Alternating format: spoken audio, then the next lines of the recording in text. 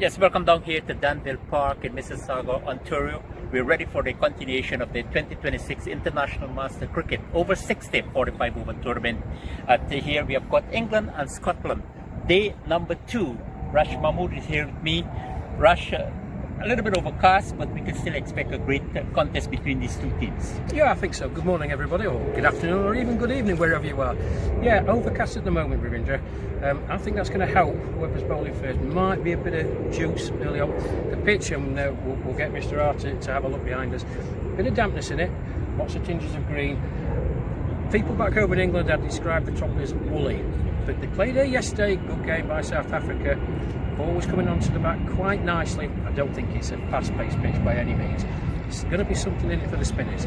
Yeah, but both teams haven't played yesterday. Their first match of this tournament, and they're looking for a great start. They want to kick off their campaign on a winning note, and we can expect a great contest as well. We can, absolutely, and these two teams know each other very well, Ravindra. They play each other a lot. The last meeting between England and Scotland, unfortunately, was rained off at the point where Scotland was 77 for 6 after about 25 overs. Although they put a better performance in against the England Lions, just managed to get to 239, but a 94 from the skipper, Clark McConaughey. If you just look behind us, you can see what we're talking about. Lots of green, tins and some bare patches and a strip down the middle. You were here yesterday, Ravindra. I don't think many of the players had many complaints, apart from it was just a touch slow.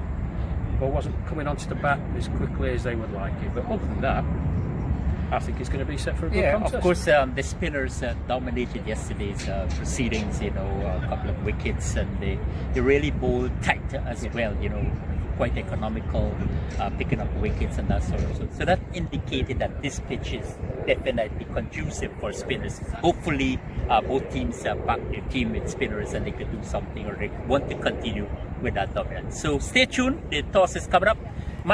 Day number 2 in this International Masters Cricket over 60 tournament here from Danville Park in Mississauga, Ontario, Canada. What's the time?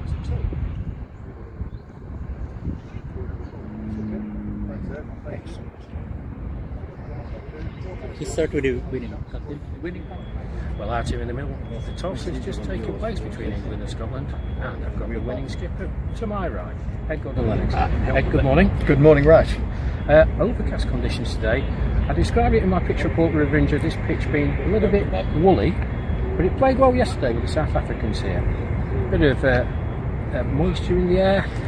Overcast, you must be delighted to win the toss. Yeah, no, we've won the toss. We've opted to bowl for exactly the reasons, Rash, that you talked about. In fact, it's not the same wicket as yesterday, but it looks the same, and hopefully it'll play well, and it'll give us a chance to, being batted first on Friday, to see what we can restrict Scotland to today. Yeah, just the one late change from the team that was published probably on social media. Mel Dobson woke up this morning just feeling a bit under the weather, the more than able replacement in Alan Whitman to come in to take his place. It's the beauty of the squad, isn't it? And what we're trying to do here is really feel this squad environment. And look, it's happened early, and we knew it was going to happen, but we wish Dobbo the best luck of getting right again, and Alan's delighted to be here. Super. Congratulations. Great. And, thank you very much. Play well. Thank you. Very much. There's views of the winning skipper, toss skipper, preempted myself, Ed Gordon-Lennox. Clark, you're being given an opportunity to bat for us. What's the plan for your first match of this tournament? Yeah, we're interested to see how the wicket plays. No surprise England bowled first. I think we would have done the same. So we've just got to go out, make sure we bat the 45 overs. We know England are a good side, a good bowling attack. We'll play carefully to begin with, and then go from there and try and put a good total on the board. Hopefully a winning total. And quickly, I know this is a big tournament. What was the preparation like coming into Canada? Yeah, so this is Scotland's first ever World Cup game for the IMC today. So it's obviously a big event for us. We've been actively looking forward to this for many months. We've trained well, we've had some warm-up games, we had a warm-up game on Friday, and yeah, we're just excited and looking forward to today. All right, thank you very much and good luck to the season. Thanks very much, thank you. Good morning and welcome down here to Danville Park in Mississauga, Ontario, Canada. Day number 2 in this 2026 International Masters Cricket over 60 45 over tournament. 14 teams in participation, and we have got two teams here looking for points, looking to kickstart their campaign on a winning note. England up against Wales, and the news from the middle. England winning the toss and elected to bowl. So Wales about to start innings here at Danville Park. It's really a beautiful day for cricket. We have got some dark clouds hovering over facility here, but no major threat of rain. So we can expect an action-packed day here as the action continues in this year's edition of the International Masters Cricket Over 60 tournament. So England winning the toss and opted to bowl force. I want to say a special good morning to all of you where we're picking up the broadcast in England, in Scotland, here in Canada. We're looking forward for some more excitement as the tournament progresses. A couple of simultaneous matches here in the Greater Toronto area as well. Good morning to my co-commentator, Rash Mahmood. We can expect a keen contest here. Yes, good morning, Ravindra. Good morning, good afternoon, or indeed good evening, folks, wherever you are. Yeah, really looking forward to this. Yorkshire's Mark Wilson opening up from the west end of the ground. Just a quick note to your umpires. Bob Spats from Wales at that end, square leg. Evan Watkin from New Zealand.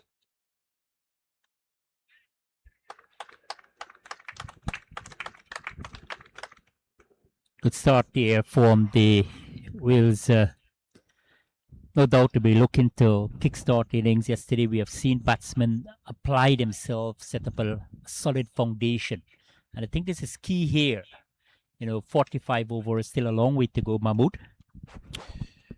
Yeah, there is. And you heard from Clark McConaughey when you spoke to him, Ravindra. Slow and steady at the start. It's a nice looking shot.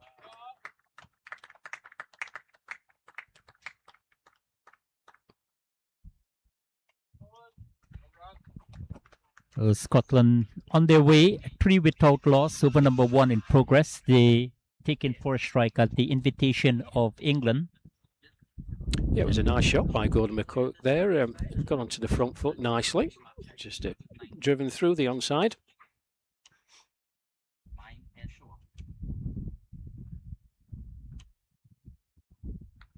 Yeah, good comeback there from Wilson. And you had a good look at the pitch there, Mahmood. How would you rate it? I mean, it's a force over start of proceedings here, but generally I think it's a pitch that you can expect to be responsive as the game progresses. Yeah, absolutely. I described it in my pitch report, Ravindra, when we were out there as woolly. It looks like an early season pitch back home in England, and those following the broadcast from the UK will know exactly what I mean. I think it will play pretty true. I echo your comments, and I think you're spot on. It's a spinner's pitch, definitely. But Mark Wilson, with the overhead conditions that you mentioned, there's a bit of moisture in the air. There are tinges of green on the pitch. You would expect with this pink ball, if there's any lateral movement for the seamers, it's going to be in the first 6 to 8 overs. I think after that, they're probably flogging a dead horse, bless them. But first over from Mark Wilson, not too bad at all. One nice scoring shot from Gordon McGurk. Nice on drive. And it's going to be Mel Hussain from the 410 highway end. Starting over number 2, and England conceded just 3 runs in their first over. Quite an attacking feel here for Mel Hussain. First ball of the tournament. 14 teams in participation for this year's over 60 tournament.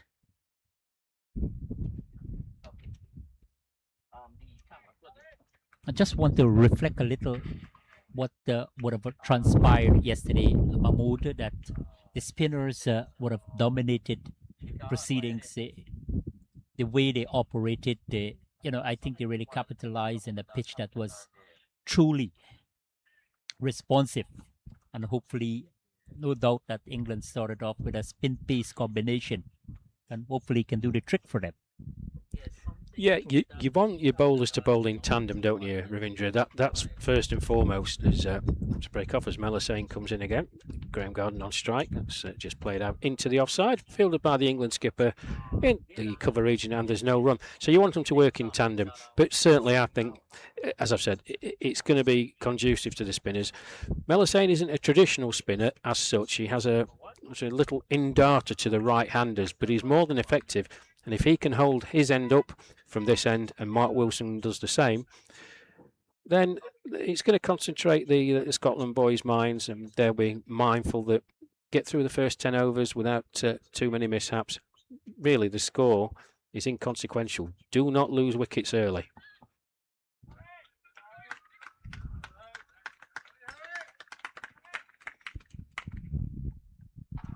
So the number 2 in this International Masters Cricket over 60 tournament, 45 overs per side, and 4 teams were victorious. On the opening day, West Indies, Wales, Sri Lanka and South Africa. So no doubt we'll want to continue with that winning momentum. But we can start to predict here, Rush, that this is what over 60 cricket about. We're going to see that these guys will go about their business in a more patient way, like we would have seen on the opening day. Yeah, absolutely. End of that over. Just tucked down the leg side. Yeah, they've not lost any of their enthusiasm and skill, determination, knowledge and experience, Ravindra. What they have lost is a bit of speed, certainly in the outfield. But you will see, as the tournament progresses, these boys throw themselves about without any care about their health or well-being. They're still very, very good batsmen. And 60s cricket is heavily weighted towards the batters, let's be honest. But decent start for Scotland. No major alarms so far. 2 overs gone. It's going to be Mark Wilson continuing from the West End. But you were mightily impressed yesterday with South Africa, weren't you? And I think they display good all-round skills. They restricted Canada to 156 for 5 at the expiration of 45 overs. And they got there with 16 balls to spare. You know, a batsman getting a half century. Peter Marks with unbeaten 55 led them to victory. Batted superbly, and I think he adapted well, Rush, to the condition, to the pitch. He went about his business, was cautious initially, and then started to be a bit more aggressive. So I think that was a nice approach by the South African batsman.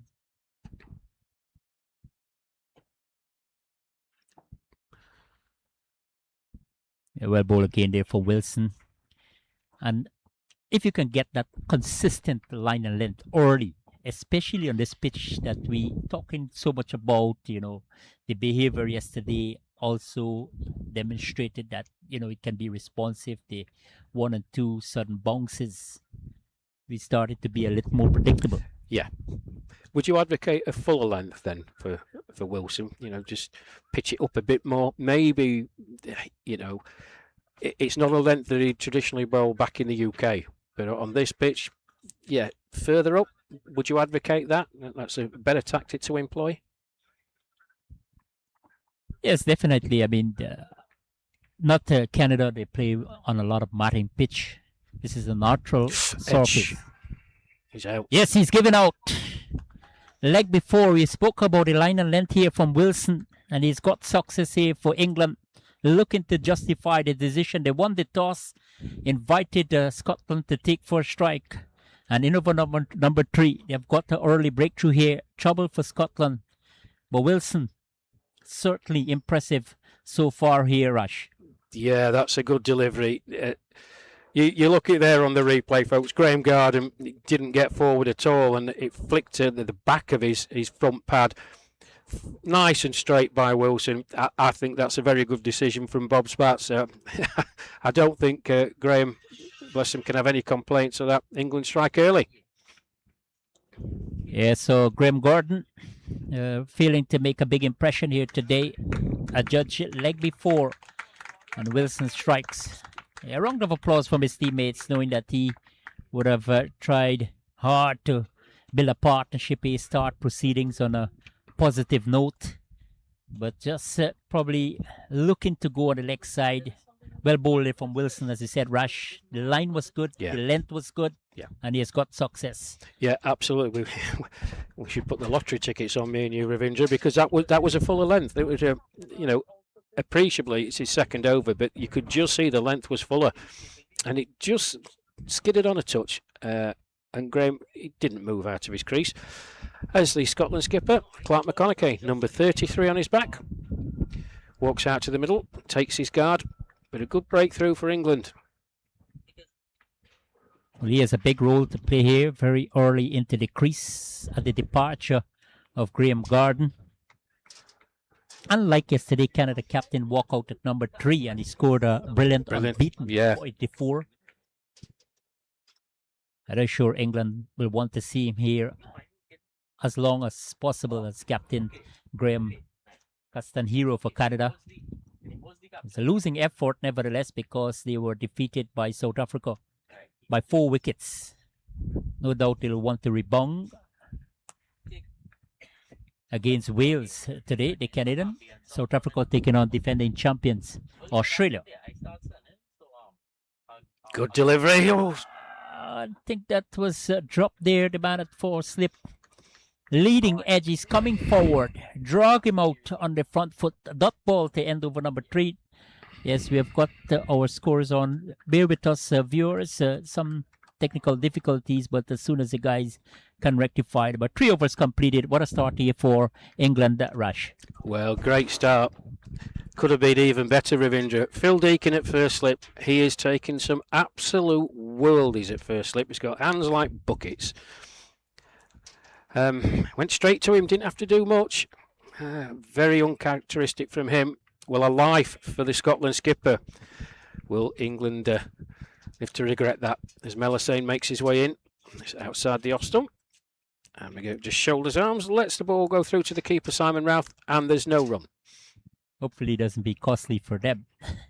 Well, I'm sure that the captain, Clark McConaughey, will want to capitalize on that. Well, he's a very, very good player, is Clark. 94 he scored against the Lions recently, the England Lions. He's a batsman with some pedigree. Superb skipper. Superb skipper. And good to know that you're coming in with such a wonderful form into a tournament of this magnitude, a World Cup. Definitely your team will bank heavily on you to come to the party, to come to the fore. And this is a perfect opportunity for him to start this tournament. He said at the toss that he's confident of doing well. They want to make use of the opportunity to bat force.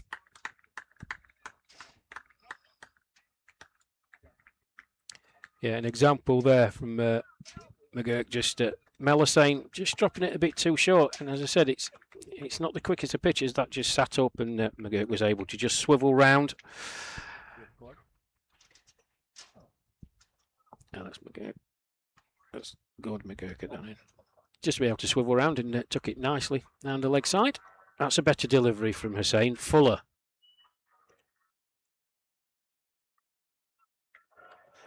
But Scotland had a good warm-up game on the other day, Ravindra, against the defending world champions, Australia.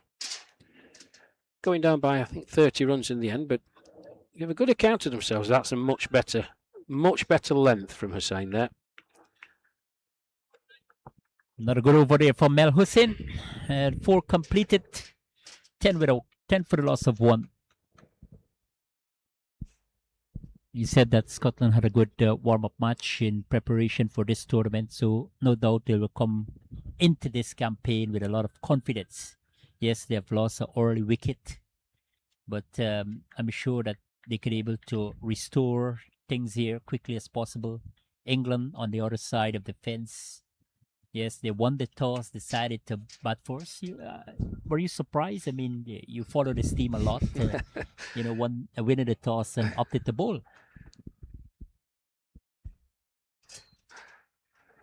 I wasn't surprised in the slightest. Like I said, there are tinges of green on the pitch, and you're trying to exploit the conditions. As I say, Mark Wilson is a very, very good bowler, wicket to wicket. And if there is going to be any lateral movement for him, Ravindra, it's going to be the first, as I say, 6 to 8 overs. I think after that, that ball that they're using, it's pretty soft, and it becomes much harder for the seamers, as that's just played nicely into the offside, where Neil Brathwaite does the fielding. One more to the total. No surprises at all. And when you spoke to Clark, of course, he had a bit of a wry smile on his face, didn't he? Because he would have done exactly the same thing. He said that he was delighted to have the opportunity to bat first. And, maybe thinking somewhere in the vicinity of 180, 190 can be a competitive total for England. Yeah. But obviously England, they have other idea. Try to restrict them, try to bowl them out as cheaply as possible and get their campaign off on the winning side. But Wilson, he is doing a fantastic job for his side. He made that early breakthrough. As Rush said, that he's such a consistent bowler. Likes that line and length. Once it's impeccable, get able to make a steady inroad, utilizing the track over cast condition. Quite windy here at Danville Park.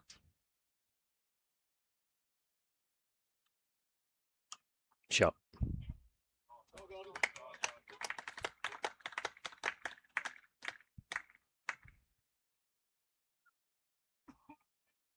Just trying to open there, Gordon McCourt. And I think, Rush, that, 45 overs, this is not T20 cricket. Partnership is essential here if they can able to get to a big total. The way these two going about their business, very watchful, very vigilant, rightly so. Yes, indeed. Losing a wicket early is never good, but that was a lovely shot by McGurk. The previous delivery, just rocked back onto the back foot and just punched it through the covers. The outfield is very flat and very nice, folks, but it is the grass is a bit thick. So ordinarily, I think that would have gone for 4. But Lightning pass outfield, 5 completed, 13 for 1. You know, right?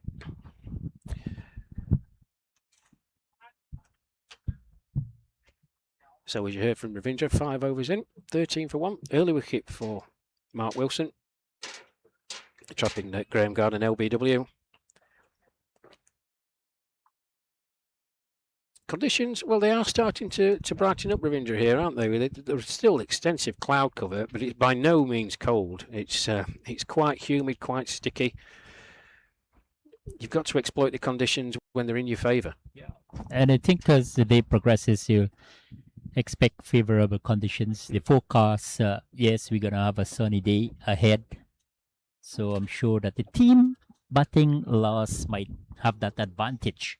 So it wasn't a bad decision from Captain Gordon Lennox for England to insert the opposition to take first strike. And they had early success, the pacer especially, with the new ball, some lateral movement, seam movement as well. So Melisane from the highway end. In was the appeal for LBW. That's very close as well. Yes, he's gone. Finger of doom from Evan Watkin, the umpire standing at that end. We'll have a look on the replay, folks, but I don't think he got very far forward at all. The skipper, Clark McConaughey. All yours, Rav. Yeah, missed out completely there. I think there was a dead front there. And Mel Hussein knows it. Yes, he's got the big fish here. It's a massive blow here for Scotland. The captain, Clark McConaughey. I'm sure that he would have liked to make a bigger contribution, but I think he was deceived by the flight there. Well bowled there from Hussein. Got some torn on it, but I think it was a perfect decision there. He's gone for 1, and Scotland in deep trouble here, 13 for 2. Yeah, there was a bit of dip on that ball, Ravindra.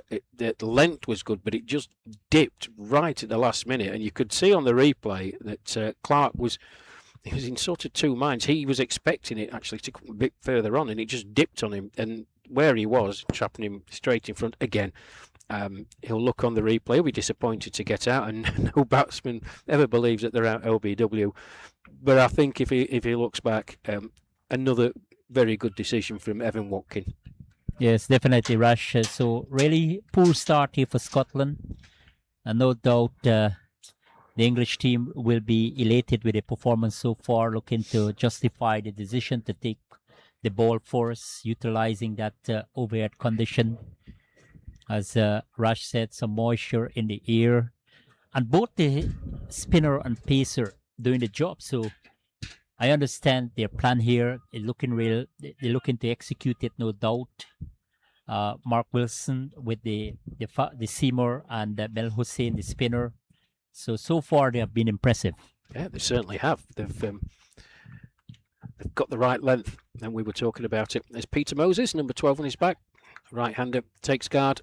But the England skipper Ed Gordon Lennox will be absolutely overjoyed at the start that these England boys have made. Good delivery from Mel Hussein. As I said, he has the ability to aim darter to the right hand, and on that occasion it was very much like a sinker pitch in baseball for those of you in North America, because it genuinely dipped, and I think that's what did for Clark in the end.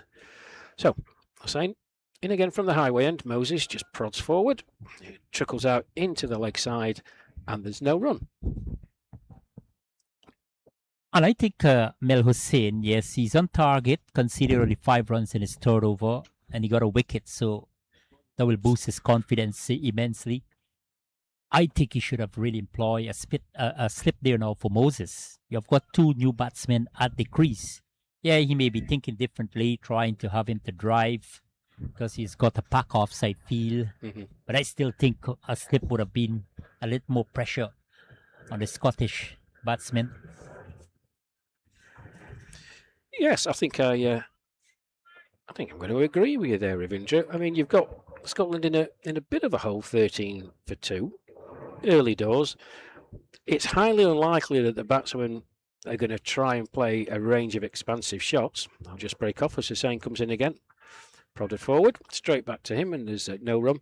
So yes, I think employ a slip. The ball is certainly doing a touch, not a massive amount, but you want to put the maximum amount of pressure that you can on the new batter coming in.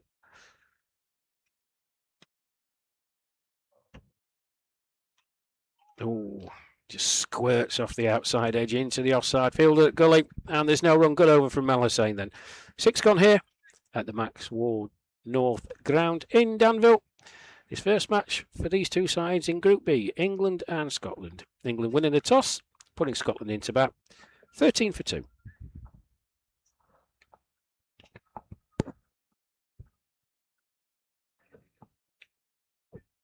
Truly a delightful start here for England after winning the toss and asked Scotland to take first strike. They have got 2 back in the pavilion.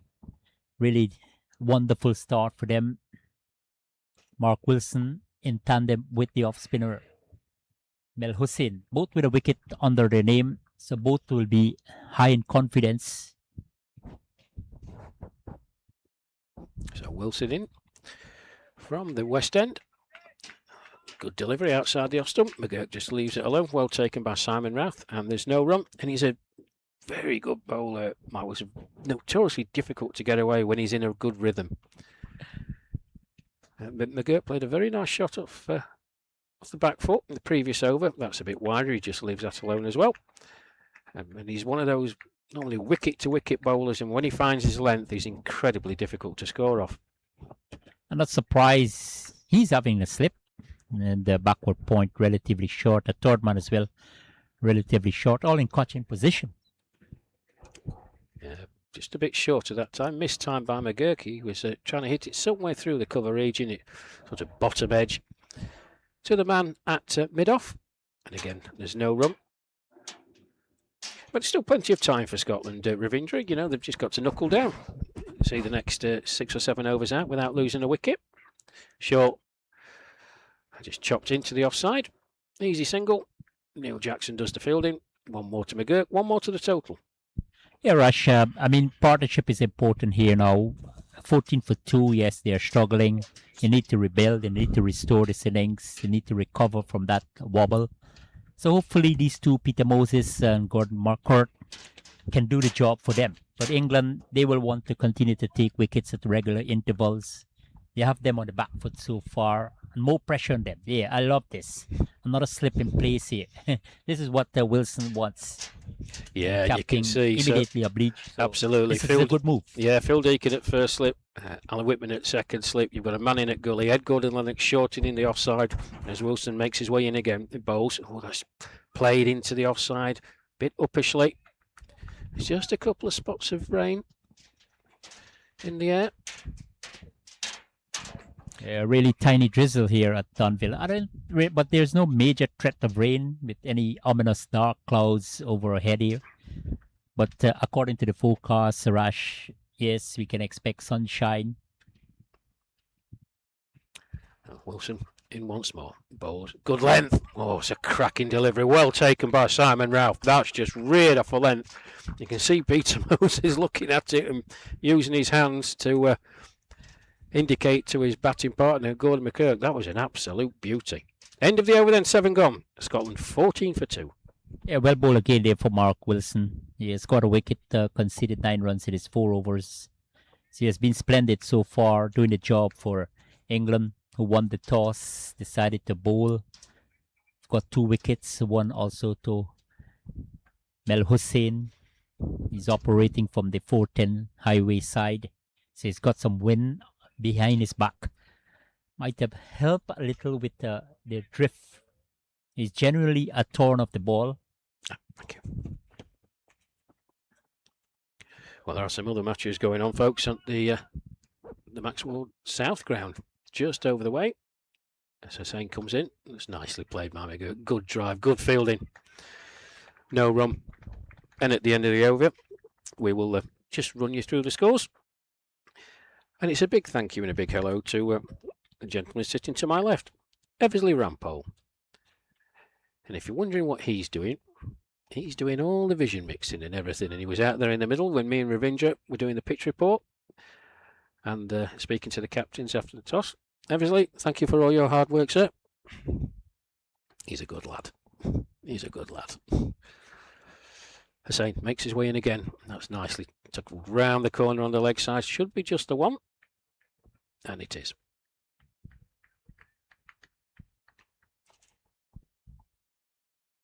Yeah, steady stuff here from Mel Hussain.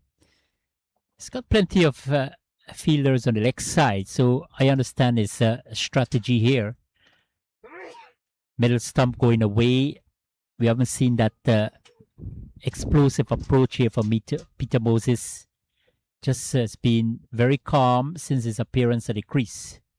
Very watchful, very meticulous. It's a good approach from him, and understandably so, because the team in a precarious position at the moment, 15 for 2 in over number 8. Well, he's a very good player, Peter Moses. He was involved in a very good partnership with the Scotland skipper, Clark McConaughey, in that match I mentioned against the England Lions. Very steady player. And he will look to play the supporting role, which he has done on many occasions, and he does it very, very well indeed. Gordon McGurk is a bit much more attacking player, Ravindra, so if he can go out there and support and nudge the odd 1 or 2, that will serve Scotland well. As Hussain comes in, that's a better length. Just angled the bat by Moses. It dribbles out into the offside. The end of the over. 8 overs gone here at the Max Ward North Ground. This opening game in Group B for both these teams. England and Scotland, 15 for 2. And I'll just run you through the other games that are taking place. So the game just on the other side. The pitch, New Zealand versus Zimbabwe. New Zealand batting first, 34 without loss after 6 overs, so a good start by them. USA and India. This is a game that's got a lot of interest, I have to say. USA batting first, 17 without loss after 3, so another good start by them. Wales, Canada. Wales batting first, 7 for 1 after 3 overs. And Pakistan versus the emerging nations. Pakistan, well, they've made an absolutely blistering start. Having suffered that heartbreaking loss yesterday in an absolute crackerjack of a game with Wales. They're 33 without loss after just 3 overs. 33 without loss.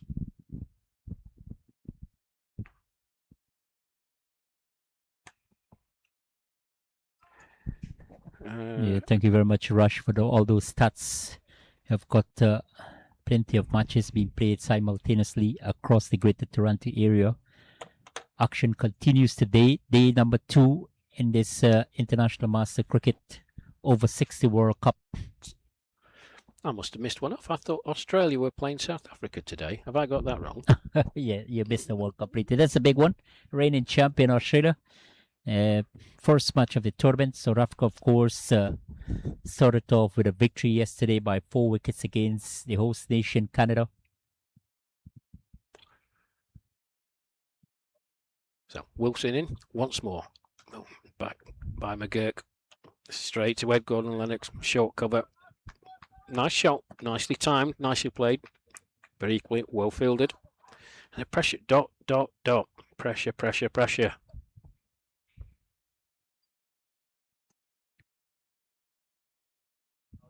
All backward this time. Thickish edge. Alan Whitman. Short third. And you can hear the encouragement out, folks. Good delivery again. Yeah, he has been excellent here, Mark Wilson. 1 for 9 in his 5th over.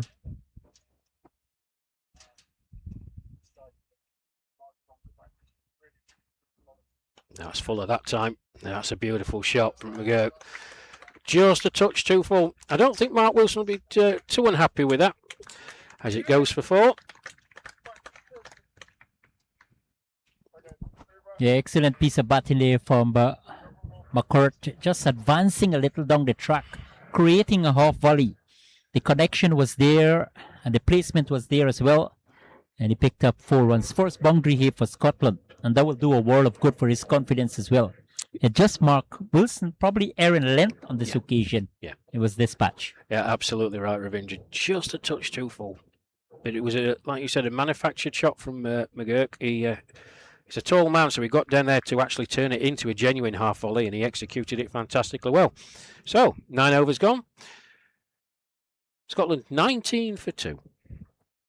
Russia, you said there are some interesting games. Pakistan, of course, What a suffering game. a defeat yesterday. What a game that was, folks. Oh, you had a good look at it? Yeah, I was watching that. Yeah.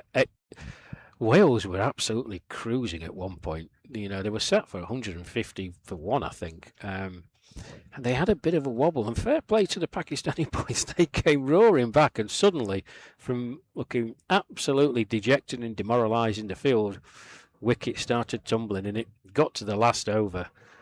I think they went off the chasing 198, and the Welsh boys got there. And congratulations to Mike Hayden and everybody connected with Cricket Wales. Heartbreak for Pakistan, but absolute delight for the Welsh, and we know them very well. Players playing the county championship. County champions of England last year, of course, Ravindra. So there was a lot of text messages between us all. Great start for Wales. But Pakistan, they got to 198 for 5. They've got some wonderful, but people like Sajid Ali and Saeed Sagir Abbas, they're just wonderfully talented stroke makers.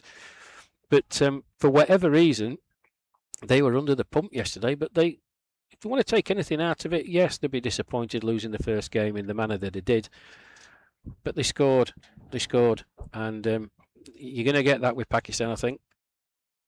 I would hazard a guess that uppishly this time, looking to turn it into the onside by McGurk, just leading edge. We can't take nothing away from Steve Murrock with that 90 for Wales. Fantastic. Fantastic by Steve, yeah. And I'm just delighted for Mike Hayden, the Welsh skipper. You'll be hard pushed to find a nicer fella in cricket. Truly a wonderful man. Very, very good and very astute captain, but he's more importantly, a wonderful human being. And he had to return from Chennai 2 years ago. He broke his thumb out in India. So he'll be hoping to go through this tournament without any major upsets. Hussain in again then. And just prodded forward by Moses. Ed Gordon-Lennox, the skipper, does the fielding. And there's no run. One more ball to go. And we'll have the 10 completed.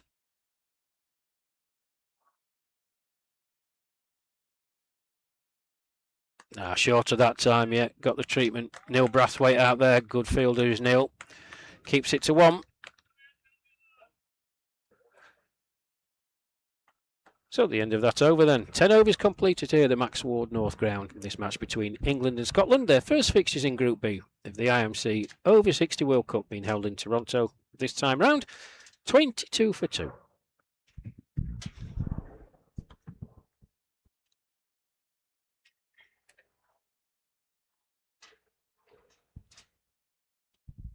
Yeah, still very overcast condition here at Danville Park in Mississauga, Ontario, Canada. Day 2 of the IMC Over 60 tournament. And Scotland, very watchful start despite losing 2 wickets. They're looking to stage a recovery. Peter Moses in partnership with Gordon McCork. They've been patient. But England, yeah, they will be pleased with proceeding so far. Winning the toss, opted to bowl. And they've got 2 big wickets back in the pavilion. And Wilson continues from the west end of the ground. A little more pressure here being applied. Rush. I think that's a clever move here from the boys from Europe. Yeah, he's got Peter Moses in 2 minds. That one squirted off the outside edge, but it was a half prod forward initially, and then he fully committed to it. I would advocate that's a lot better. Made his mind up, picked the length better that time, did Moses. An orthodox backward defensive shot, but the previous ball he was definitely in 2 minds and didn't really commit, and it squirted off the outside edge.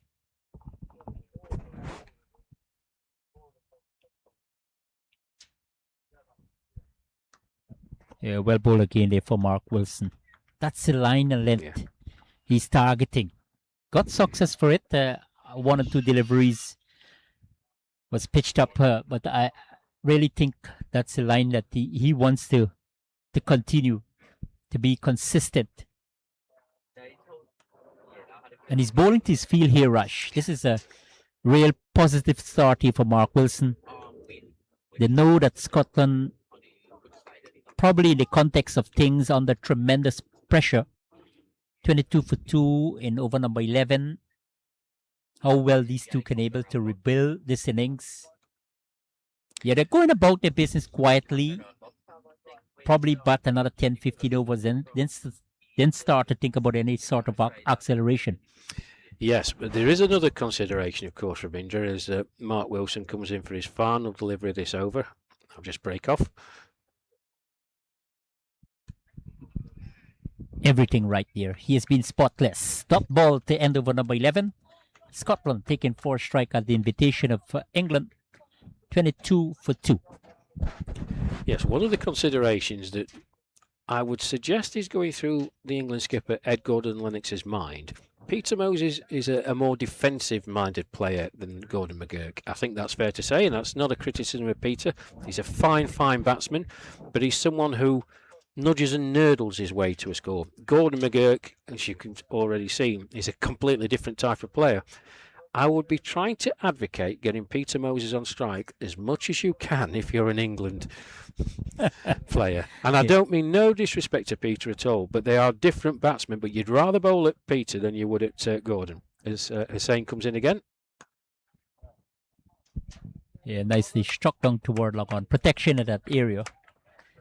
So again, yes, as you were advocating that Peter Moses should have most of the strike, the way he's batting at the moment, immediately coming forward. Yes, he's committed on the front foot. He likes that kind of batting. But I understand his defense now. Okay, I need to bat as long as possible because my team in a spot of bother now. Yes, he's not going to be more expansive than McGurk. I don't think you're going to see what we saw in the previous over where McGurk manufactured a half volley and hit Mark Wilson down the ground. A beautifully timed shot, but he manufactured that shot. I'm not sure you're going to get that with Peter Moses. What you are going to get is someone who is very dogged, very determined, and will give good support to McGurk at the other end.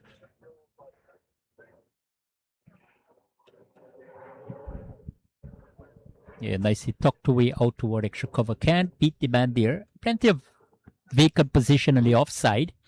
Hasn't been that populated. We have seen how the spinners operated yesterday. Had predominated offside field. On this occasion, England, yes, they're a little more defensive, but at the same time,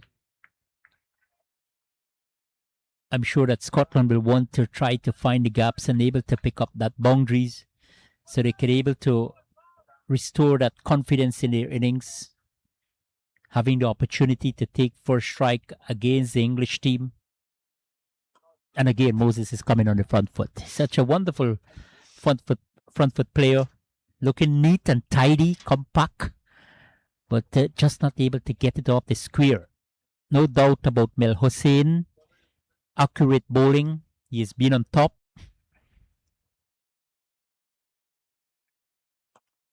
Displaying good consistency with his line and length. And another dot ball to end over number 12. Scotland, they're still struggling. 25 for 2. Yes, indeed, but digging in, as you would expect.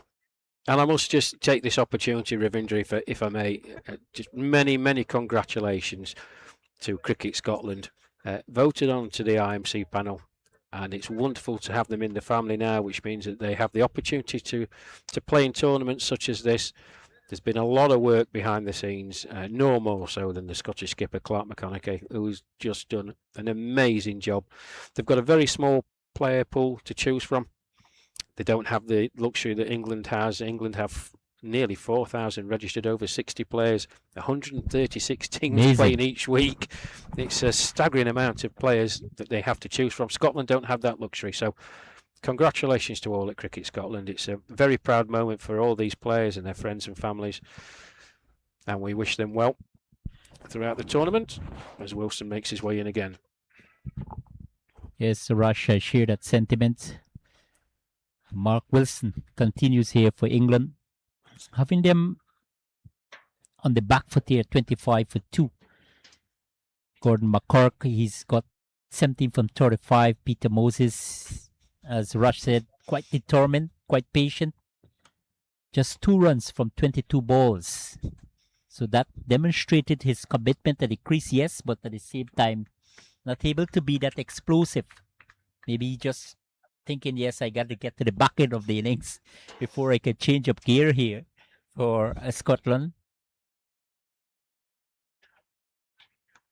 But I think Russia, I mean, you were out there at the toss. Both captains would have expressed optimism of coming out victorious here today, but the bowling unit so far has been impressive. Yes, it certainly have. The bowled in tandem, and I mentioned that earlier in the broadcast, Ravindra, that you don't want one bowler at one end keeping it really tight and the other getting sprayed, going 6, 7, 8 and over. There's been the odd bad ball, you're going to expect that. But in tandem, you know, we're in the middle of the 13th over. Oh, Uppersley. The race is on there for the English fieldsmen, and they will come back for 2 runs. Finally, Moses was able to find the gap.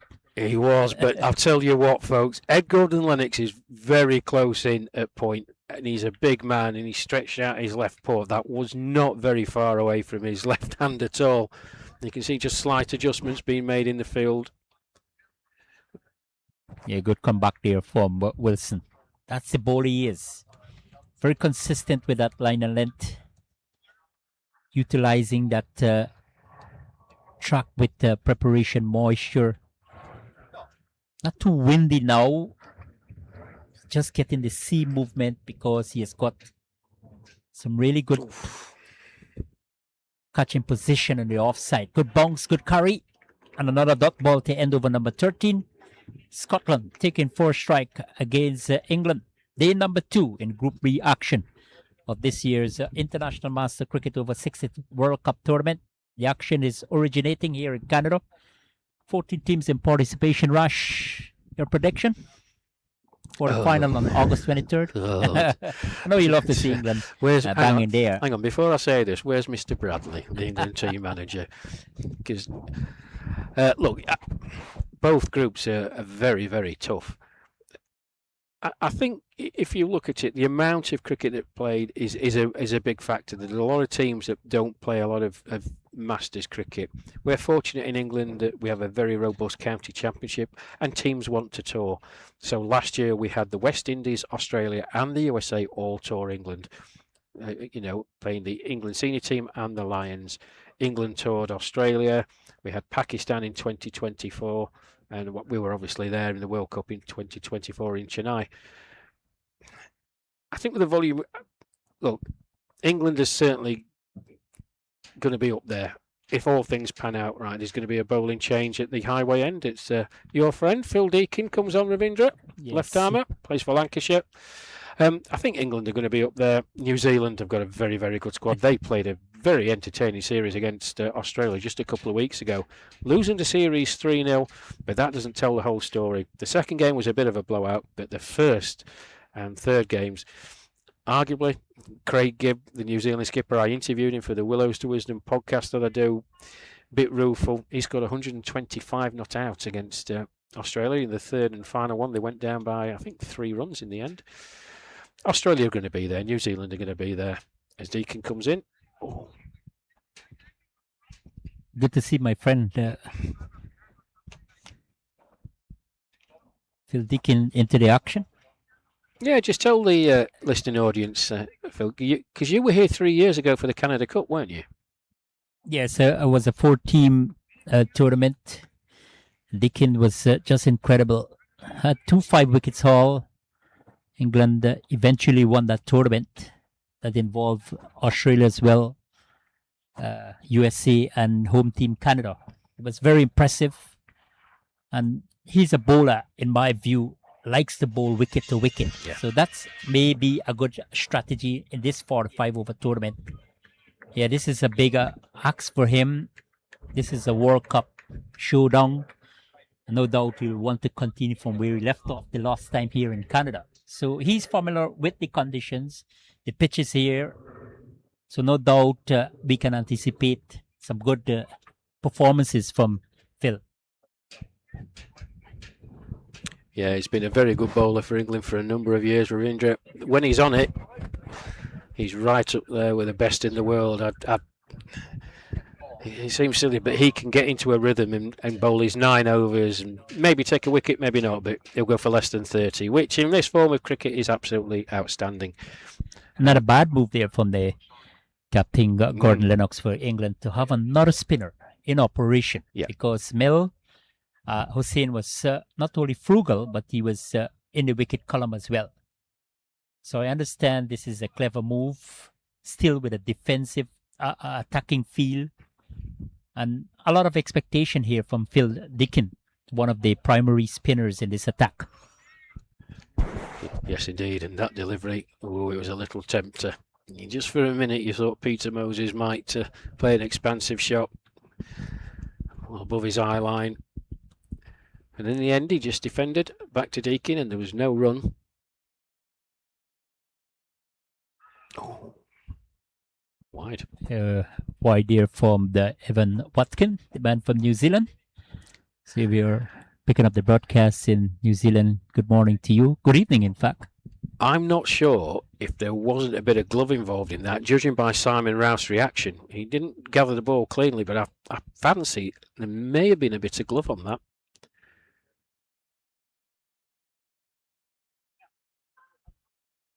Oh, he's out. Yeah, finally they got the breakthrough, and Peter Moses, quite laborious innings, 4 from 26, coming forward. He looks like that was his trademark stroke. Yes, the edge was found, and a simple catch to the man that slipped. And Phil Deakin immediately into his 4th over of this tournament, and picking up the wicket of Peter Moses. He goes for 4. And some more trouble here now for Scotland. They're tottering at 30 for 3 at the end of over number 14. A successful one here for England, Rash. Yes, good end to the over from Phil Deakin. The wide paid dividends, didn't it? Good catch by Timor Allen. You see here on the replay, folks, just prodding forward. Nice, simple catch. Well taken by Timor Allen. Look at the excitement on his face. He doesn't normally field in slips. He must be lost, that lad. But there you go. regulation catch, and you can see Phil Hilson running in. Well, you said it, Phil Deakin, he has that ability, 30 for 3, and Scotland in a bit of a hole as Stephen Allison, number 67, and a very natty blue helmet, Revenge. Love that colour. He makes his way out into the middle to join Gordon McGurk. And I'm sure that Scotland will have to re-strategize here, Rush. After this over, they will have the work hard on the field, refresh themselves, rethink their plan. Plan A hasn't worked. Plan B, we could come up with something. But England, yeah, in the context of things, they are dominating. They have picked up 3 wickets in 14 overs, conceded only 30 runs. And they continue with Mark Wilson. He has been consistent with that line and length. He has been economical. He has been one of the wicket takers as well. So he's doing a splendid job here for England. And now we can say they continue to justify the decision to bowl force. Yeah, absolutely. They've cashed in, and we were mentioning it. You've got to cash in when conditions are in your favour, and certainly in England's favour. They've bowled a good length as well. They've found the right length. There's obviously a couple of deliveries that are going to go a bit awry, but for the most part, it's just been the one boundary, I believe. Gordon McGurk has Allison. It's his first ball. That's a nice looking forward defensive. There's still plenty of time to come, but I think hard work requires here from the Scottish batsmen. First, they will need to be a bit more aggressive if they can get to a big total. Yeah. Give the bowler something to work with. But the way they're going about their business,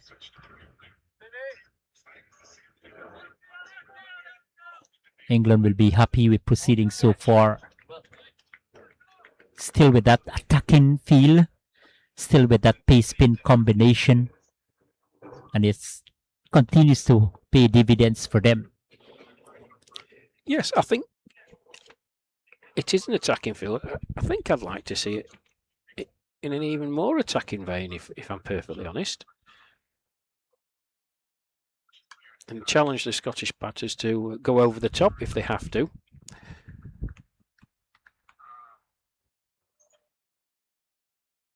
And I guess the English players will come off after this over in terms for the water cart. They could say, well, we have done a decent job. I think we're on top. We want to maintain this sort of intensity in our bowling. We have got the right rhythm. We have got some momentum. We have picked up 3 wickets, conceded probably 33 runs. They could take the advantage from here on. Yeah, absolutely. Oh,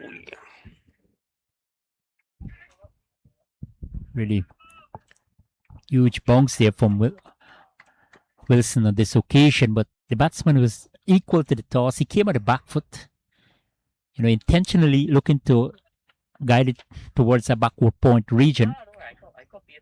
Probably that gully was there, might have been in danger. Yeah, well, he just moved Neil Jackson. Neil Jackson was there. The previous delivery, and he moved him round. Now, Timor Allen, coming into first slip. You can see him number 11 on his back. Phil Deakin moving to a sort of wideish second slip. Ed Golden-Leonard short in at point.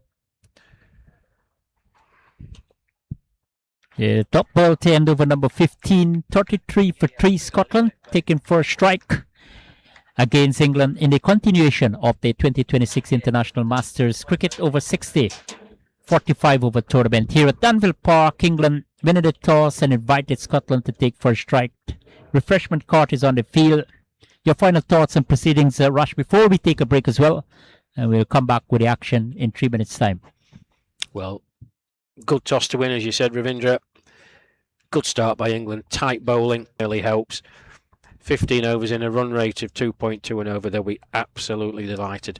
For the Scottish, well, Gordon McGurk is out there. He's a very fine player indeed. And Stephen Allison is no mug with the bat as well. But it's a dilemma, and it's, you said, what do they do from here? They need to regroup. Do they go try and go over the top and try and get a few more runs and get that scoreboard going? Or do they let England try and dominate them till you get to the point after 25 overs and you've got maybe 60 on the board, I don't think that score is going to be enough. So a dilemma for Scotland, but a great start for England. Yeah, so that's the position here at Danville. 33 for 3 after 15 overs. England winning the toss and opted to bowl against Scotland. On behalf of my co-commentator Rash Mahmood, we'll take a break as well. Ravindra Mandal will say goodbye from Danville for now.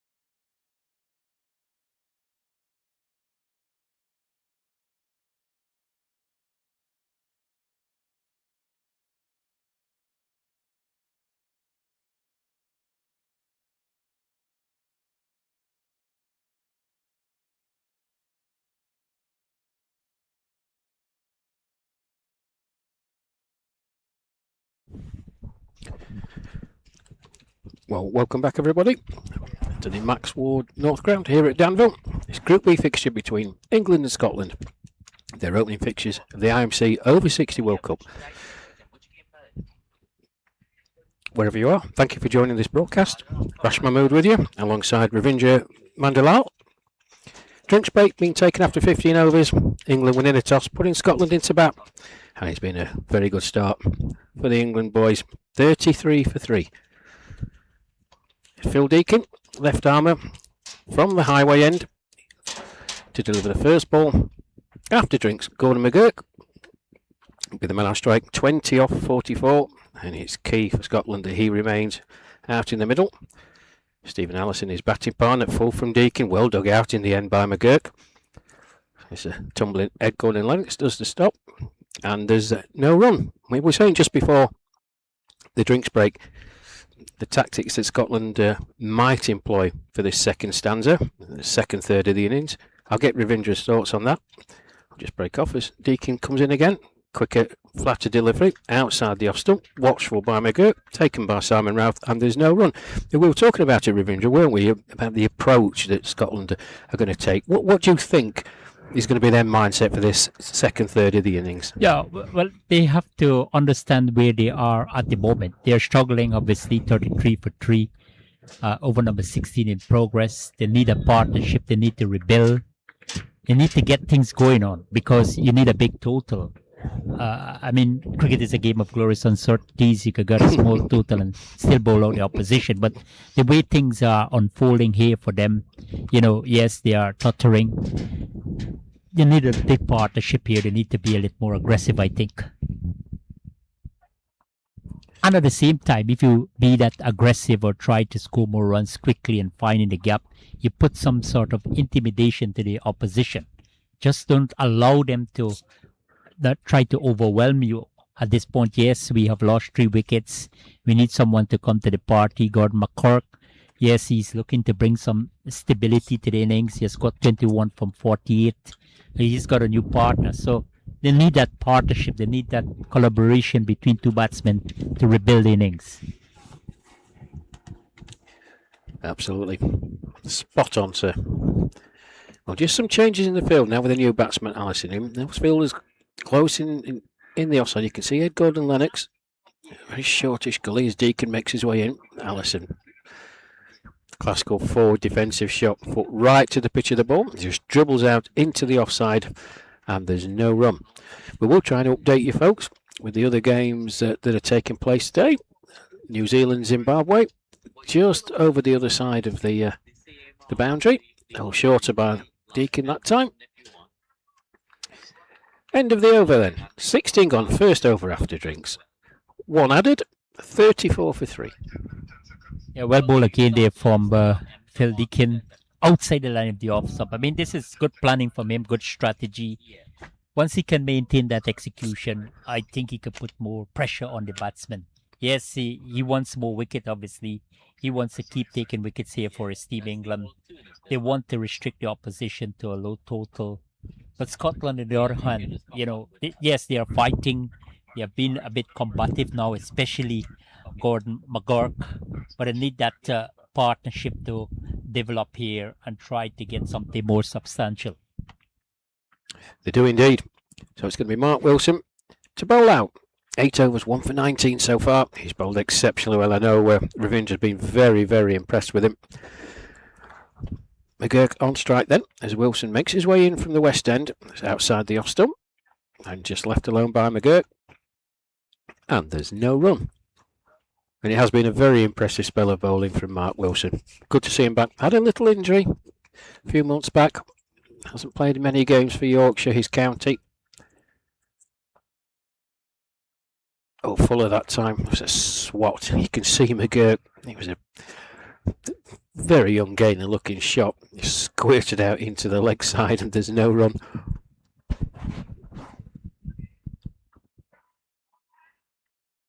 He's bowling his ninth and final over. And this is going to be an outstanding spell from him. Hasn't been dominant in terms of taking wickets, but really impressed the way he, went about his business. Not trying to be too experimental, just putting the ball in the right area. And the consistency with his line and length also quite impressive. So I think he has done the job here for his team. Yeah, he's found his length very well as another slip comes in. Timor Allen, number 11. There you go on the screen, folks. Wilson in again. Oh, Allison. A bit of 2 minds in the end. You just drop the hands. Soft hands, let it squirt into the offside and there's no run. Be interesting to see who replaces him, Ravindra, from that west end. I've got a sneaky suspicion, and I'm basing this. I will definitely go with a pace. Yeah, I would agree with you. Vince Mulholland would be my bet. Very, very good bowler from Essex. Had a very good time out in India when the England Lions were invited to play in the India over 60 national championships. The Lions winning all 6 of their games to be victorious. And Vince, this is just the type of wicket for him. Anyway, we'll see what Ed Gordon Lennox does, but a fine over to finish for Mark Wilson. He finishes his 9 over spell, 1 for 20. Yeah, Ken ask for better here for Mark Wilson. Started operation here for England after they won the toss and decided to bowl. I know once you can rely on a bowler like Mark Wilson and, delivered here for his team. Yes, just 1 wicket, but conceded 20 runs, just over a fraction, 2 runs per over. I think that's incredible bowling for Mark Wilson. One of the frontline bowlers for England here. And just... making a big impression in terms of limiting runs in his spell. But as you said, interesting to see what will be deployed now from that end. Yeah, that's Fuller from Deacon that time. He wasn't able to field off his own bowling. Melisane does the fielding. 1 more to the total then. 36 for 3. Yeah, it's been a fine effort from Wilson. Backed up by Melisane, of course, Ravindra. We mustn't forget that. Bowling in tandem, that's what you want as a skipper. as I said earlier in the broadcast, you don't want one end to be absolutely locked down and the other one going for 6, 7, 8 and over. As Deacon makes his way in again, Allison, watchful, just plays back down the pitch. Phil Deacon sticks out his big boot, applying his football skills, and there's no run. And it is certainly brightening up here, folks, and you can feel it, the temperature as well. Still cloud cover, but as you heard my colleague Ravindra Mandalal say, no real threat of rain. Wide signal on that occasion by umpire Evan Watkin from New Zealand.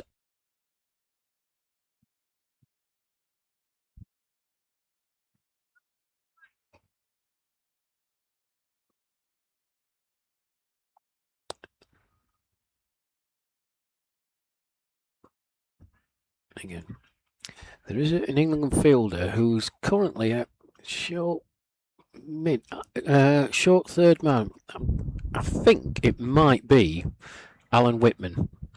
We're a long way away here, folks, but he's just doing some loosening up, so he may well be coming on to replace Mark Wilson at the West End. As Deacon makes his way in, there's an aircraft goes aerial this time. There's a fielder after it. Can he get there? Oh, what a fine effort.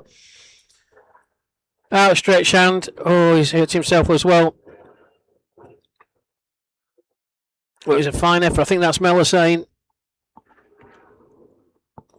He was diving to his right there. Was a chance from where we saw it there. Rash. Yeah, just pitched up there on this occasion from Phil. Going for the big hit there. Allison. Yes, diving effort, just maybe too much on his right shoulder. He's up though, that's a great sign for England. One of the key players in this lineup, that Mel Hussein. But almost a chance that went there for England. Stephen Allison. It was in fact, Gordon McCork. He has been really determined at the crease, showing good sign of form. But Phil might have thought he had another one in the bag there, Rash. Yeah, it was a valiant effort from Melisane. He had to make up so much ground, and the ball was just like curling away from him. He stuck out his right arm actually, and he does. He's coming off the field. Yeah, now. He does have some shoulder issues, and he's favouring that right shoulder. You can just see folks walking off. He's dropping down. He's going to go straight to the physio. It was a valiant effort. I do hope for Mel's sake and for England's sake that he's just a bit winded and a bit of shock. He hit the ground very hard though. But he's off the field, hopefully nothing too dangerous, seeking some medical attention at the moment.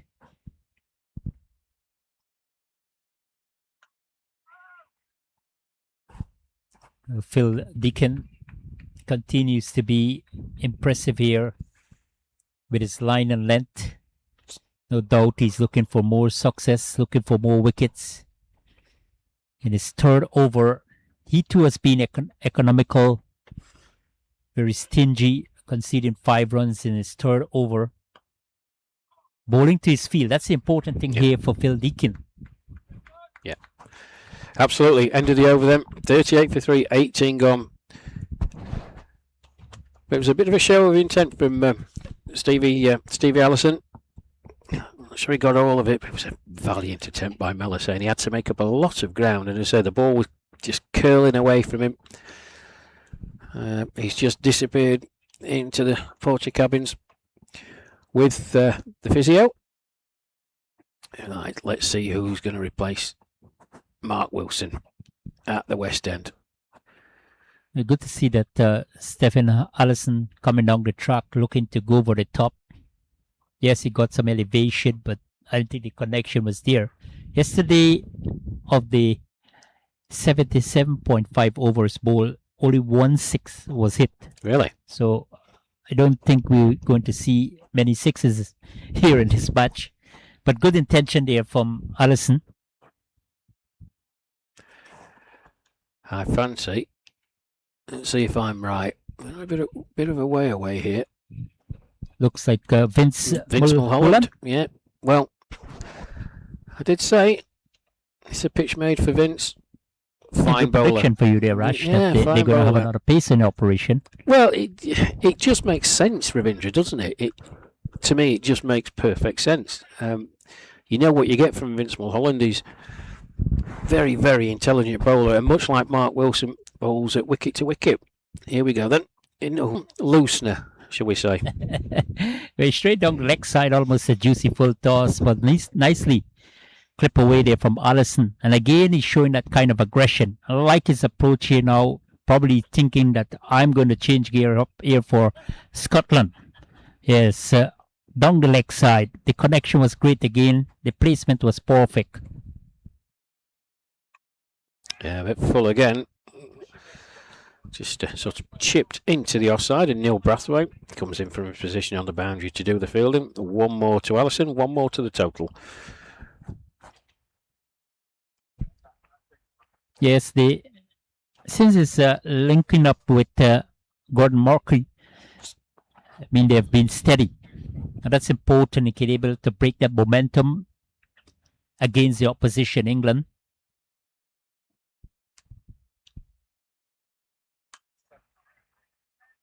Oh, there's trouble here if he hits. Oh, it's a wild throw from the skipper. Overthrows here then. And that's gone for 4. Yeah, a very bad piece of throwing there from the captain himself there for England. Yes, there was a chance to run out, but it was quite reward.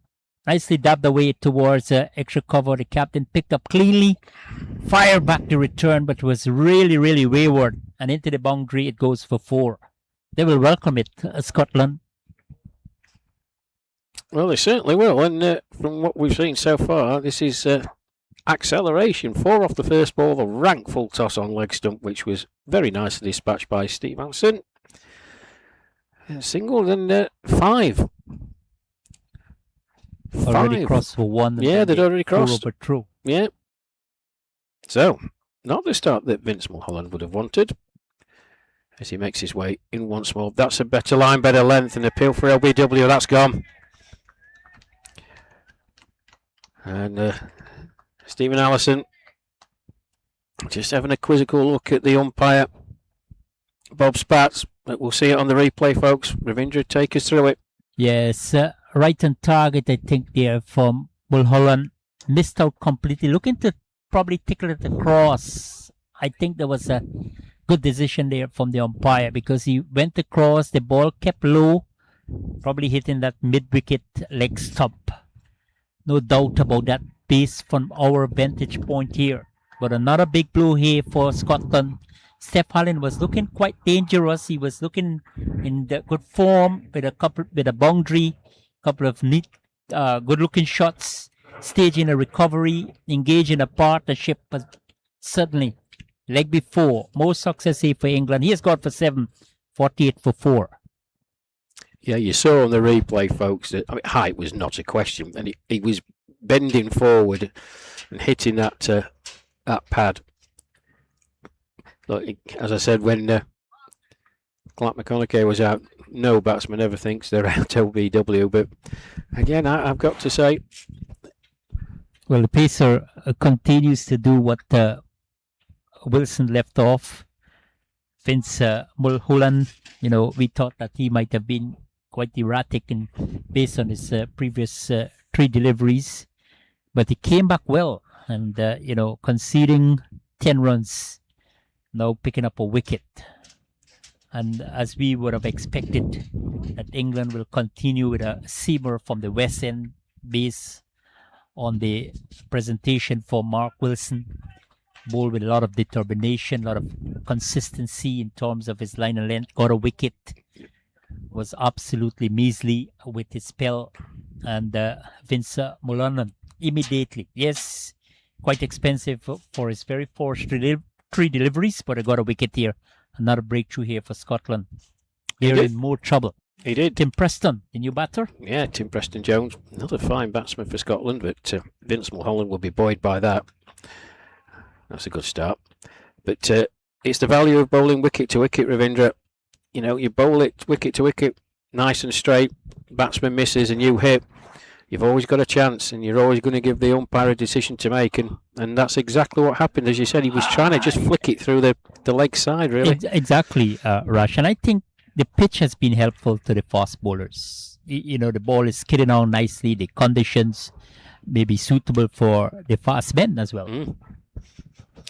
Yep. End of the over then. And a good one for Vince Mulholland. Mixed bag, I think we'll call that, folks. A rankful toss to start with, which was dispatched by Stevie Allison for 4. A 1, then a single, then 5 from it. Let's just quickly take this opportunity to run you through the other scores. So on the other pitch, 17 overs in New Zealand, 81 for 1 against Zimbabwe. The USA versus India. USA 66 for 1 at the drinks break at 15 overs. Wales, Canada. Ooh, well, now then. Wales, after such a good day yesterday, 36 for 3 at the drinks break against Canada. Pakistan going well, 75 for 1 off 12 overs against the emerging nations. And those are the games taking place today.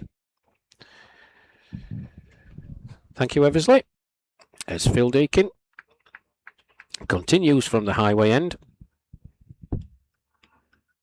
That highway, Ravinder, is absolutely massive, the 410. It is huge.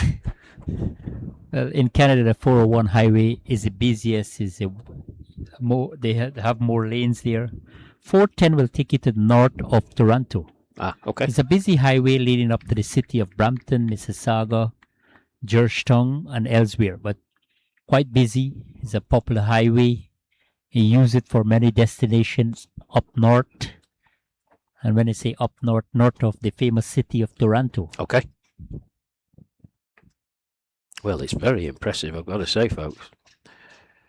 Also impressive. Oh, his commentator's curse. I was just going to say also impressive is Phil Deakin, he bowls a wide. There you go. Thanks, Phil. Yeah, it's a very impressive highway indeed. I think Phil Deakin is a cool character, you know. He just runs in bowl, throws his arm out. You know, like his commitment. Oh, that's close as well. Like he's having Going one back in here. his crease. Well, very, very vocal appeal there. Thought he might have because the batsman came right back into his crease. Yes, let's see how it comes up here from the replay. Yeah. Did they bounce on this occasion?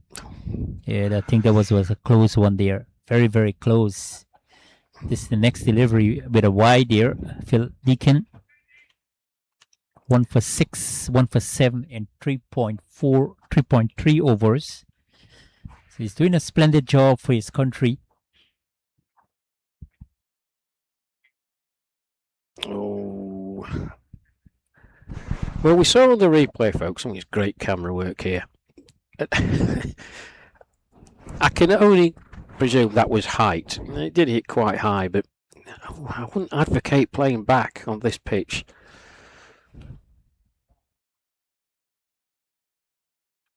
That's better from McGirt. Much better. But straight to the fielder. Hopefully we get some good news from Mel Hussaini at the boundary line. Looks like everything is okay after seeking medical attention. He fell on the ground on the right shoulder. Good sign for England, Rash, that he can come on back on the field after this delivery. Yes, and he's making his way on back. Yeah, definitely a good signing. You can see him with the physio, folks. Well, 20 overs gone here. Scotland put into bat by England, 50 for 4.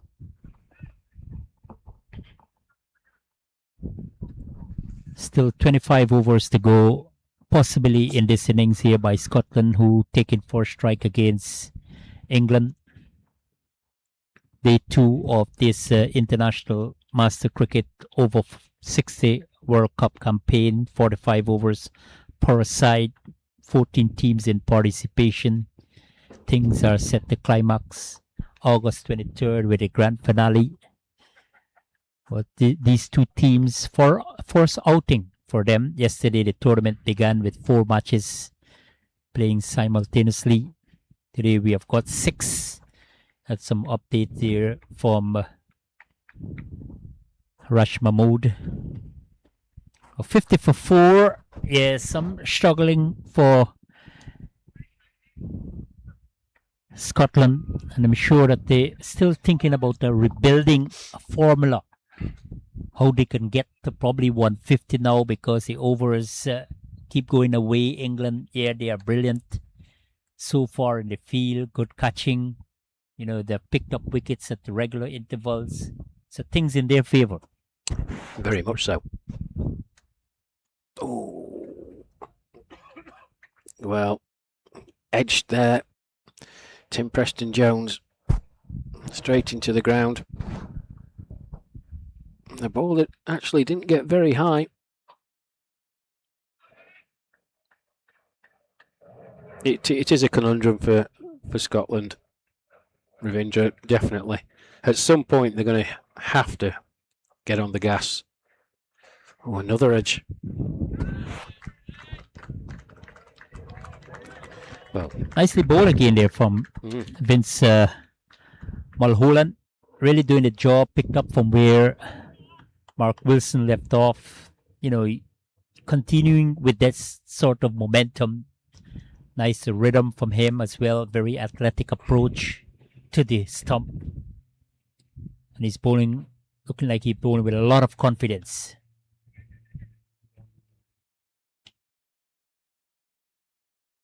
Well, a slightly different tactic employed by Tim Preston-Jones there, Ravindra. He just sort of came down the pitch and nicely tucked into the leg side. One more to the total.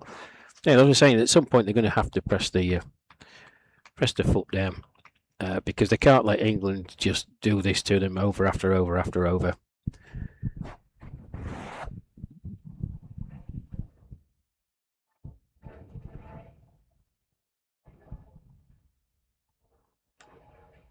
That's a good shot. Yeah, nicely tucked away out toward extra cover. Brilliant piece of feeling there from Brathwaite. Absolutely, Neil Brathwaite. Love his athleticism in the field. Diving to his right and possibly saving 3 runs. This is the kind of feeling I'm talking about, referring to English team. Since the start of proceedings, they've been absolutely dynamic in the field, really supporting their bowlers, and that's what bowlers like Rush Mahmood in conventional cricket, your fielders backing up you. Dot ball to end over number 21, and Scotland 51 for 4. Well, it gives you great heart as a bowler when you see fielders throwing himself about. Neil Brathwaite, one of the quickest players in 60s, and those who follow England cricket will no doubt one of my highlights from last summer. The 4th one-day international at Sparsholt Cricket Club. He took an absolute worldie. Australia were going great guns. 150 off for 2. Graham Pavey, fine batter. Absolutely clobbered one into the leg side. He ran about 30 yards, dived. Wonderful catch. Big crowd there as well. And it was a momentum swinger. England winning that game to square the series. 2 games all. And it went to the 5th and final game at Royal Ascot Cricket Club. And would you believe it, it went to the final ball. 3 for Australia to win, 2 to retain the Ashes, and they got the 2 off the final ball, having lost 2 wickets in 2 balls in the final over. It was a great end to the series, but Neil Brathwaite's fielding in that series was magnificent. That's a good shot. He's going square of the wicket this time. Good looking shot there from Gordon McCork. He continues to be positive on the crease here. Rush 56 for 4, the start of over number 22 from Phil Deakin. A little more flight on this occasion, probably inviting the batsman to come at the front foot. He did make that commitment, and he was able to make connection, able to find that mid-wicket boundary. 4 glorious runs here for Scotland. Yeah, it was a good shot. As you say, absolutely spot on. More flight from Phil Deakin, but it was the length more than anything, and it allowed McGurk to see it, place it, and he executed first class. Prompts a change in the field and a bit reactionary, but as a result of that last delivery, Neil Brathwaite has been moved. Where's he been moved to? Yeah. There's a bit of an and ahhing discussion between Ed Gordon Lennox and Phil Deakin. Well, Neil Brathwaite staying at the deep mid-wicket boundary, Ravindra, as the sun breaks through. He's got a long on place as well, long off. But still interesting because I'm thinking the batsman, if he sweeps, well then he's going to deep backward square. Let's see how they can gonna respond here. Yeah, definitely good comeback from him after he was clobbered for that 4 over deep mid wicket. Yeah, you just see there, he made his mind up. It was a flight to delivery. That next delivery from Deakin was flatter, quicker. And I'd advocate that you carry on doing that, because McGurk's the type of player, you flight the deliveries up to him, he's going to go after him as he plays that one down the ground. Phil Hilson does the fielding. 1 more to the total.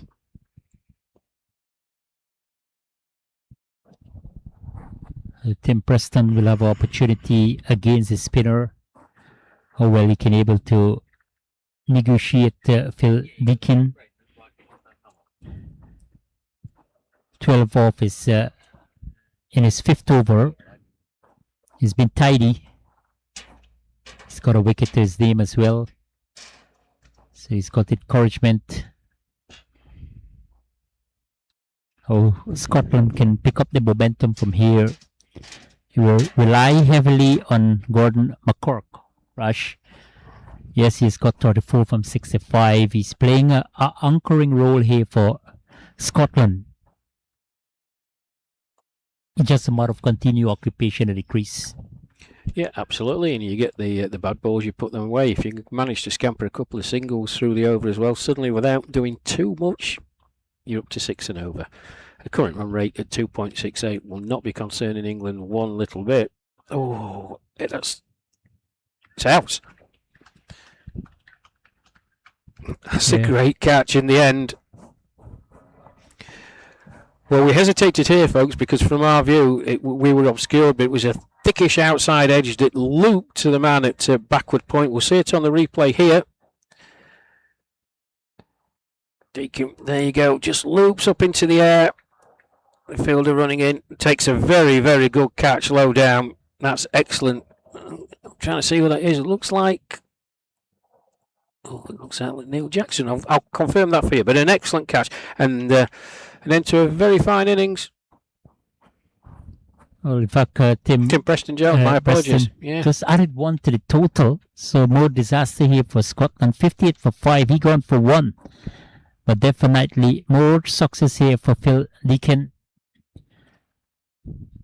Looking for great flight. I think it was a quicker ball. Came on the front foot, Preston. Looking to find that mid-wicket boundary. A leading edge. And the sky up. Diving effort from the man at backward point. Good tumbling catch by the Englishmen. They've been outstanding. They've been terrific in the field so far. But they're definitely having Scotland on the back foot here. They're wobbling, they're reeling now at 58 for 5 in over number 22 of Phil Deakin. Yes, he's living up to expectation here. 2 for 13 in his 5th over. He's been asked to take up the responsibility from the 410 highway side. He's doing an amazing job. We started to get better condition now. The sun started to peek out a little. With 1 more sunshine, I'm sure they will be happy with proceeding so far. England after winning the toss and inserted Scotland to take first strike. Cameron, Glasgow, the new battle. Yes, indeed. Well, that's Mohammed Zahid. Zeddy as is known. Fine, fine catch. And Cameron Glasgow, the new man out. Former Scotland Rugby Union international. Cam. Been very impressed when I've seen him the last few occasions. Very combative batter. Very useful to come in at this stage. I'm surprised to see him this low down the order. But he's a fine, fine stroke maker. He can score runs very, very quickly. And he's one of the best fielders you'll see in seniors cricket, Ravindra. But he's got a job to do. Got to support Gordon McGurk out there. But he's more than capable of doing so. If he gets his eye in, watch out, because we'll have some fireworks. The ball will be disappearing to all parts of the Max Ward North ground. Probably balls can reach as far as the highway. Yeah, well, look, they have lost 5 wickets. They need some firepower, as you rightly said, at the back end of the tournament, of the innings. England, well, they believe in containment at the same time. They have picked up wickets on frequent basis. I think their plan is well executed. 1 and 2 boundary. This is a splendid effort in the field by them, justifying that decision to bowl force. Spin-pace combination has been effective. But Scotland, on the other side, probably still continue to hang hopes on Gordon McCork. He's looked solid at the crease. But he just need that partner to be with him, a little more reliable Ali, so he can able to carry some momentum to the back end of the innings. Absolutely. Interesting period of play, Rash. Yeah, very, very interesting. Well, just the 3 boundaries off the bat, and then the 4 overthrows from the England skipper Ed Gordon and Lennox tells you how well the England boys have done. They've really not given the Scottish boys anything to hit. And Vince Mulholland continuing the same vein as his colleague Mark Wilson did from the West End. And just like yesterday, Rash, South Africa won the toss, invited Canada to bat. And they were struggling too. At one stage after 20 overs, they were 48 for 4. Right, okay. They lost 25 overs. There's where they got 116 runs. Yeah, it's a good return. Courtesy of their captain, Graham Kantas hero. Really was a magnificent unbeaten 84 in a losing effort. Then South Africa replied nicely. They had a solid partnership between 2 debutants, Peter Macaulay and Nicholas Rhodes. Not John T. Rhodes, probably, but Rhodes. Yeah. So I think the way you apply yourself, you can able to get runs off this pitch. Ooh. 2 more to the total, and they crawling along here. Scotland need to do some heavy lifting at the back end. You think might be a good total, somewhere in the neighborhood of 150? I think if you said to Clark McConaughey now that at the end of 45 overs, which they must bat to, I'll just break off. They must bat their 45 overs out. If you said to him now that Scotland would post a score of 150, I think he'd bite your hand off. He would take that. 61 for 5, 23 overs gone, just past the halfway point, Ravindra. Yeah, they've got to dig in. But they've got 2 batters out there. Listen, Gordon McCurg is well set. He will be seeing the ball a lot better. Conditions are getting better. The sun's out. That moisture in the pitch will have dissipated now. I think it will probably be easier for the batters. From England's point of view, continue to do what you've been doing. Don't try and change what you've been doing because it's worked for you. Bowl your length, stick to it. Okay, you're going to bowl a bad ball every now and again. But then you have athletic fielding like we saw from Neil Brathwaite, which stopped a certain boundary. It just buoys everybody again. Intriguing part of the game, as you said. As expected, Phil Deacon to continue. 5 overs, 2 for 13. What an effort from him. Yeah, it's not too shabby that at all, is it? You take that all day, every day.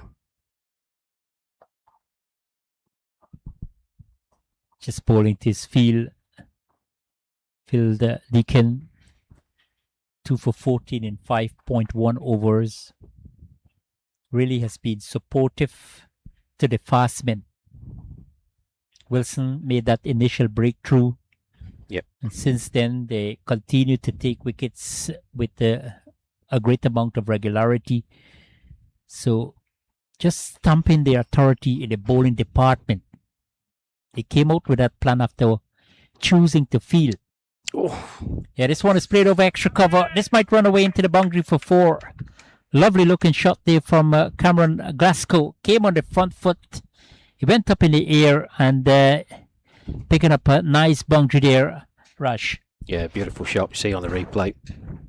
And I told you he's a very, very fine striker of a cricket ball. And if you wanted a demonstration, folks, that was a glorious drive over extra cover.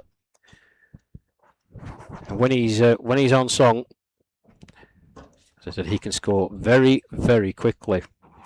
Now England are not going to be disheartened now. They've made a good start. They need to understand that at some point the Scottish batsmen are going to try and put the hammer down. They just carry on doing what they're doing. They trust themselves, back themselves with their bowling and their fielding. But you mentioned it and I mentioned it in the previous over. Very intriguing passage of play. And one of the downfall in this innings is the lack of partnership.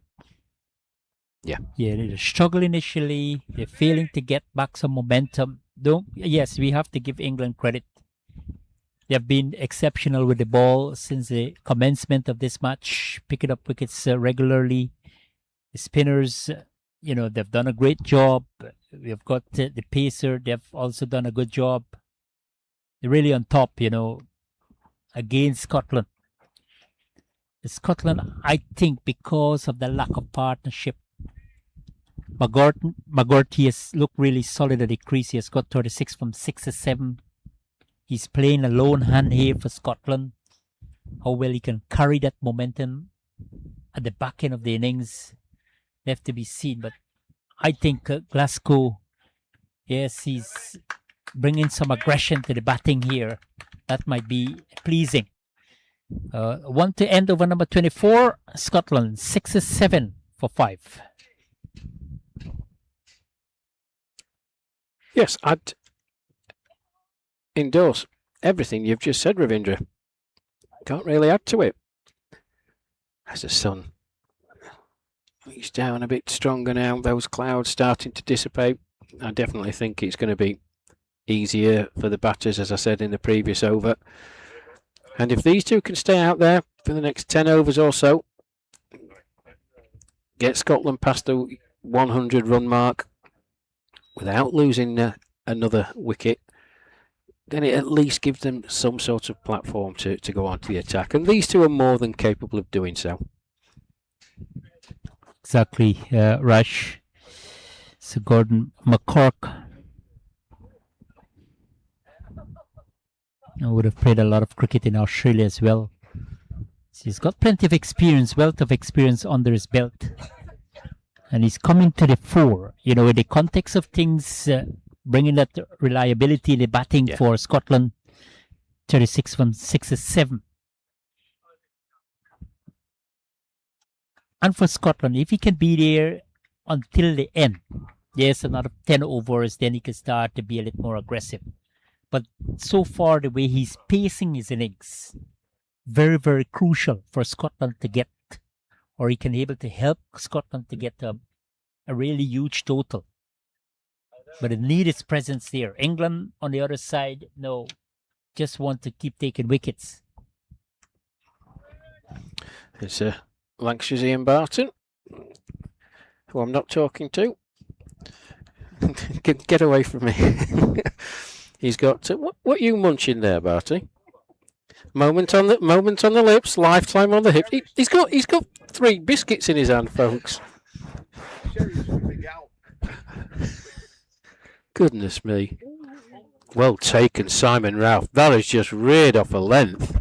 Goodness me. This is a bounce, or the unpredictable bounce in this pitch here. We were talking about Look at that. Goodness me. Conference, I think. Well done, Eversley. Well done, everybody involved here. That's just reared up off a length, though. Great take by Simon Ralph. Shorter this time. Smashed into the offside. Neil Brathwaite. Oh, wonderful. Really can't ask for better there from Neil Brathwaite.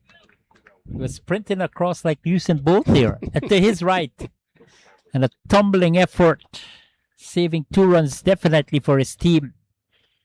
The commitment was there, the effort was there from Neil Brathwaite.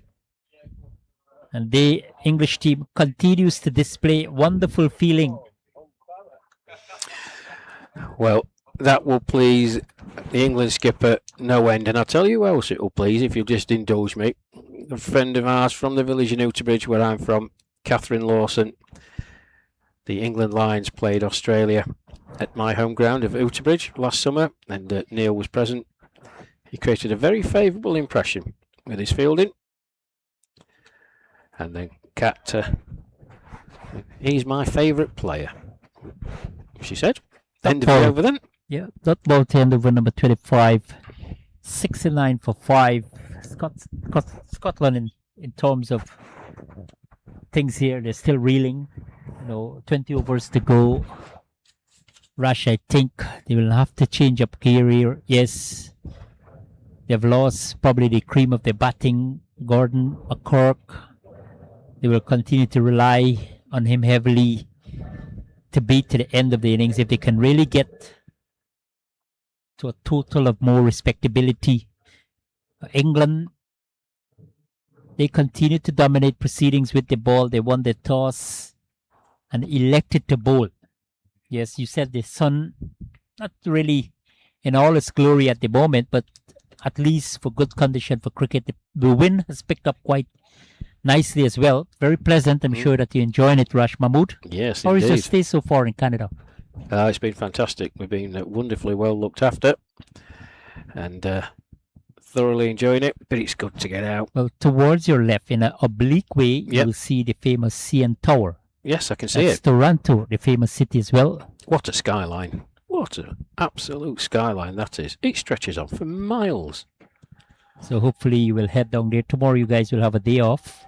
I think we're going in on Friday, Ravindra, because hopefully we're getting tickets to the Blue Jays Yankees game. But obviously that's near the CN Tower in the aquarium, so I think we're going to try and make a day of it. There's going to be a change then at the highway end. Phil Deakin, he's made his way off the pitch, taking a blow. And it's Hampshire's Alan Whitman, called into the team today. A late replacement, Mel Dobson from Cheshire. Not feeling too bright this morning, and Mel, I hope you're okay. Oh, now then, Emmersley, what are you showing me there? Goodness me, what's that? That's the skyline. Oh, what a picture! You'll have to get on the broadcast. Young Eversley next to me. Show me a picture of the Toronto skyline. Oh, at night or just dawn or dusk. Dawn. What a wonderful picture. He's a technical wizard. We'll try and get it on the broadcast. So Hampshire's Alan Whitman. Oh, short that time. Sits up just wide of the man at short mid wicket. But straight to the fielder. 1 to the total. So I guess you'll continue your trip to Canada. Rash, of course, you could head to the iconic Niagara Falls. Yes, I think there's a trip to Niagara Falls. I've been there previously. I think there's a trip to a winery as well. Of course, I don't touch the stuff. Well, not wine. I like a beer, but not wine. It's not my. I'm going to say it's not my cup of tea, but you know what I mean. That's a nice shot as well. Played down the ground, but there is a fielder out there at Toulon who does the fielding. 1 more to the total. So there's a few people eyeing that trip up. But we've got plenty on. But the first week is brutal, Ravindra. We've got this. We've got a day off. Then we've got back-to-back games against the West Indies and Zimbabwe. As Whitman makes his way in again, and just tucked round the corner. Think they're going to be a big one. West Indies up against England. Or West Indies started off with a victory. Yeah. Especially if you guys can come out victorious today. That promised to be a cracker. Yeah, West Indies, they toured England last year and played 6 matches. Didn't win any, but they didn't have their full complement out.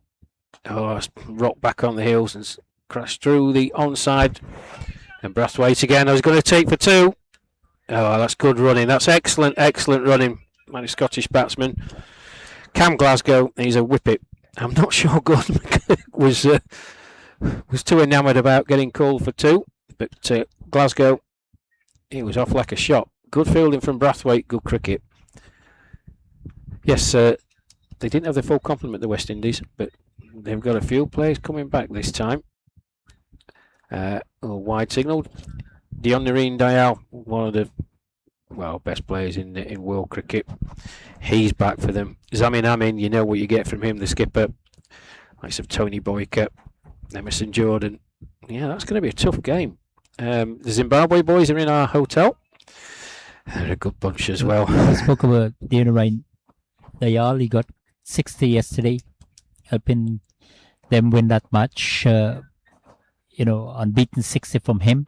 Yeah, uncharacteristic with his scoring rate. But then again, the platform, because he was opening the batting, and he just dug in. And At went the end, and scored. they won the game. Yeah. And he made an impression with the bat. Yeah. He's a fine player. Very underrated bowler as well. He took 9 wickets in 2024 in Chennai. Zamin Amin, I think Zamin came in at number 6 and number 7. He took 14 wickets in Chennai, and he's a more than useful batter. Normally bats higher up the order. West Indies, contributed fantastic yesterday with 37. Yeah. Rajendra Dilraj picking up 5 wickets. So good all-round performance. You see, he's a top lad, is Eversley. Look at that, folks. That's the picture he was showing me that I was amazing. On about. He was very, very, very early. It was overcast and just a skyline of the beautiful city of Toronto. He's a good lad, Eversley. Well done, lad. So the West Indies will definitely be a test. Zimbabwe as well. On the day, they've got some great players. As I said, they're in the hotel with us. They're a cracking bunch. Absolute. Peter Sanders Thomas and Edo Branders is there. I'm not sure Edo is going to be playing, but he's certainly there in a coaching capacity. They're a great set. So that's going to be a tough game as well. As Mulholland comes in again, short outside. Oh! Glasgow, that's a genuine edge. It flies past Timor Allen. I think he was in a bit of two minds, Cam Glasgow there. Certain bunks here, probably deceived by that because he was thinking about coming on the back foot based on the replay here now. Yes, relatively short on the back foot. He was trying to steer it. Not exactly where he was looking for, probably in that backward point region. The edge was taken between the keeper and the slip. Well, I just want folks to monitor the non-striker at the moment, Gordon McKirk, because he looks like he's struggling. I don't know whether it's his right calf or what to do with his right leg. He keeps flexing it. You can just see him there, just flexing the knee. He looks to be in a bit of bother. Hopefully it's nothing too serious in it. It won't prevent him running, but it was the 2 that was taken in the previous over. When Cam Glasgow was like a whippet, Gordon McGurk, he didn't really want to run, but because his partner was forcing him to, he sort of did. And it's just something to monitor, folks. I just, out of the corner of my eye, I saw him flexing. I think it's his right leg. It's either his knee or his calf. Anyway, we'll see as Mulholland continues from the West End. In he comes. Glasgow on strike, bowl short outside the stump, just for backward defensive shot from Glasgow, full face of the bat, and there's no run. Again, he's committed on the back foot. Glasgow, more of a naturally back foot player because the previous delivery from Mulholland was more up like a half volley, already committed on the back foot. So I think Mulholland might be a bit clever now. Yes, this is a delivery, exactly what I'm talking about. Good prediction. Dot ball to end over number 27. And Scotland 76 for 5. We could think 18 overs to go. Rash, I think Scotland have got 2 settled batsmen now, especially Gordon McCork, 39 from 72. Cameron Glasgow, he has been steady since his appearance at the crease. I think the stage in a recovery that's important. They're developing a good partnership here. They're establishing a nice partnership here in the middle. Yeah. So we're in the middle of things here too in terms of overs. Hopefully these 2 can continue to occupy the crease and then they could start to think about the acceleration, the fireworks or so on. England, yes, well, they have got different ideas, obviously. 27 overs they have delivered, conceded 76 runs, picked up 5 wickets. They want to obviously continue to take wickets. They feel that they could do the job at the back end or try to finish off things before we even get to 45 overs. Yeah. I think Alex Miller saying coming off the field again. It is, folks. He's certainly favouring that right shoulder. And those who just joined the broadcast and wondering why, he had a valiant attempt. Stevie Allison smashed the ball in the air. Mellor saying, running from his position, sort of a wide-ish mid-off.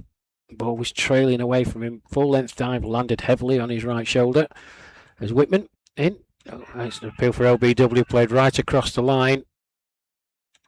And this time, umpire Evan Watkin, he was not moving, the finger of doom. Watkin was very, very optimistic of a LB decision there. Really vociferous appeal from him. But I didn't think the umpire would have been convinced that would have been an LBW decision, because he was the only one that really appealing. I was going to say he was the only person on the field who appealed. Optimistic. It was a bad shout too, because given the fact the batsman went right across. He did, yeah. In fairness, he did go right across the line. As Whitman makes his way in again, that's a bit shorter. Oh my goodness me, what's happened there? Glasgow can missed out on that.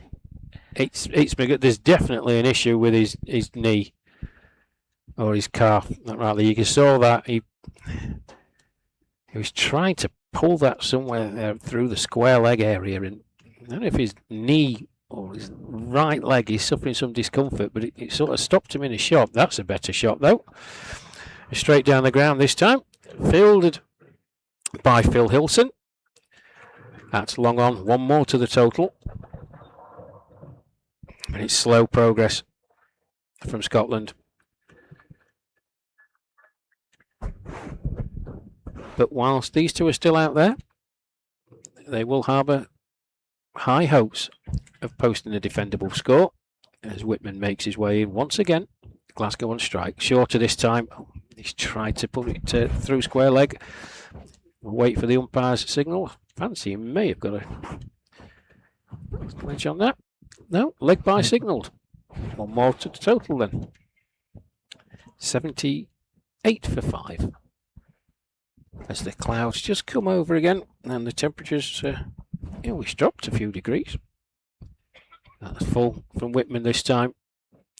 Nicely played into the offside. Long chase for the fielder, should be 2. Oh McGirt, you can see him. Yeah, he's definitely in some discomfort. Anyway, end of that over. 28 gone. Scotland put into bat here by England. 80 for 5. Yes, with that sign of discomfort, as he said, from Glasgow, might be a big concern here for Scotland, because he's part of this recovery, part of the restoration job here for Scotland. At one stage, they were tottering at 59 for 5. But these two joined forces and really looking to establish a partnership here. Yes, we are approaching the back end of the innings. But as Rash said, really strong hopes on Gordon McGurk. He's still there. He's got 42, approaching a half century. It's going to be a hard-fought one if he does get there. England, yeah, they still continue with that pace-spin combination. Day 2 of this IMC over 6-day World Cup tournament. And the action is unfolding here at Danville Park in Mississauga, Ontario, Canada. 14 teams competing. Yeah. That's a class shot from McGirt. It was just a touch short from Mulholland.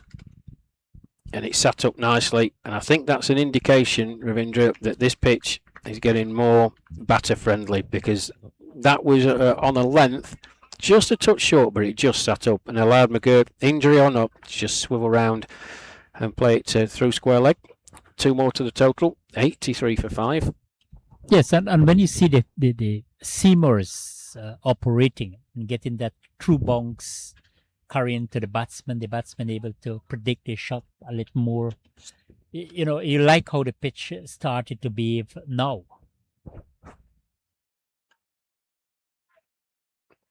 Oh, nicely by McGurk again, just angling the bat, but straight to the fielder at gully, and there's no run. You can see him there, folks, just off his screen, just coming back on. Keeps on flexing that right right knee or calf area. But he's batted very, very well. 44. Anchoring this Scottish innings. Classical 4 defensive, straight back to Mulholland, and there's no run. Yeah, good comeback there from Mulholland. Right on target. Don't think he's trying to use that shorter ball after he was pulled away through backward square. Picking up a better line and a better length, like that one. Yeah, well bowled again from him. Especially to the man in form. Gordon doesn't want to take that chance to be a bit shorter, trying to be experimental at the moment. Just hoping to maintain that consistent line and length. This is well bowled, well played, good cricket all round. And again, well bowled.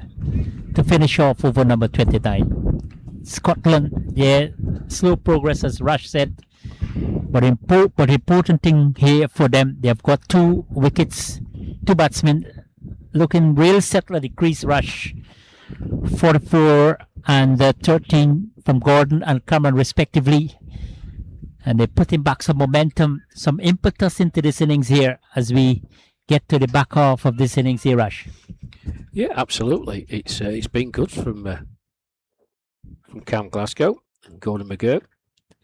As I said, when Cam came to the crease, he's a very, very good batsman. You know, he recently made his way into the seniors team. He just looks a class act. And as I said, I've seen him on a few occasions. You know what you get from him. It's that steely determination, grit, and that's what the Scottish boys have got in abundance. They probably played that time flighty delivery from Whitman. Didn't get all of it, but it goes out to Neil Brathwaite at deep mid-wicket. Glasgow trots through for a single. 1 more to the total.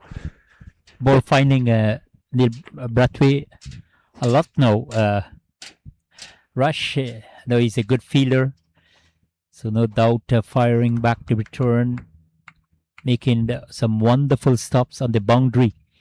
So good fielder to be placed out there. Anything coming to him on a regular basis, able to making good protection. Such a dynamic character in this English team. Shot. Glasgow using his feet. Maybe a fuller delivery from Whitman. Hasn't quite found his length. Line's not too bad, but it's the length. This is becoming, better for Scotland. Singles off the first 3 balls. And in the context of their innings, which is something they haven't been able to do, that's short by Whitman. Well, that's well fielded at backward square. Looks like Phil Deakin. He's such a big man. He's, Tumbling effort from them. He is a big man. As I said earlier on, when he dropped that catch very early on, he's got hands like shovels. Fine player is Phil. Has been for a number of years. As Whitman makes his way in again, tossed up. Glasgow just down the pitch. Sorry, McGurk down the pitch. And straight to the fielder, and there's no run. Now short, and again, the second time he's done that, but Brathwaite does the fielding, keeps it to 1. So 30 overs gone here. We take the drinks break. Scotland put into about 87 for 5. And I've got the other scores. Yeah, really still struggling for Scotland, despite the showing that positivity of getting a big score at the back end of the innings. 30 overs have been completed, 87 for 5. McGurk has got 46. Cameron Glasgow has been supportive since his appearance at the crease on 15. But the water cart is on the field, and in other matches, New Zealand up against Zimbabwe right here on the adjacent field, 122 for 2. New Zealand batting force against Zimbabwe. And then USA 103 for 1 in a comfortable position after 23 overs, and their opponents are India. And Wales up against Canada, the home team. Wales taking first strike. They are reeling at 62 for 5 in 25 overs. So the Canadians, no doubt, will be delighted with their bowling performance so far. Pakistan taking on the IMC emerging 11. Pakistan somewhat in a good position, 103 for 3 after 20 overs. So that match seems very interesting because the IMC emerging 11 looking to make a big impression with the ball. So the situation here at Danville Park in Mississauga, 87 for 5 after 30 overs. The players having that refreshment. We'll take a break as well and come back in 3 minutes time when the action resume. On behalf of my co-commentator Rash Mahmood, our scorer Mr. Eversley Rampal, I'm Ravindra Bandalal saying goodbye for now from Danville Park.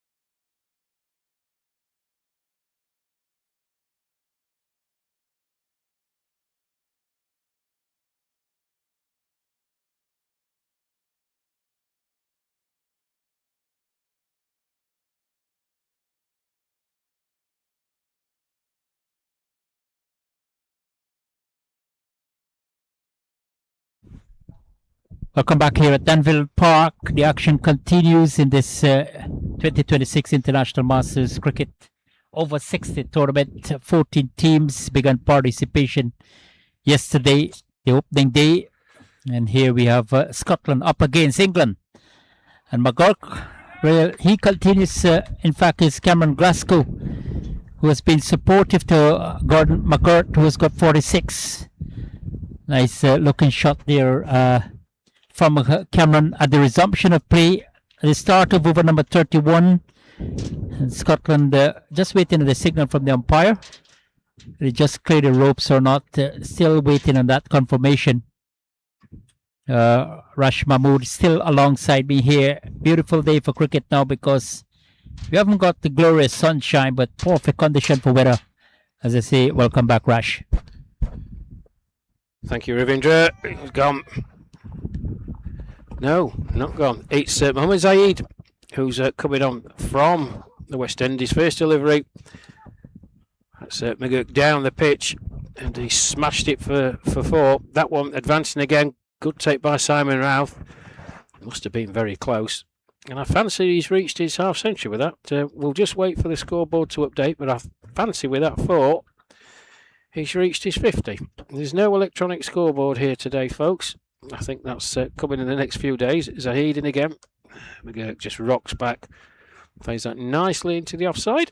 And Brathwaite does the fielding. 1 more to the total. Yes, these two have been positive at the crease. Gordon McCarthy has got 46, approaching what would be I think it an is. elegant 46 part of this restoration job for Scotland. They've moved on to 91 for 5, so he's got the 50 with that boundary. So congratulations to Gordon McCart. What an innings here, Rash, from him. His 50 comes from 89 delivery, but he has been handsome at the crease since the start of his innings. Yeah, strike rate not important. The important thing that opened up and is still out there. Down the track goes Glasgow. This time he's making great connection. This time he's got the elevation. 6 more to the total. This has been a really productive over here for Scotland. They're changing up things here, Rash. Yeah. Down the track he goes and right into his arc. And over the ropes for a mighty 6. What a good piece of batting. Confident batting here from Cameron Glasgow. Yeah, I told you could strike a ball. And these two now looking to progress. Expensive first over from Mohamed Zahid. That's tossed up again. That's absolutely smashed into the offside. There is a fielder there though. Just the one.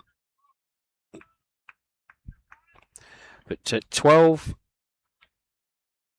so far.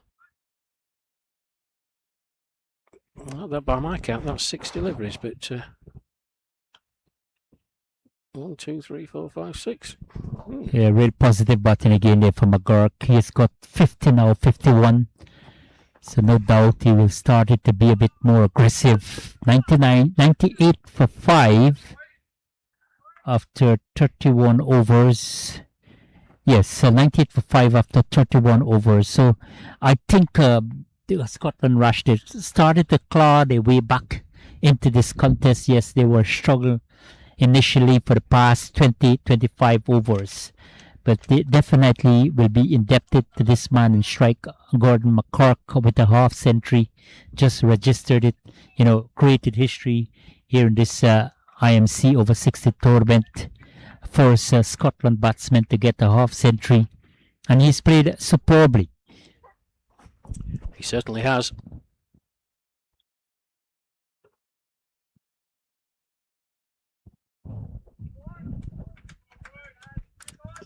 Wait. So that should be the 100 up there for Scotland in over number 32. Yes, it might have come quite late here, but in the context of things, started to rebuild the innings after early wobble, early stunter innings. They were put into bat by England. There's Gordon McCarr got half of the total on his name. In the context of it, Ravindra, it's been a superb innings. I mean, you won't see him many times, I would have thought, in Gordon McCook's career. As we all know, squirts off the inside edge on that occasion. But he goes along at a very, very good strike rate. That wasn't required today. This is grit, determination, application, and congratulations to him. And, of course, with this being the first match for Scotland in a World Cup, the first Scottish player to register a half century. So congratulations to Gordon and all his friends and family. Fabulous effort. Alan Watkin in his fourth over hasn't picked up a wicket. It has been tidy as well. He's been economical, operating from the highway end. He's got plenty of breeze behind him. Another well bowled.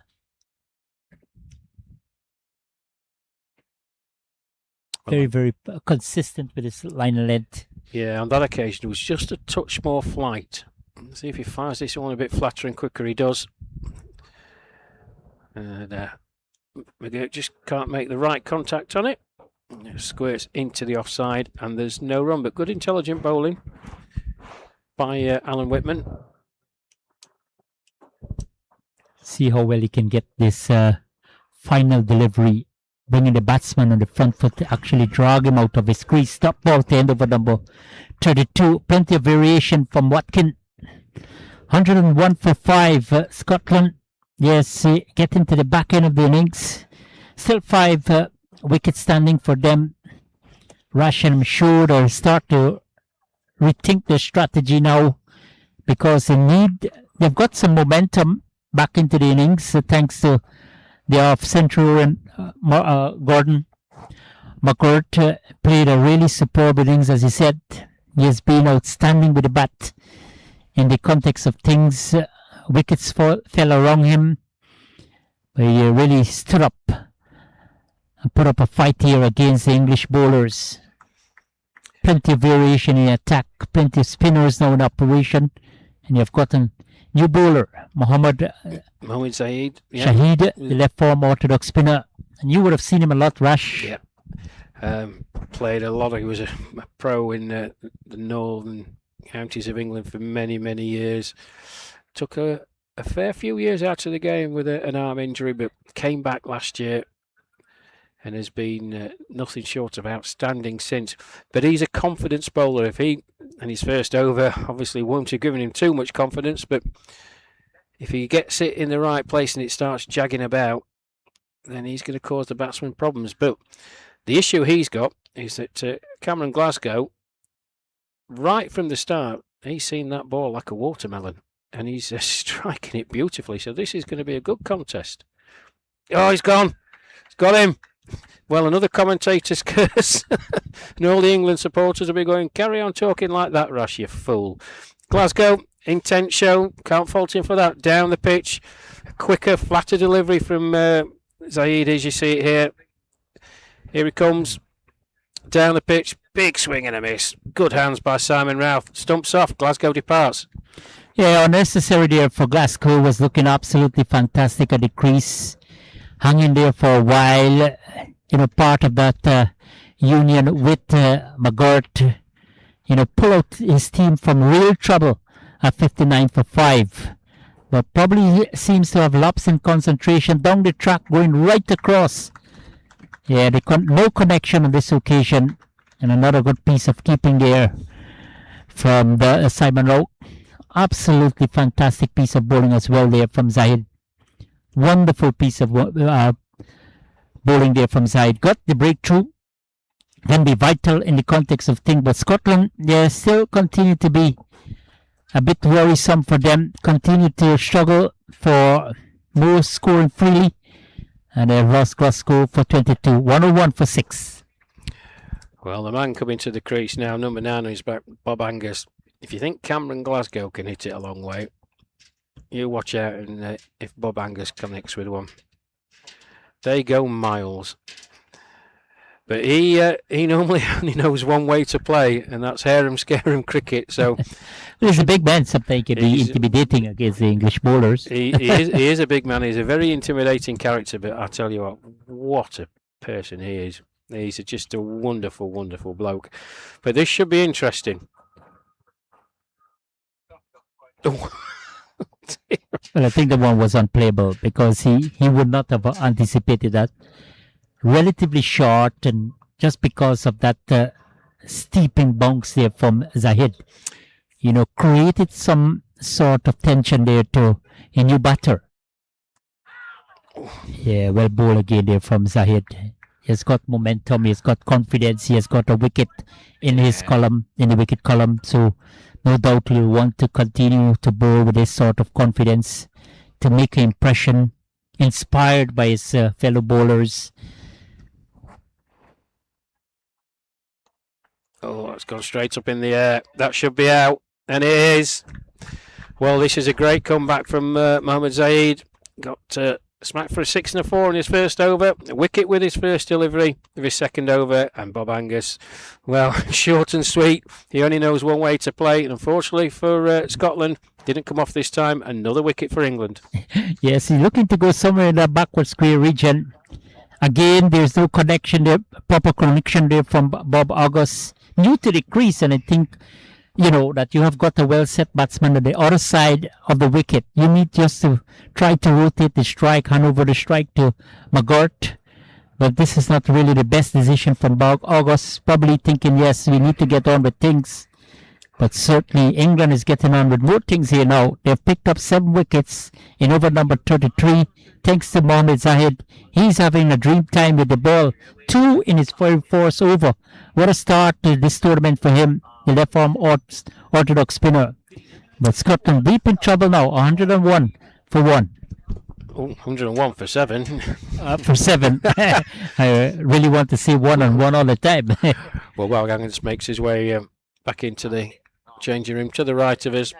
For those of you who saw him briefly, he's got a lovely white beard, and for those viewers back home in the UK, looks a bit like Uncle Albert from Only Fools and Horses. He's a great character, but he'll be disappointed. But he only knows one way to play, does Bob. As you see, the porter cabins that have been put in place for this tournament for the teams to change in. Scotland flag there.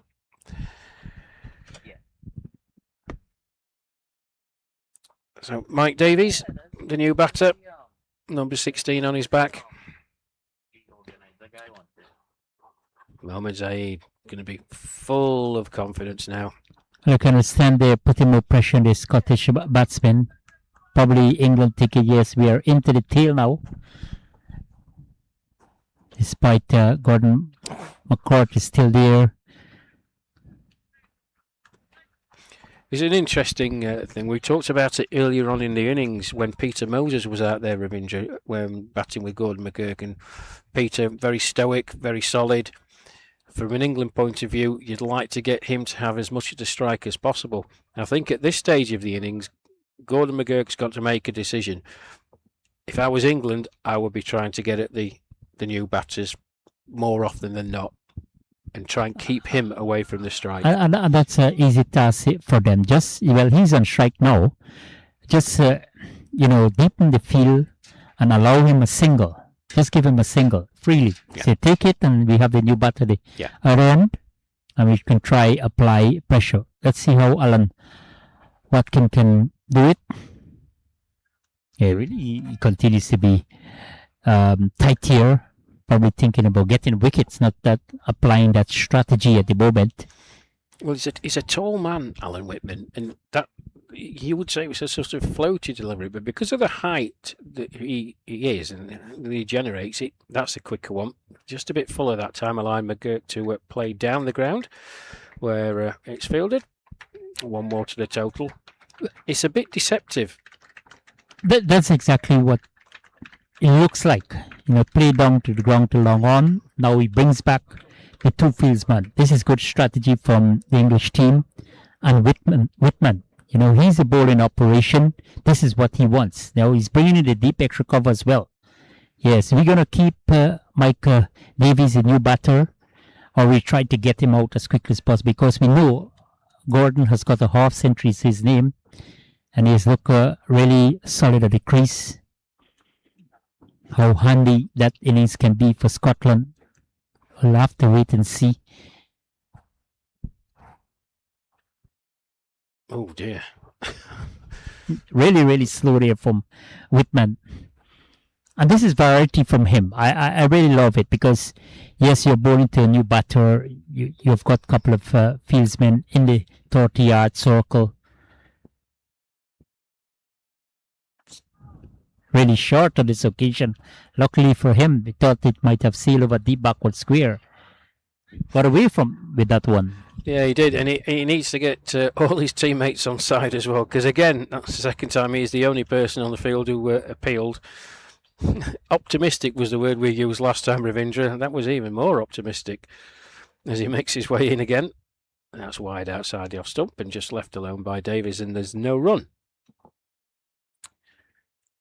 So 102 for 7. They have to bat these 45 overs out, Scotland, Ravindra, you would have thought, to try and get somewhere near 150. Well, I mean, that's the plan inevitably by the Scottish batsmen to bat out the 45 overs. And Gordon can change up things. A loud appeal goes up there. Evan Watkin, not interested. That ball to finish off over number 34. Scotland 102 for 7. No, he's gone. Well, in fact, he got the edge. Yeah. It is given out. We thought it was over there. Quite belated there from umpire even. We have the replay here. Coming forward, Oh, yes. Yeah, there you go. Touching the gloves there. The batsman knows it. And another wicket goes on here for Scotland. Mike Davies, a brief stay at the crease. Well, haven't touched the scorecard there. Departed for a duck. And more trouble here for Scotland, 102 for 8 at the end of 34 overs. But certainly this is going to be disappointed from a Scottish point of view. But more relation here for the English team, Rash. Yeah, absolutely. It was a good delivery by Alan Whitman. You saw it on the replay, folks, close up, and great work by our crew here. Just the top of the glove. And a good take by Simon Routh. He made it look very, very simple, but standing up, folks, it is difficult. And Davies departs without troubling the scorers as he makes his way up the hill towards us. Mohammad Zahid will continue 2 for 12 off 2 overs. So he also making an impact with the ball, given the opportunity in the middle of the innings so far. Outstanding bowling exhibition so far from him. Operating from the west end, so he's coming against the breeze. Yeah. But he's bowling to a batsman who has been in the fine form. Oh, yes, no. After you, Claude. If he hits, he's gone. Oh. A direct hit would have been 9 down there for Scotland. You can't take that risk, especially when you have the batsman in form. Well, he's a batsman in form. Sorry, Rimsey, he's a batsman in form, but he's a batsman who's hobbling. There was no way he was getting to the other end. There was not a chance. Direct hit. And Javed Ashraf, I think it is the vice-captain at the non-strikers end. Well, he was gone.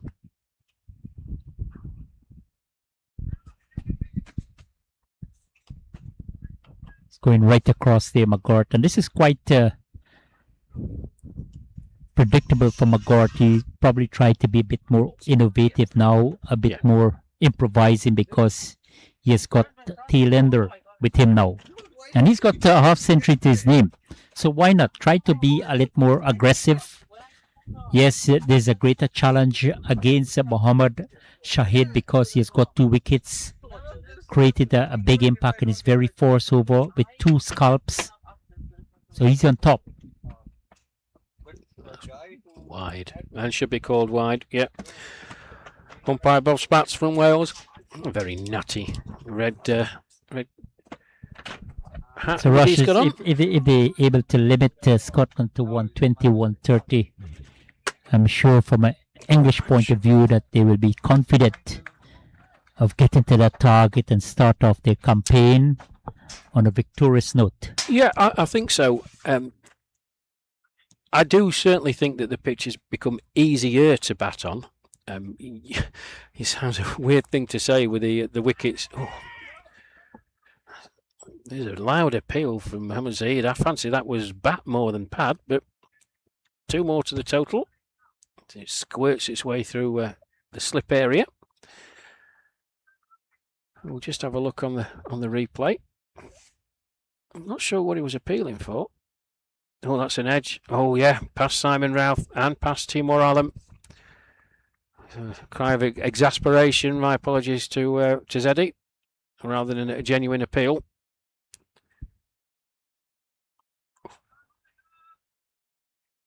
Yeah, just tossing up there from Sahid. This is intelligent bowling from him. With the realization, he's bowling to a batsman who has been there for a while now. 55 from 101 deliveries. Good competitive cricket between bat and ball here now. Plenty of close fielders. Dot ball to end over number 35, 107 for 8. So 10 to go.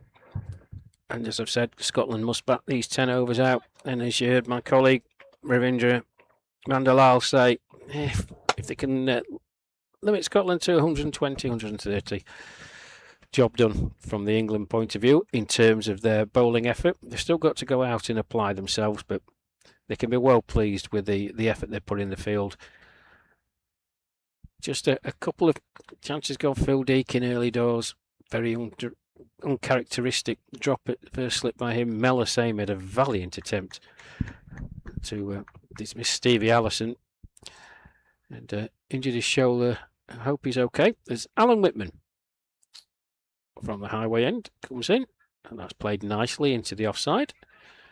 Should be just the one. for McGurk, and it is as he trots through. One more to the total, 102 for 8. And I think, Rush, that England should have a plan here now, whether we try to get the 2 more wickets or we think about the containment aspect. They have that option, obviously. Scotland, yes, they have still got one of the main batters making an impression, got a half century in this tournament. How well we going to deal with things now? Both teams looking at it from different perspective. Yeah, absolutely. Spot on. There's Whitman in again. Ashraf just tucks that into the leg side and there's no run. I think it's more difficult for Scotland because they've got 2 considerations, I think, Ravindra. One, they've got to see the 45 overs out, but they've only got 2 wickets left. So if you're going to go for it, it's the risk, obviously, that you lose another wicket and then you're all out in 38 overs.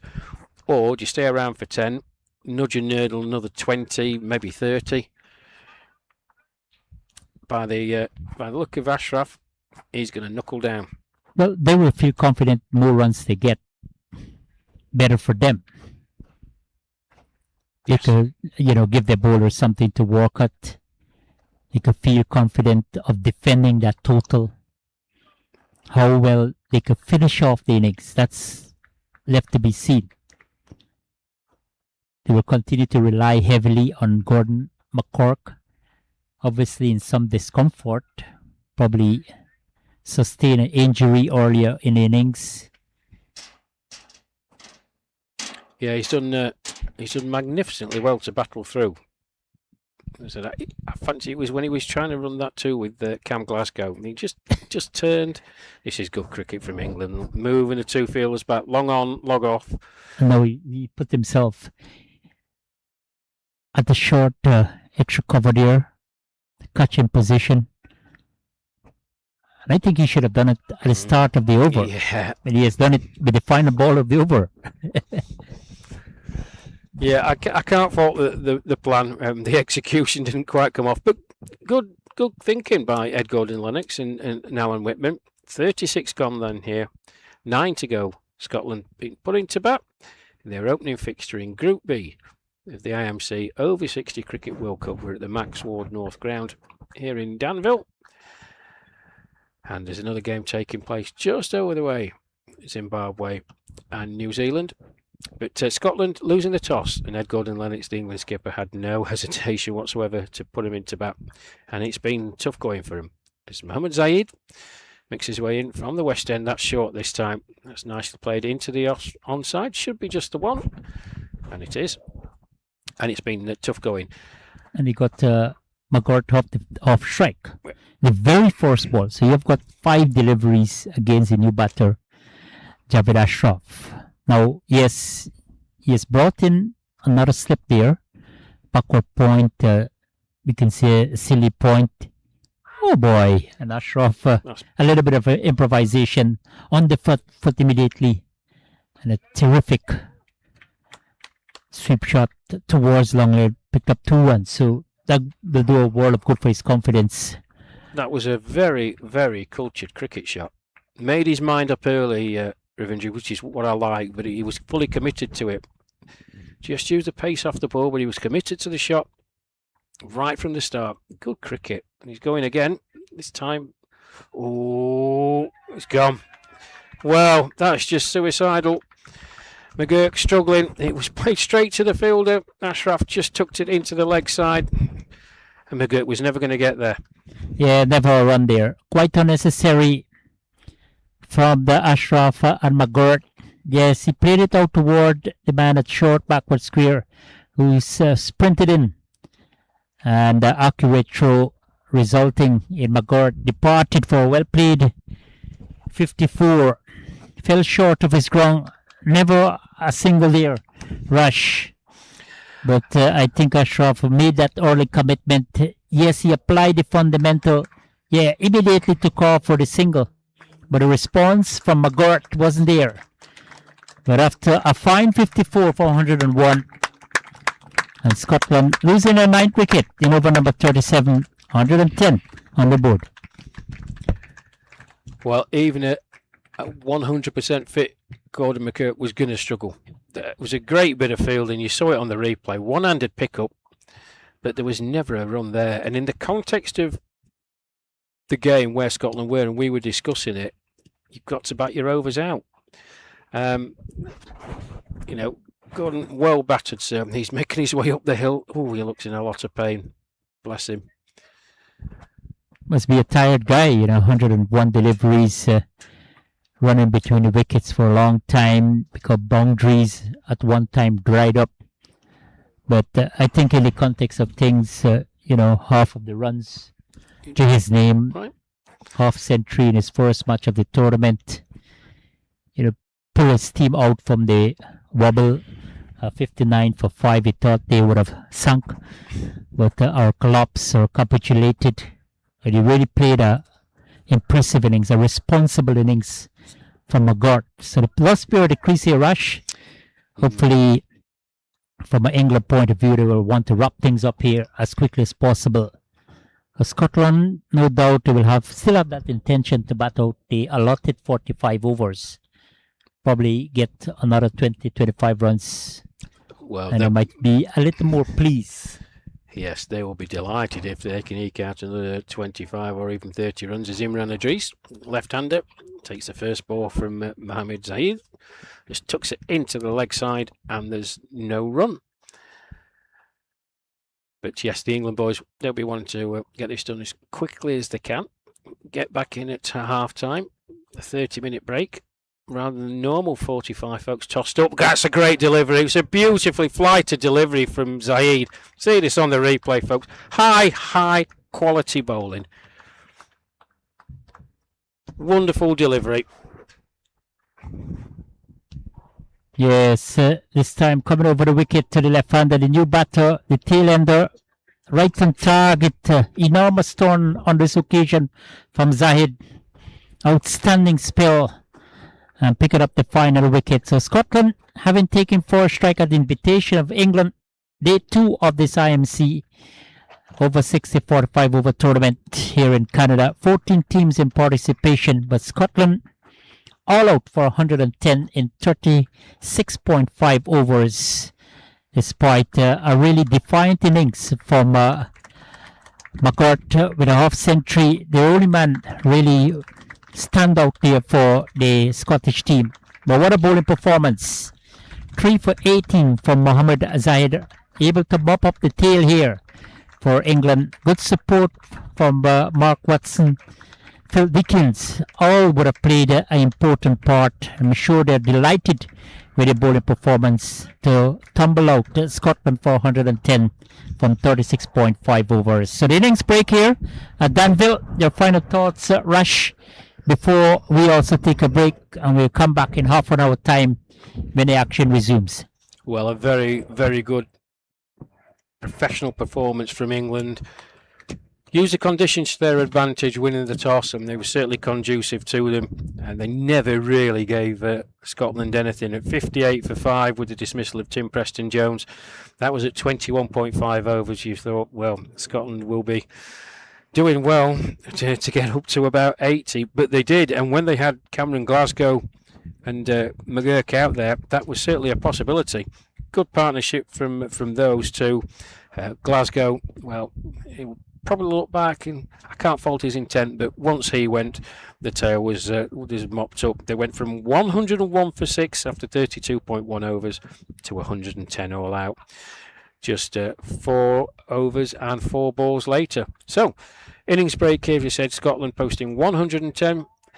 The England boys will be delighted with their performance, but they've still got a job to do, and they will come out in about half an hour's time, renewed, refreshed, and looking to knock the total off as quickly as they can. Yeah, definitely, Rush, Mahmood, and we also will take a break here.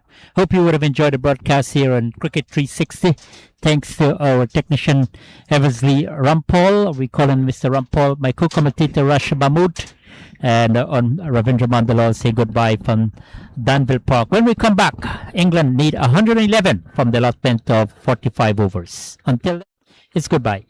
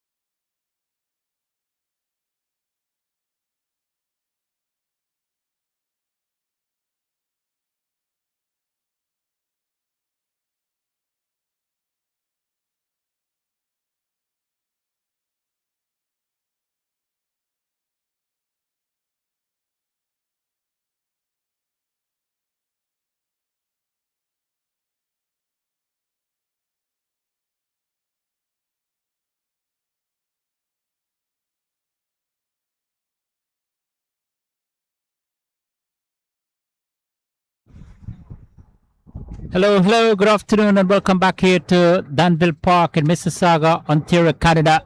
Day number 2 in this International Masters Cricket over 60 45 over tournament. Wonderful day for cricket here.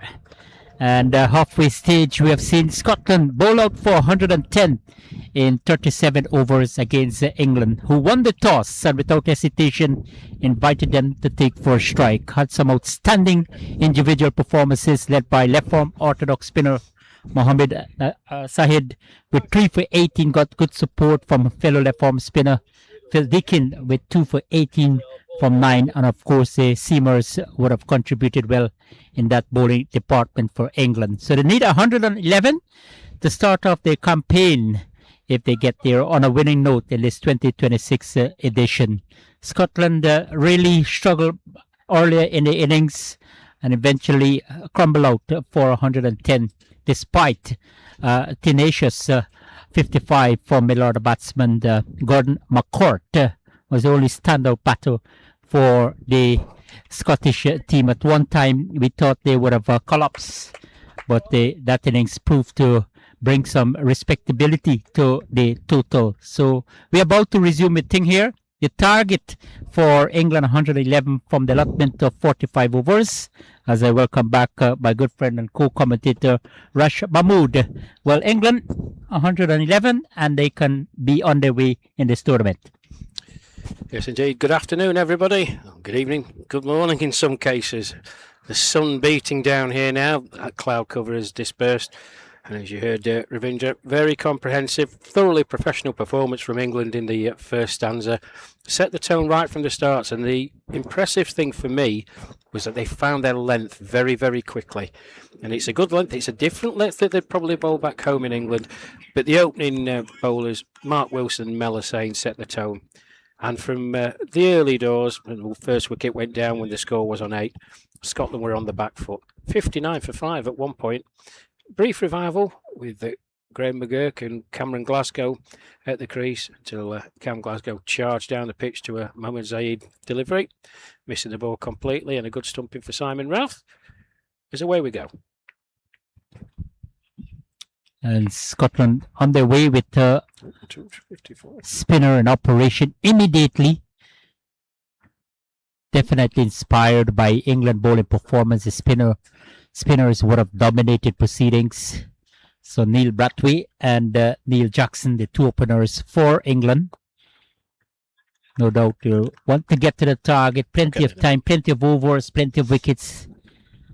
And Scotland, well, they in defense of that 111. They really have to come good based on the repetition of England. They are strong favourites for this contest here in the continuation of the 2026 International Masters Cricket over 60. Not a bad move by Scotland to start off proceedings with a spinner rush. Yeah, I think employing the same tactics as England did. It's good. Nice to see. Not got a lot of runs to play with here, Scotland, so they've got to be ultra aggressive from the start and challenge the England batters to do something they wouldn't normally want to do. But England in a fine position starting off. They know scoreboard pressure is non-existent. It's about batting and applying yourself, and all things being equal, they should get there. So Imran Adris has been given the responsibility to start off the attack here for Scotland.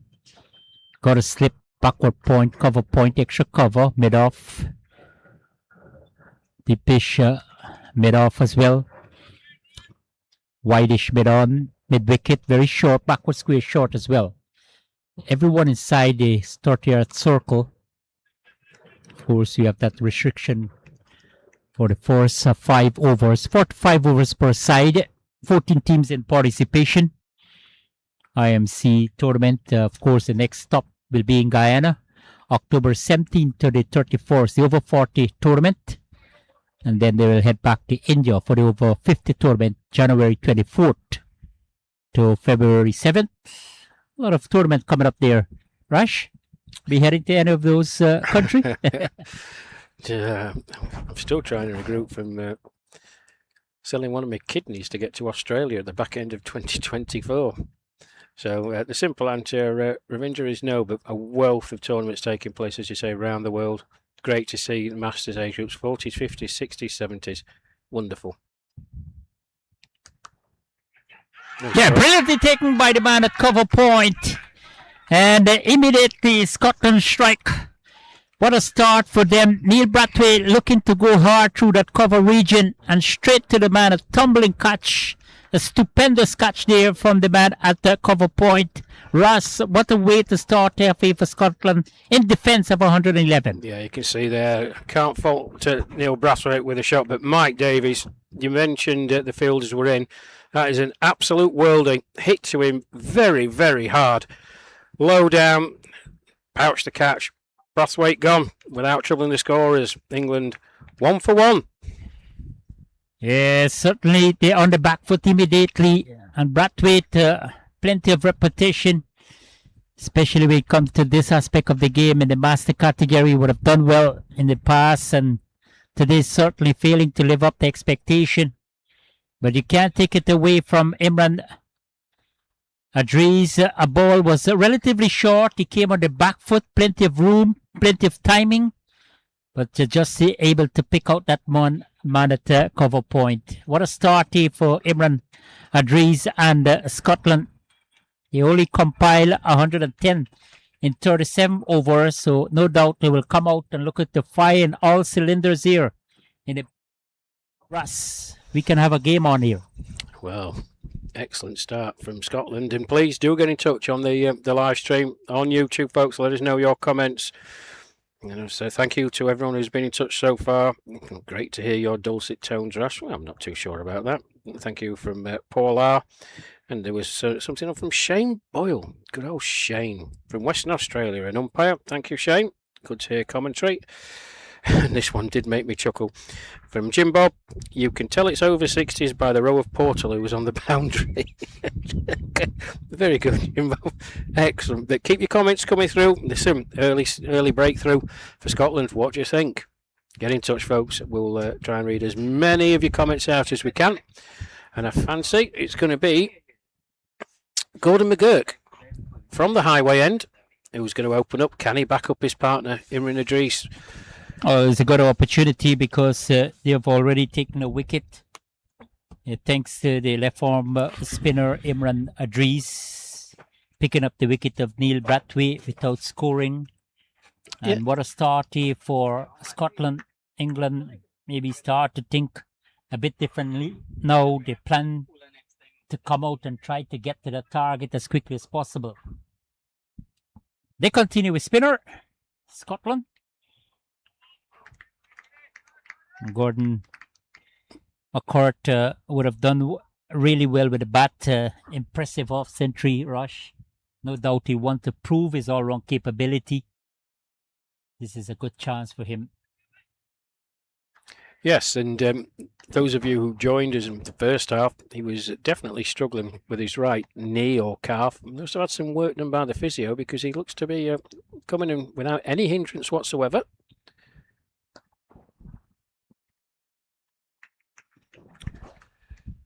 I think if Neil Brathwaite looks back on that on the replay of injury, you might say he just backed away a touch and it just made the ball go a bit finer than he actually wanted to play it.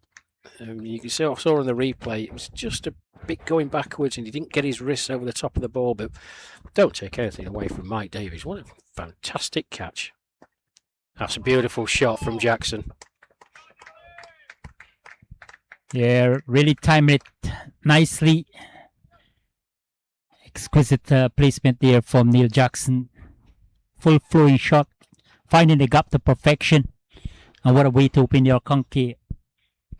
Yeah, he's Jackson. Very, very such a big classy player, he said. Yeah, he's a very, very classy player, being a good player for a number of years. Got the call up to the England Lions, and then due to injuries, he got the call up to the full England squad on the day that they were playing the Welsh second team, the Dragons. I think he scored 117 that day. And what a way to announce yourself to the wider viewing audience. He's a very, very talented and classy left-handed batsman. Left-hand, right-hand combination. Timor Allen, wearing number 11 on his back, will be on strike now. He only knows one way to play as well. Interesting to see that we rush. No doubt he will want to come to the party here. But in the context of things, we can look at a total quite moderate. 45 overs. This is not T20 cricket. So England still not built to bother about that early dismissal of Neil Brathwaite. But they will definitely hang hopes on these batters. Neil Jackson with that delightful extra cover drive 2 balls ago that will give them the confidence. And the captain himself, Gordon Lennox, did say that they're working with their plans. They won the toss. They invited the opposition to bat first. They picked up all 10 wickets. Kept them to a relatively low total, 110. Just because in reply now, a little bit shaky start. Yeah, absolutely. It's 50% job done for England. They just need to knuckle down. The run rate is not going to trouble them one little bit. They can be maiden over after maiden over. It really doesn't matter. What they must do, they just play sensibly, take what's on offer to them, bat sensibly, and I think if they do, they should win the game quite comfortably. As a wide is signalled by umpire Bob Spats from Wales.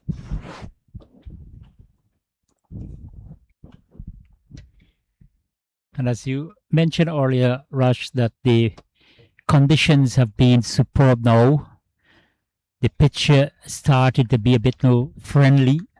So hopefully these batsmen can capitalize on that. We are back with the sunshine. Not too brilliantly at the moment. This morning was quite overcast. Gloomy conditions to start off things. But thankfully, really, really good condition. And really good start here for Scotland. Looking to defend that 110. But England in pursuit of 111 for victory from their allocation of 45 overs. Yes, they had that early departure of Neil Brathwaite, but no doubt want to bring back some momentum. And these two definitely going to be watchful at this juncture of the game because of that early loss. Yeah, absolutely. No cause for panic, of course, but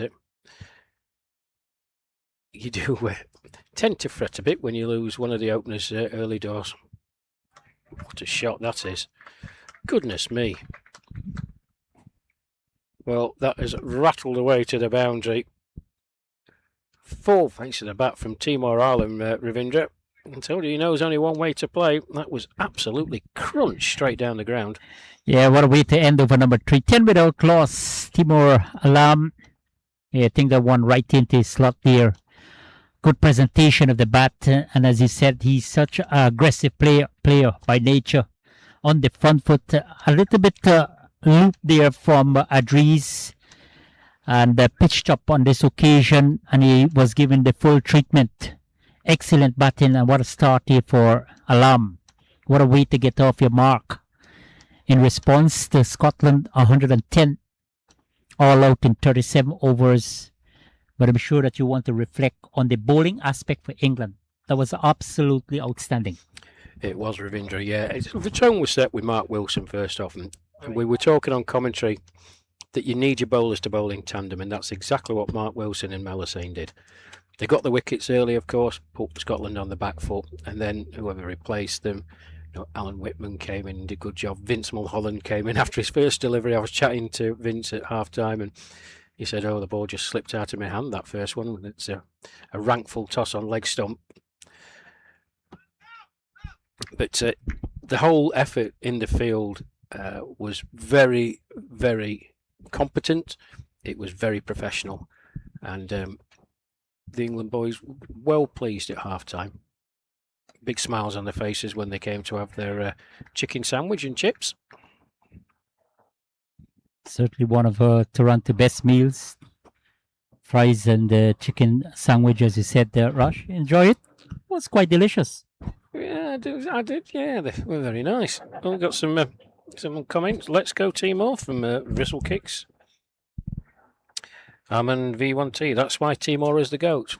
Oh, the wife's been in touch. Good evening from Outerbridge. Love from Mrs. M. Bless you, Mel. Thank you very much. That's my wife, Mel.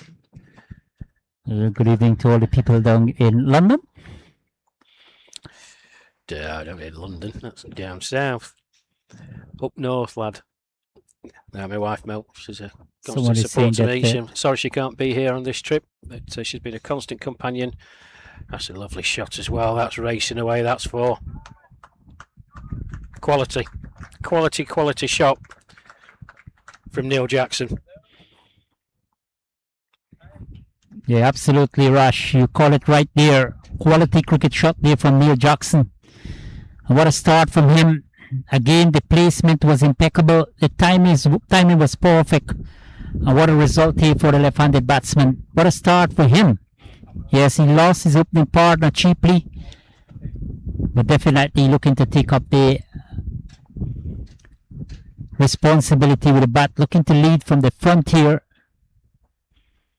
And as Rash said, he would have done well in the colours of his county team.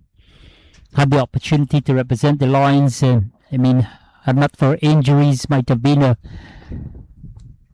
legend by now due to his batting talent. Well, today he's possessing that talent and making an impression here with the bat immediately. Looking like real organised batter.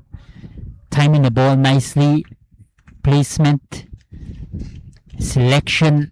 Absolutely fantastic. 4-1. England, they're looking for 11 from Scotland. 15 for the loss of 1. Well, you see Neil Jackson, right, 2 magnificent boundaries, folks. Absolutely classical cover drives.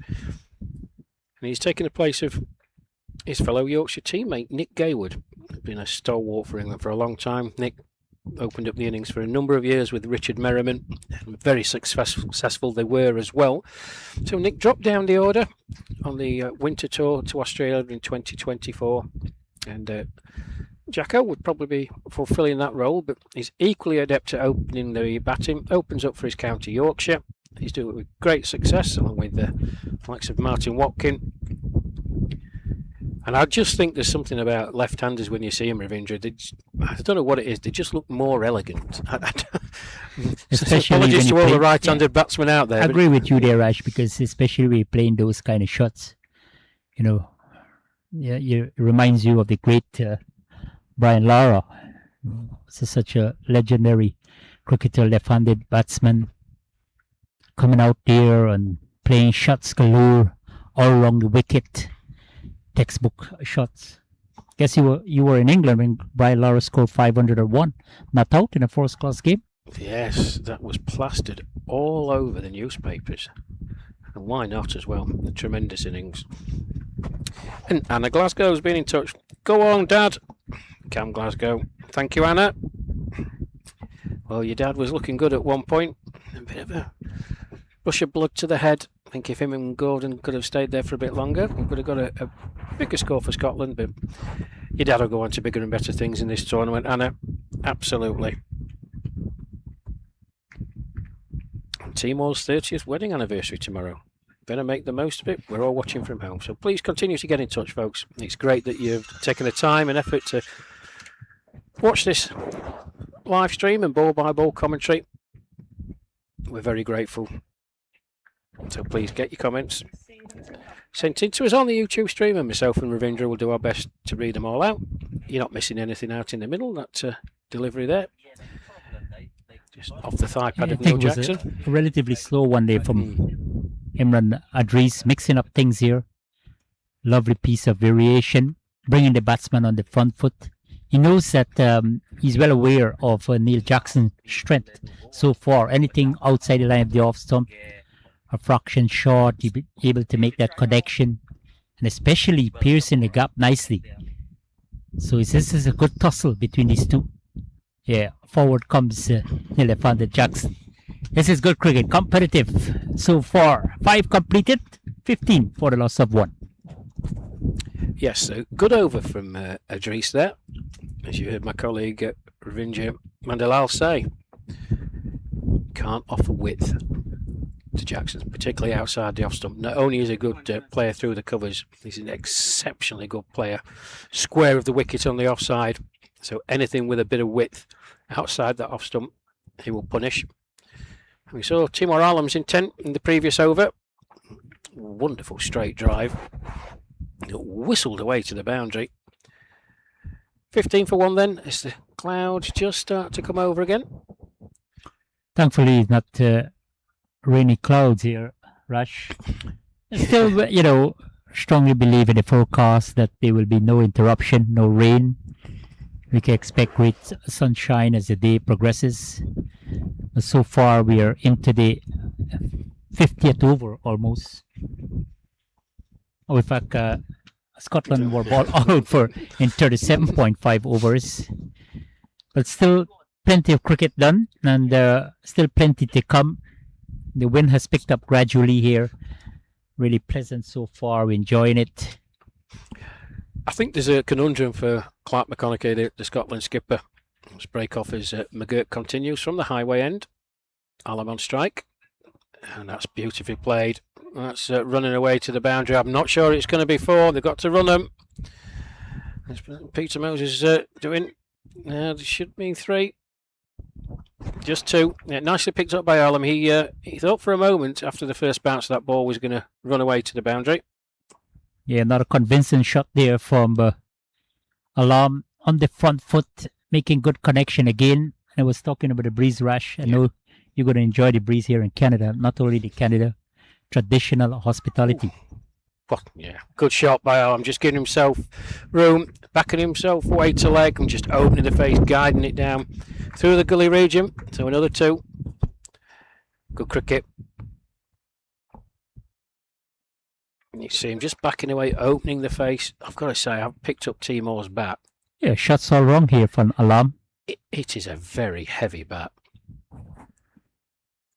This can be a little bit intimidating for Scotland because you have that left and right combination. And again, he's going square of the wicket. Yeah, this time half fielded at square leg, hit powerfully. He couldn't prevent a single, so 5 off the over so far. Yeah, I was going to say it's a conundrum for Clark McConaughey because you've obviously only got 110 runs to play with. These 2 batsmen have shown their intent already. It must be a nightmare for him because do you bring people in and challenge them to go over the top? Or do you accept the fact that you might have to give up 1s and 2s, and if you do that in an over, 2 or 3 of them in an over, England are going at 7 or 8, and it becomes a bit of a stroll for them. So I wouldn't like to be in Clark's shoes as McGurk makes his way in again from the highway end. That's outside the off stump. Watch this time by Jackson. Now there's no run. That's this wind gets a very pleasant wind, though I have to say. It's very cooling. Still with the attacking field because he has got a slip in place, backward point cover. Extra cover all within the 30-yard circle. Mid off, mid on, mid wicket. Really conventional field placement here for the off spinner. And he has got a man breezing along on boundary. Yeah, this is really well played again from Neil Jackson. Yeah, good cricket. Yeah, you called it, Ravindra. Good cricket. Just turned it into the onside awareness. Single off the end of the over then. 6 overs gone here. England in their pursuit of 111 to win their opening match in Group B of the IMC Over 60 World Cup, taking place in Toronto, Canada. 21 for 1. The man out. Neil Brathwaite caught at point, diving Mike Davis off the bowling of Idris, and it was a very fine catch indeed, folks, I've got to say. It shows you the quality that's on show here. These are senior players, but no lack of talent and ability, desire, heart. He hit very, very hard to him and was low down, and he made it look relatively simple in the end. I can assure you it wasn't. So Idris going to continue from the West End. Neil Jackson, left-hander on strike. Just a change being made in the field. No surprise that Scotland will continue with the spinners. Based on how they started off things for very force over. Picked up the wicket of Neil Brathwaite. Since then, these two in a rebuilding process for England. Doesn't look a difficult task ahead. Going about their business easy. getting the boundaries, picking up the singles. Oh, beaten, whether it was comprehensive or not, the edge, we'll have to wait on our replay. But definitely an excellent delivery there from Adris, making Neil Jackson coming on the front foot, went for the flashy drive. Yeah, based on the replay here, Ross. Yeah, I don't think he got anything on it at all, Ravindra. He didn't. It went through, it turned. Beats Yeah. everything there. The bat, Yeah. the keeper, the stumps. What a delivery there from Imran Adris. That turned a long, long way. That'll give him heart and just concentrate Neil Jackson's mind, but it turned a long way. You saw it in the replay, folks. It went through the gap. Beat Neil Jackson, beat the keeper. And that's certainly, Rash, more encouragement for the spinners. So expect a lengthy spell from him, Imran Adris, especially with that early breakthrough. Does get the ball to turn quite enormously. Just a matter of good line and length. Yes, so when he does get it on the off stump, probably just outside the channel of the off stump, getting the ball to come back very sharply, he's creating problem. Yes, clever bowling from him. He's been spot on since the commencement of proceedings here, the second half. But England, not to worry about. They can rely on the Neil Jackson, one of the frontline batters. And the way he started off here, 25 deliveries, got 10 to his name, but really a classy player. Yeah, you're absolutely right. And what that previous delivery that went through the gate, Timor Allen was at the non-striker centre. That's going to concentrate his mind a bit, but it will give a lot of confidence to Adris. That. Let's see how he gets on against a different batter in Ireland. He went for a big swipe, bit of a thickish inside edge that squirts out onto the leg side. Man comes in from his position deep on the leg side boundary to do the fielding. One more to Ireland, one more to the total. It's a definite turn, and you were here yesterday, Ravindra. You were saying it was a spinner's paradise, really, wasn't it? Yes, and you expect the spinners to really play a big role here. And it was quite predictable from the start that Scotland will go with their probably the best spinners on show, Andries. So, 7 overs gone here. England 25 for 1, chasing 111. And I think, Russ, they don't need to hurry. They can take it session by session, or we call it the first 15 overs. We don't want to lose any more wicket. We don't want to, have that shaky start. We don't want to have more fuss about our reply here. Take it 15 overs per 15 overs, yeah, and then 30 overs you can get closer to the target without losing, plenty of wickets, and that could be a good plan. It's just a matter of execution. Well, Scotland, yes, they had early momentum in defence of that 111 from 45 overs. So no doubt they will be hoping to keep taking wickets on a regular basis. Well, but so far, it has been very competitive. Yeah, it has. Slightly, I don't know whether Gordon McGurk is still carrying that injury, but he's been replaced at the highway end. Javed Ashraf, who has bowled very, very well this summer. So, different combination. Timor Allen on strike. But yeah, you're absolutely right. England just needs to go in sectors. Scoreboard pressure is non-existent. So you take that away. Just play sensibly. Allen plays that beautifully. Just rocks onto the back foot, and that's racing away towards the boundary. Will it get there? I don't think it will. They've run 2. That's excellent running. Yeah, 3. Good shot by Timor Allen. See there, just off the back foot, punch through. Yeah, good positive batting again there from Timor Alam. He needs to really be on a show since he came in at number 3. Very pivotal position. You want to come out there and start off nicely, and did exactly what is required in this position at this stage of the game. Didn't really peg down by the early loss of his team with the departure of Neil Brathwaite. He'll be positive, confident, and picking up runs quite quickly as well. and is staging a good recovery here. A partnership started to develop nicely between him and Neil Jackson. Yeah, absolutely. And bearing in mind that when you always come in first down, you can be in second ball. So you've got the mindset of an opener. I think England are very blessed that you've got someone coming in one down who naturally is very attacking and aggressive. But that was a lovely shot through the covers, and they just need to complement each other. Left hand, right hand is going to cause a few issues for Scotland. We've seen it, the changes in the field, and Clark McConaughey trying to work things out. That's nicely tucked into the leg side. Oh, a misfield. We're going for one. Jackson 1-1. Timor Alam says no. No harm done. Dot ball in the end. 28 for 1 England. But he's constantly tinkering his field, Clark McConaughey. There's another change there. Out in the deep. Jackson just watchful, plays it back down the pitch, and there's no run.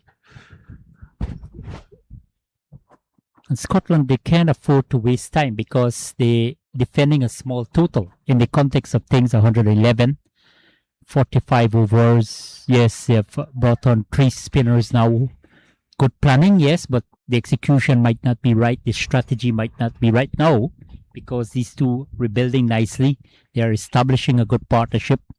8 completed, 28 for 1. Yeah, absolutely. 8 gone here. You can see on the bottom of your screen, folks, the run rate currently at 3.50. The run rate required 2.24. As I said, there's no scoreboard pressure whatsoever on these England batters. Take your time. You've got plenty of it. And that's the difference with Scotland being bowled out in those 37 overs, Ravindra. 8 overs lost. I mean, if you could put on another 20, 25 in that, yeah, you're still getting up to 130, 140. But it just asks a different question then. 111 should be well within the reach of these England batters if they apply themselves properly. As Idris continues, it's a nice shot by Allen. Just rocking back again, opening the face of the bat. Should be a very easy 2. There's 3 Scotland fielders converge on it.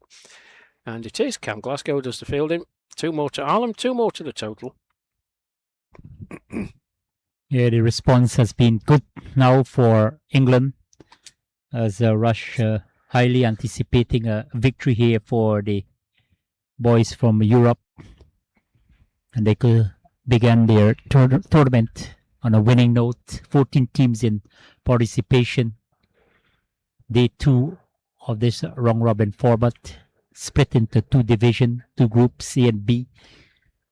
Top 4s will advance to the semi-final on August 24th, and then the 2 winners will clash on August 23rd. Should be a showdown there, Rush. It will. Mouth-watering. Hopeful that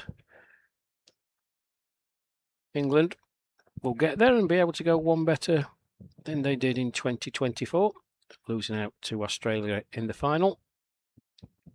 One thing I was going to ask you about, Ravindra, was, and get your thoughts on it probably at the end of this over, is net run rate.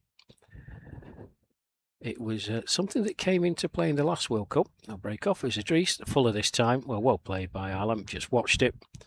Not tempted on that occasion, an orthodox forward defensive shot back to the bowler, and there's no run. It got very, I'll put this nicely, squeaky bum time in 2024. Net run rate did come into play in the final round robin matches. That's a good bit of fielding at point. Yeah, good bowling again there from Idris. Looking to probably finding that backward point region area. Timori hitting the ball hard, went straight to the man at backward point. Still plenty of vacancies on the offside. Yeah, this time he's finding the gap towards backward point. Doesn't have enough speed to reach the boundary, but they will collect 2. Yeah, wonderful piece of batting again there from Timor Alam. Continues to be positive, continues to be confident at the crease. 9 completed, 31 for 1. And then let me answer the question. Yes, net run rate will be factoring into this tournament because you need winners by the completion of the group stage. So if you can pull off a victory as quickly as possible with plenty of overs to spare or plenty of wickets to spare, yeah, it can come back to haunt you. Yes. Yeah, so you have to be very careful. But good question, Rush. And let's see how quickly England can get there, because they started to look directly in the pathway of a victory here. 34 for the loss of 1 wicket. After 9 overs, I think they started to coast along against Scotland. Yeah, certainly. Scotland striving for a breakthrough here. It's hard work for them. As I said, a bit betwixt and between. But I do like the intent. You've got a man short in on the offside, and Neil Jackson's already demonstrated his penchant for going through that offside. Well, it's just tucked round the corner. I'll wait for the signal from the umpire. Evan Watkin from New Zealand, leg by signalled. 1 more to the total. Yeah, that 2024 tournament in Group B was a real bun fight towards the end with Wales and the West Indies and Sri Lanka, and it did actually come down to net run rate in the end. And of course, in the event of a super over, or in the event of a tie match, there will be no super over any group stage. That's right, yeah. Only in the semi-final. That's right, yeah. Yeah. So those are some of the conditions and regulation of the tournament. Thanks to IMC running off another edition of the over 60 World Cup here in Canada. Beautiful day for cricket. And despite losing an early wicket, has been a beautiful reply here for England, because of their dominance in this version of the game and this category. Certainly would have held that psychological advantage coming into this contest. Can rule out Scotland as yet. Leading edge out toward third man. Neil Jackson probably looking for that expansive cover drive. And Ashraf here disappointed. Thought he might have one there. It would have been a big one, but nevertheless picked up 2 runs. Always an element of danger, a rush, if you're going to go for that big drive. And you've got to slip there, and then you finally got the edge. Yeah, it was a tempter from Ashraf. Good, intelligent bowling, and Neil Jackson didn't hold back. He threw the kitchen sink at it. A thickish edge, flew past the slip. Nothing that a slip could do at all. But good, intelligent bowling. Quicker, flatter this time, and full face of the bat. 10 overs gone here then. Max Ward North Ground. England versus Scotland. The first round-robin matches for these two teams in Group B. 36 for 1, chasing 111. Well, they're going well above the required run rate, 3.60, quite impressive. The required rate is 2.14. 75 runs from 35 overs is a long way to go. Anyone can predict a victory here for England, unless something dramatic happens for Scotland in the bowling department. But I like their fight. They've come out and say, okay, we can defend this total. This is our first match of the tournament. We want to start off things on a winning note. Bring that level of positivity, determination to the game. Yes, we were all over 110. We might not be satisfied because we thought we could have gotten 160, 170. That would have been a more respectable total on the board. But given the fight here, spinners in operation.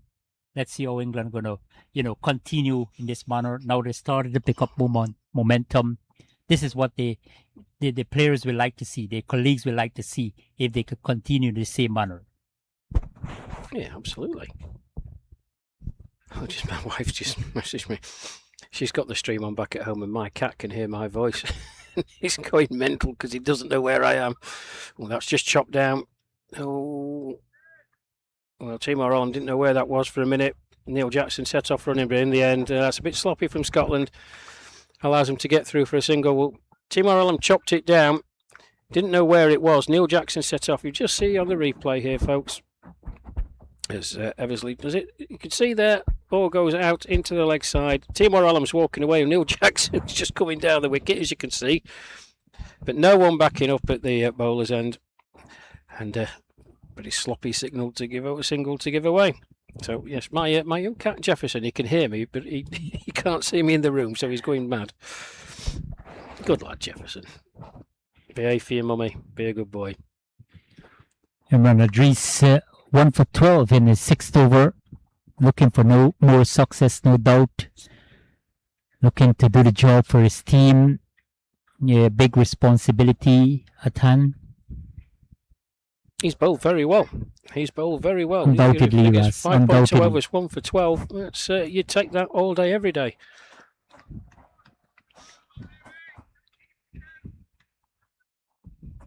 But these two have been very, very impressive since they have joined forces together. Yeah.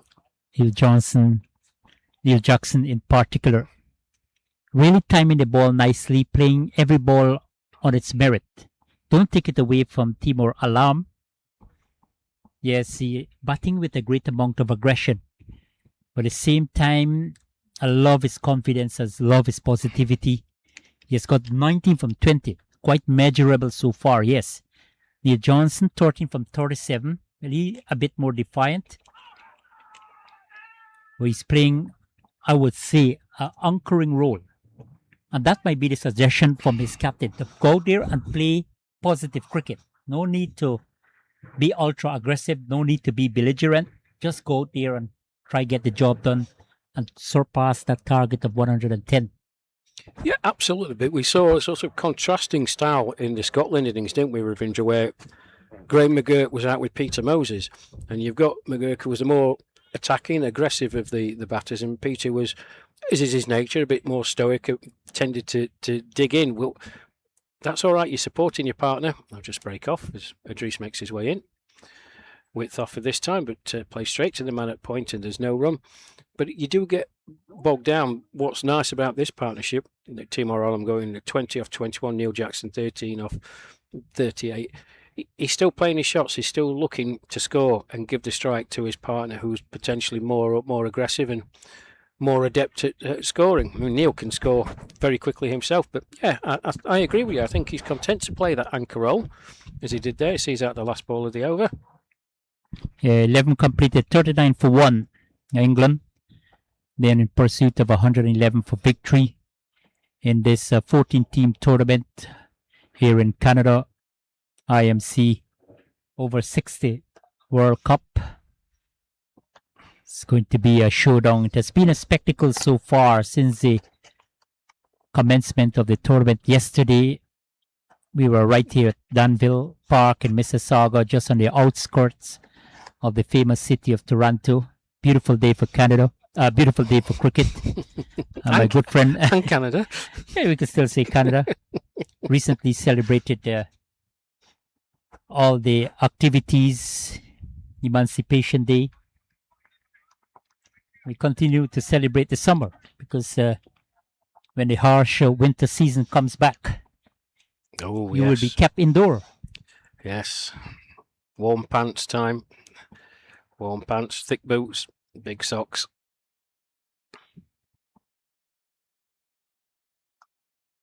Yeah, that's just too easy for Alam. Yeah, really nice piece of batting again there from Timur Alam. He's been terrific since the start of his innings. Really came out with the intention, rush, playing every ball on its merit. Shots all wrong. A wide array of shots from him so far in this innings. 22 off 22, a ball, a run. This is really a good approach from him. Strategical from him as well. Yep. And he has got the support from Neil Jackson, who began the innings with Neil Brathwaite, the only victim so far for England. Having some comments there? Yes, I'll get to them at the conclusion of this delivery. With this partnership, it's reached 42. England 1 for 1. I do apologise for this, folks, but I'm getting a load of comments about my cat. Why is he called Jefferson? His dad was called Jeff, and we didn't know what to call him, so son of Jeff is Jefferson. It's as simple as that, I'm afraid. Good shot again by Alam, again off the back foot. I think it's still going to hold up. 2 more to him. It's about the cat, but not the cat.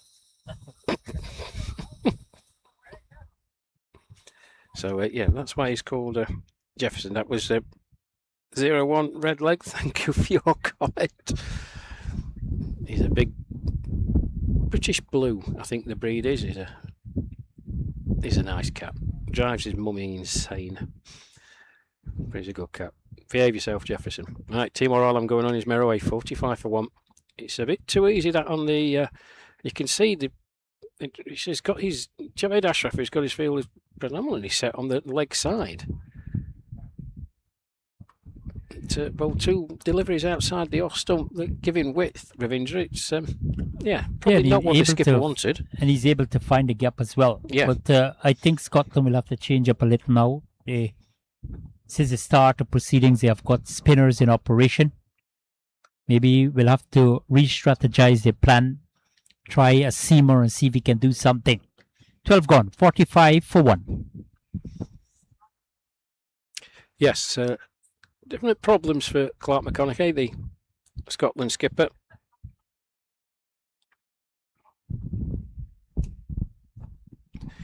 Timor Alam looking really solid at the crease. Neil Jackson has been supportive because he's got 13 from 39. Alam 26 from 27. The partnership 44. Second wicket, of course, after an early blow with the departure of Neil Bradway without scoring. But these two have fought back well, bringing back stability to the innings, restored innings effectively so far. Wonderful partnership developed there between these two. It has been resounding so far for England because it just need 66 runs for victory from the 33 overs. So still plenty overs to come. 9 wickets in hand. Nothing to worry about. No, absolutely not. I like the way it's the word they've applied themselves. You know, the loss of an early wicket, 1 for 1, it can send some jitters through the boys sitting back in the hutch. But they've applied themselves really well. Timor Alam, you know, he in fairness to Timor, he struggled in the warm-up game against Canada on Friday. He was out for a duck after 12 deliveries, most uncharacteristic for him. But they've applied themselves really well, and I expect them to now just bat sensibly. Imran Idris has bowled very well. He's into his 7th over. That's played down the ground. Should be a single. There it is. But they're going along very nicely indeed. Yeah, good running between these two here. Communication aspect has been outstanding. Immediately took off for the single. Good response there from Alam. Really, really beautiful batting. Really, really solid partnership now. This can be a great foundation for that target of 111. Shot. Real positive batting here from Alam. On the front foot. Once it is there to be hit, I don't think he's reluctant to use his feet. Really good batting here from Timor Alam.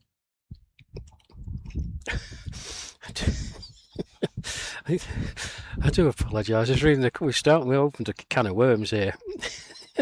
Guy at work named his son Harley. His dad was called David. Goodness me. Harley Davids. Love it. Keep them coming in, folks.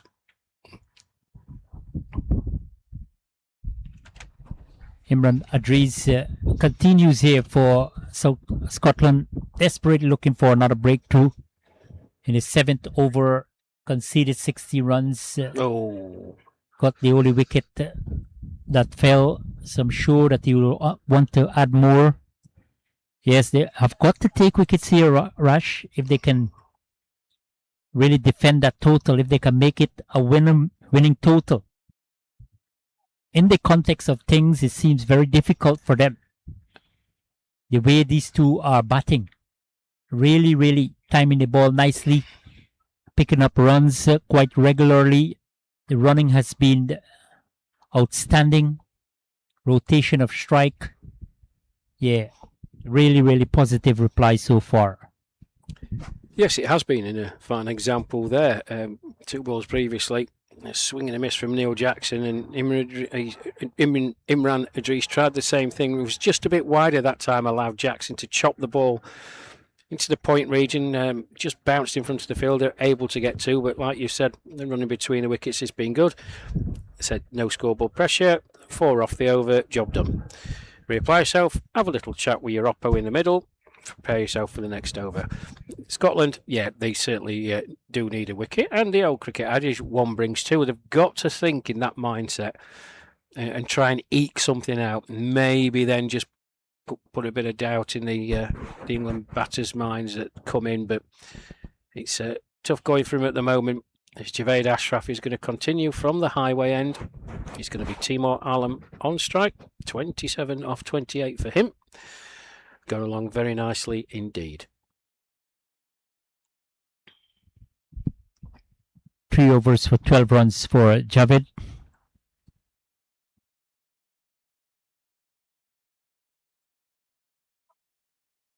I'm sure the captain will continue to hang hopes on this man to have another breakthrough here. They've been under tremendous pressure.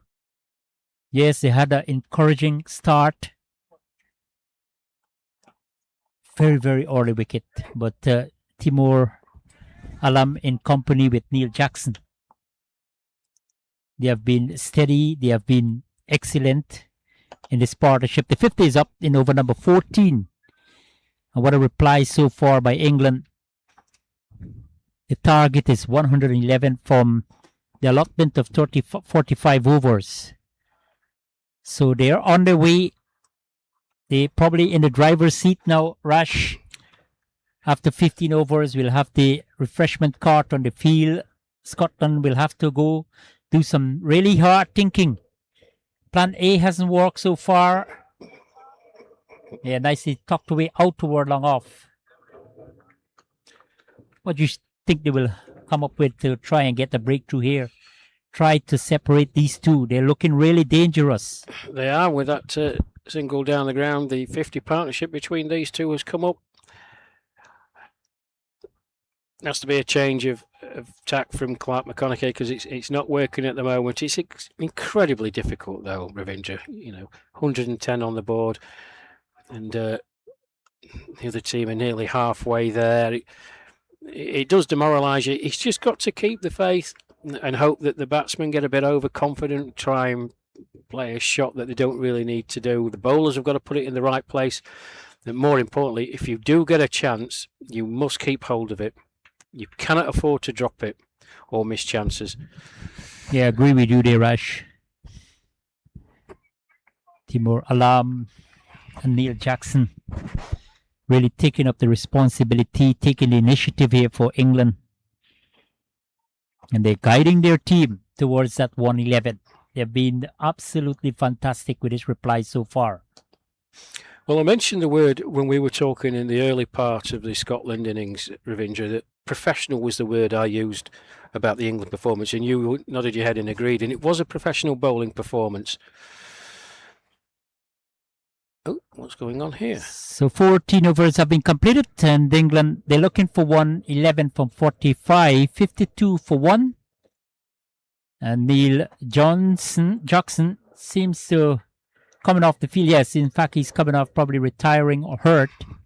Picked up an injury. But this, in the context of things, a massive blow here for England, because he was looking absolutely fantastic at the crease. Yes, 46 deliveries, 17 runs, but he was part of that partnership for the second wicket. Yeah, Neil Jackson, in the final game that England played before they got on the plane to Toronto, played the England over 50s Lions at Dunmow, and he came off following dismissal of Ian Barton. Him and Ian Barton were batting. Ian Barton was out, and Jacko came straight off, just feeling his hamstring. I would hazard a guess that he's probably just felt a little tweak. It's a long old tournament here, and no point risking it out there. So the England skipper, Ed Gordon-Lennox, makes his way into the middle. And good evening, Catherine Lawson. Hey up, Cap. Evening, Rash. And all the best from Outerbridge, my home village in Sheffield. Thanks, Cap. A big hello to Sally and the rest of the gang at Outerbridge in the White Hart and the Cock Inn. Hope you're tuning in. As Imran Idris continues from the West End. Arlam, it's a big appeal for LBW. That looked very batty to me. Timor Allen looks absolutely a filthy look that he gave Stevie Allison behind the stumps. He said, what were you appealing for that for? Anyway.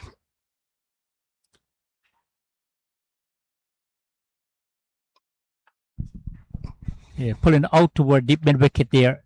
The captain is off the mark. Timor, I think. Yes, it was Timor. Oh, Timor. Yeah. Alarm. Didn't expect the captain to play that kind of big shot. Oh, he very does. first ball facing up. Yeah. Well, Ed Gordon Lennox, again, you've got two very... Timor Allen, we know all about him, but Ed Gordon Lennox is no slouch. He likes to get on with it as well. That's a better delivery. Better length. In Allen playing on the back foot. He's really bowling his heart out here. Imran Idris into his 7th over.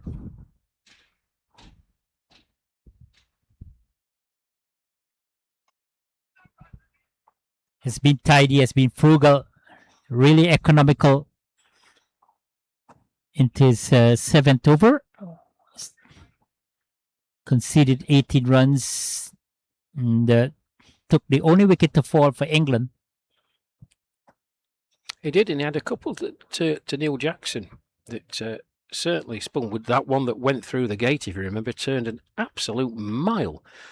Went straight through the gate, Neil Jackson. Stevie Allison behind the stumps couldn't do anything about it, but it was a delivery that certainly would have given him a lot of hope and confidence.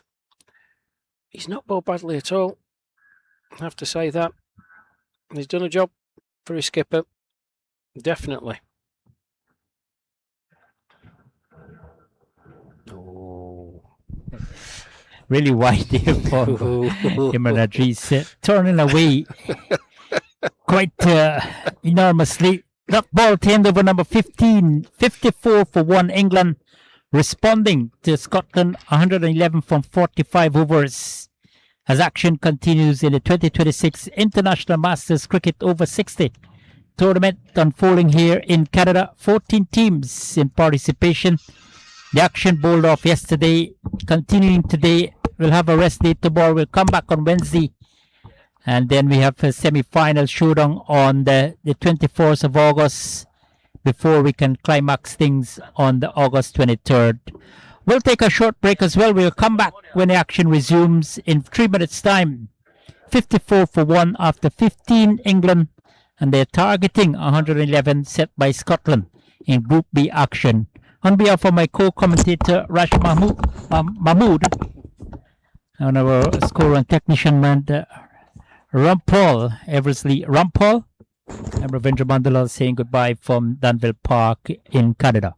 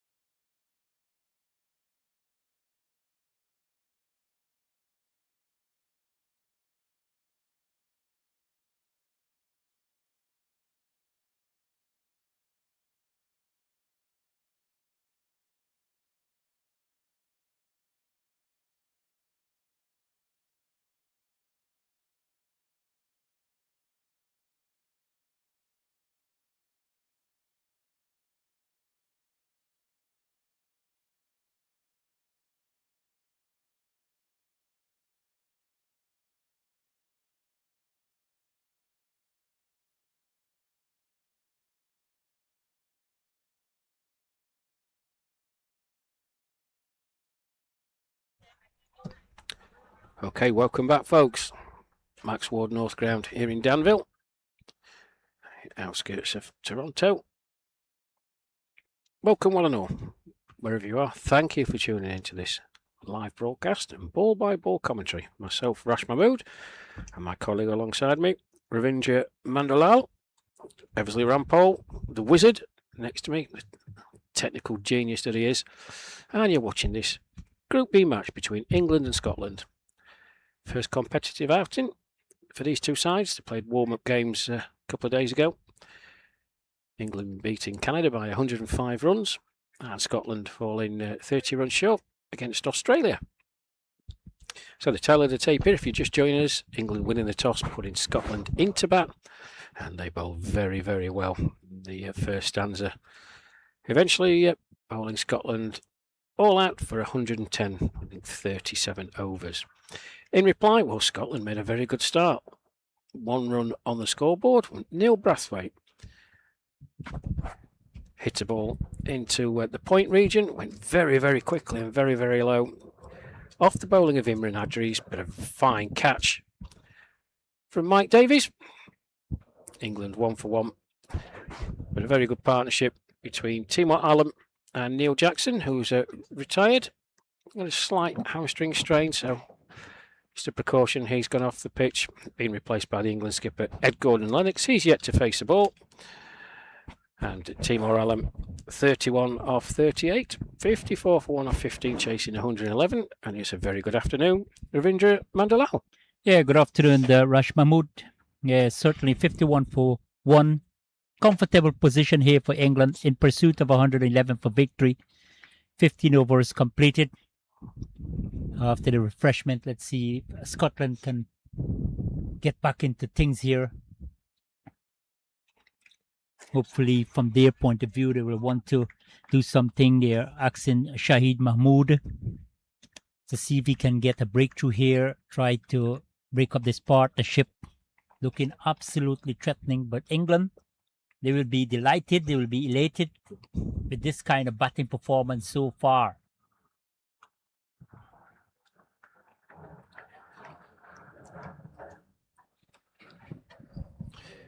Yes, they certainly will.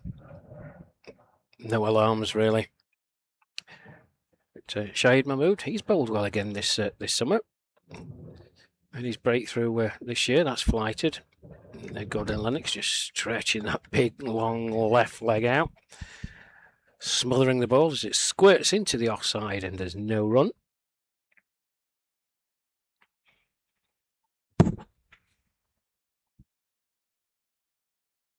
So they will rely heavily on this Timor Mahmood. In fact, he's bowling just a gentle half spin. So more spinner in operation here for the Scottish team. Understand they're trying with the slow bowlers, perhaps inspired by the bowling performance from England. Most of the spinners would have done the damage. So it's quite predictable here for Scotland. Yeah, the total is starting to look quite decent now. England still a far way to go, 57 from 29.4 overs. Required rate hovering just over 1.92. Loud appeal, optimism more than anything else. Top ball to end over number 16 after the resumption of play. England cruising along here, 54 for 1. Yes, Stevie Allison behind the stumps. Very natty pair of wicket-keeping gloves. Can you see how fluorescent they are? I don't think I've ever seen anything like that. Yes, much like Alan Whitman in the England innings, he was a solo appealer on a couple of occasions. The umpire, Evan Watkin from New Zealand, wasn't having a bit of it. So, who do we think? Well, he's going to bowl out, I think. He is. Let's have a look.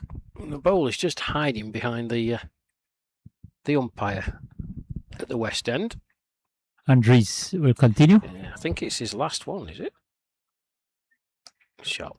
Yeah, through the gap there from Timor Alam. again, finding the gap to perfection. Just not putting enough power into the shot. And I think it's not really a downfall, but just that he's not able to get it to the boundary because it's a relatively heavy outfield. So we can't blame him thoroughly for the shot. Yeah, just walking on there when we were doing the pitch report, Ravindra, the grass is cut against the grain. It's going against the grain, so it's in opposition to the ball. You'd normally have the grass going with the grain. I think if that was the case, the ball goes for 4. So it's just holding up, providing a bit more friction. I don't think he could have hit that any harder, in fairness. And it just shows your boundaries are at a premium, and Scotland just didn't score enough of them in their innings. So it is Imran Idris who's going to finish up. His 9th and final over, 1 for 22. He accounted for that only wicket that fell for England. Yeah, steady stuff from him. And the good thing I like about Idris that he's making the batsman play, he's making the batsman think. He's making the batsman negotiating his operation here. Excellent from him. And I like his commitment. Yes, he's bowling wicket to wicket on many occasions. As I said, he's giving his heart out here. He knows the responsibility on his shoulder. Yes, he hasn't made a big impression, but he's definitely one to watch as the tournament progresses. Yes, I would agree wholeheartedly with that. In the context of this, I think he's bowled very, very well.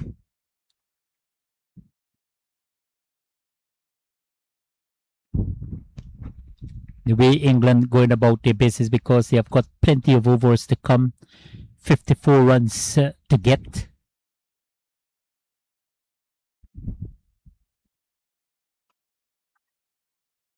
He struck hard straight to the man at long on.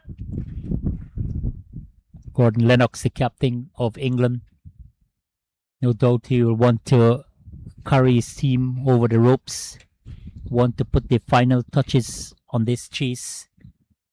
And he's got a reliable partner, Timur Alam, into his tortoise as well. Yeah, just can't ask for better from Alam. Very watchful, very defensive. Against Imran Idris, ended with 1 for 21 from his allotted 9 overs. Good spell in the context of things. Very tidy, very economical, very impressive. 17 completed. England chasing 111 for victory. 58 for 1.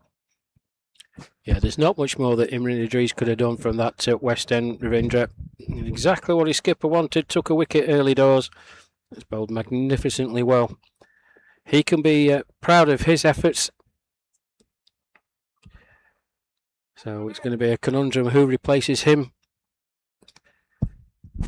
Well, we were talking this morning with Mark Wilson, sent down 9 consecutive overs. And because of his economy rate, we were wondering who would have replaced him. Yeah. So hopefully we might see a spinner replacing Idris. Yeah, I think you're spot on. I mean, quite surprised that Jerry Smith, who's just over my left shoulder, wily old character Jerry Smith, wasn't selected today. This is a type of pitch that is just perfect for him. He's a very naggy bowler. I'm sure Jerry won't mind me saying that, but he's normally spot on with his length, and it's drip, drip, drip. It's like Chinese water torture. I think the pitch would probably be set up for him, but he was not in the starting 12 today. Be very interesting who Clark McConaughey is going to bring on from that West End.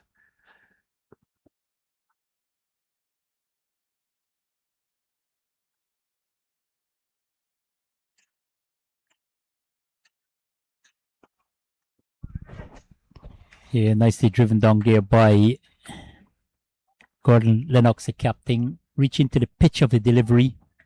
Saw it coming. Plenty of air there. Was quite generous from Mahmood, the off spinner. He's just trying or just adding that variation to his bowling. It's a good tussle between him and the batters. And the chance went to beg in there. Yeah, just talking about his variation, talking about his penetration rush, and certainly he would have gotten a wicket there for his hard work. Well, first things first, it was hit back incredibly hard. You can see that just at that long height, tried to get there. Good effort. As I was saying a couple of overs before, if the chance comes, you've got to hold on to it, but I don't think we can attach any blame. It was hit tremendously hard back, came at a very awkward height in his follow-through from his delivery stride, tried to get his hands to the right and just couldn't hold on. But a valiant effort. Catches win matches. Catches do win matches, of course, and you never know. But, yeah, I don't think too reproachful to Shahid Mahmood there. End of the over. Yeah, 59 for 1, and we have Rush with some updates from the other games across the Greater Toronto area. So, the game taking place on the pitch just over yonder. New Zealand batting first, 266 off their 45 overs. In reply, Zimbabwe 40 for 2 off 10. The USA taking on India. The USA batting first and posting a more than useful 232 for 4. India in reply, 7 overs gone, 26 without loss. Wales versus Canada. Wales struggled mightily, 131 for 8 off their 45 overs. Well, this could go an interesting way. Canada 41 for 2 off 10. South Africa and Australia. Now, this is a match, folks, due to some water getting under the covers that required a pitch inspection. And the match started at 1 p.m. local time. It's a match reduced to 28 overs. South Africa batting first, 83 for 3 off 18. Pakistan batted first and posted 241 for 6. Fine score, and the emerging nations are yet to bat.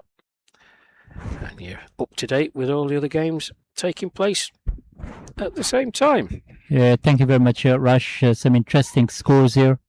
Big scores as well, 240, 230. You know, in 45 overs, veteran cricket. That's absolutely a big effort from the batters. Change of bowling, of course. Bob August into the attack. They're bringing in a seamer into the attack here. Rush, quite surprising. He'd be delighted, Bob Angus, that you called him a seamer. Probably not finding that other option in his slow bowling department.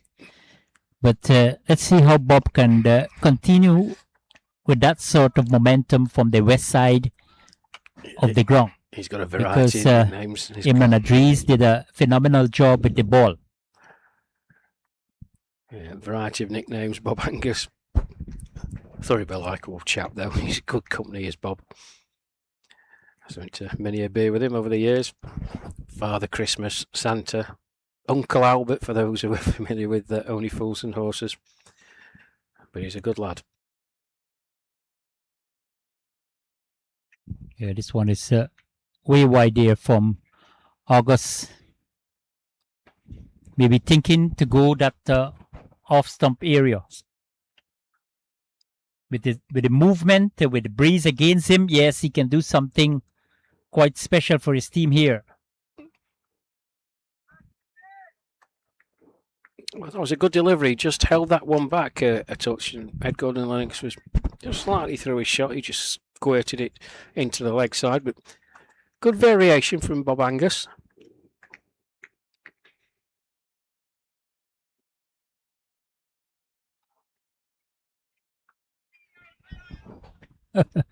Right to target again there from August. We talking that the it's quite surprising having a seamer in operation, but Bob August doing a good job so far in this over. Yeah, well bowled again. You talk about his variation, Rush.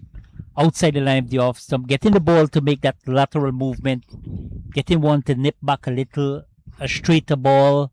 Yeah, lovely piece of variation in his over from Bob August. Yeah. Didn't make a big impression with the bat. He had almost a golden duck, but just faced up 2 deliveries. Well, that last one just a bit shorter and just offering a bit of width for Ed Gordon Lennox to rock back on his heels and punch it through the offside for 2 off the final delivery of that Bob Angus first over. 19 overs gone. 61 for 1. And Bill Jackson retire so effectively 59 for 2.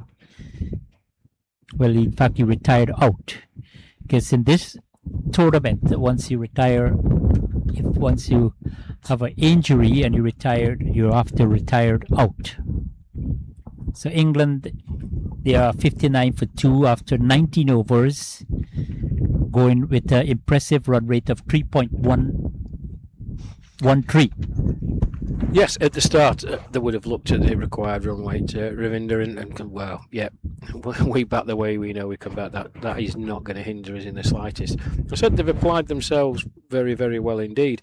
One of the interesting things of the competition rules, there are no runners allowed until after the 5th wicket has fallen. And that's something we're going to have to monitor through the course of this tournament. What a shot that is.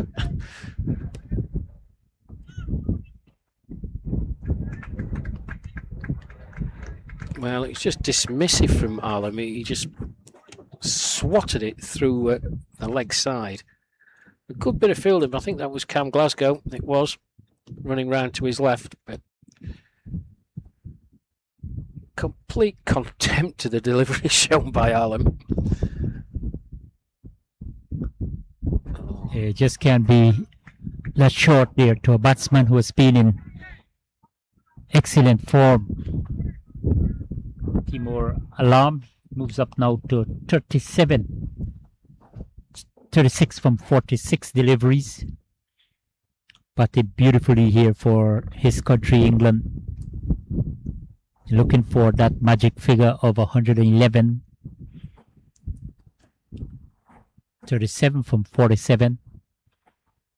And the captain has been very patient, very defiant, but he has been supportive, Raj.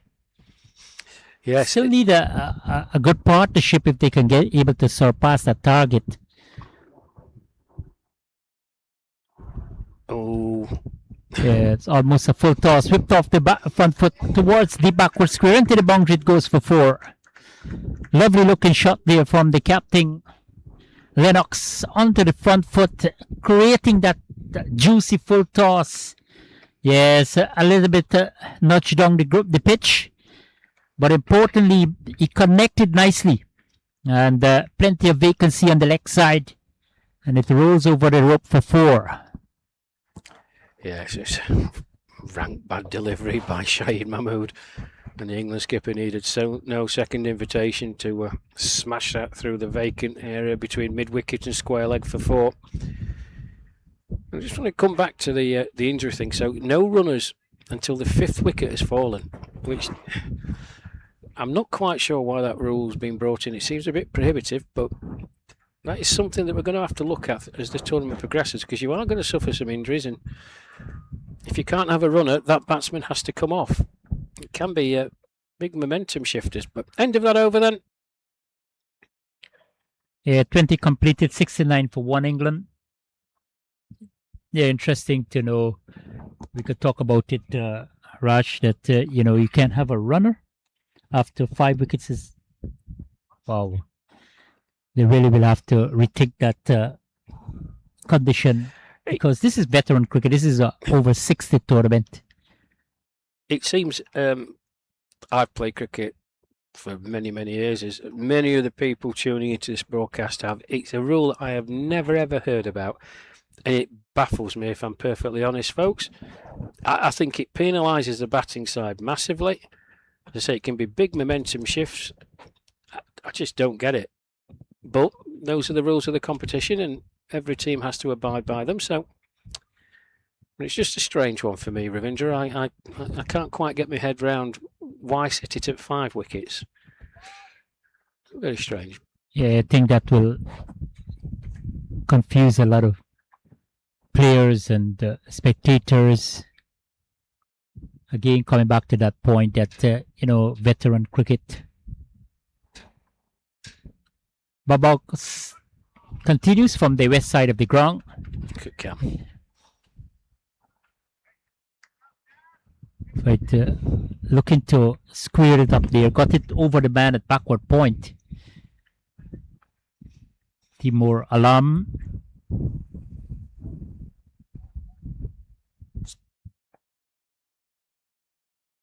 So far, this has been a wonderful chase by England.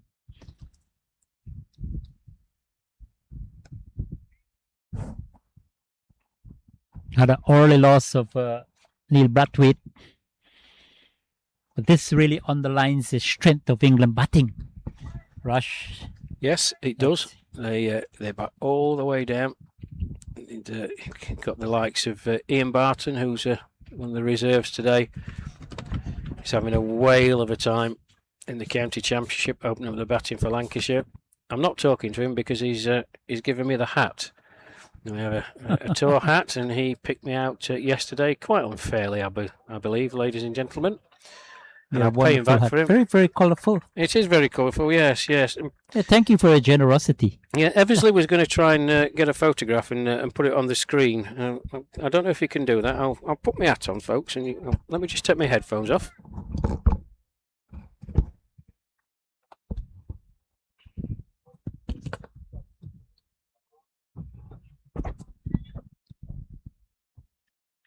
Yeah, Angus continues from the west side. Really a quality bowling performance from him so far. Hasn't conceded many. The spinner Imran Adris.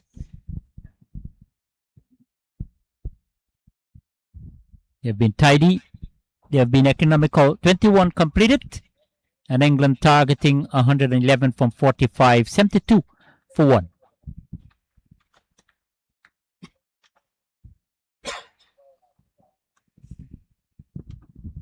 Back with plenty of sunshine, plenty of colors there. Yes, you have it there, Rasha Mahmood. Beautiful hat. You love it there, man. Absolutely fantastic.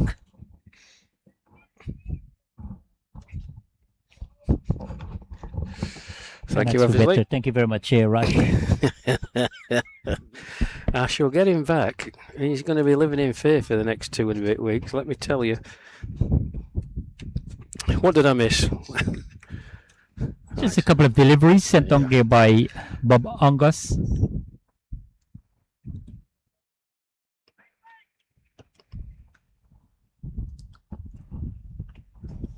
Shahid Mahmood continues from the highway road end 410.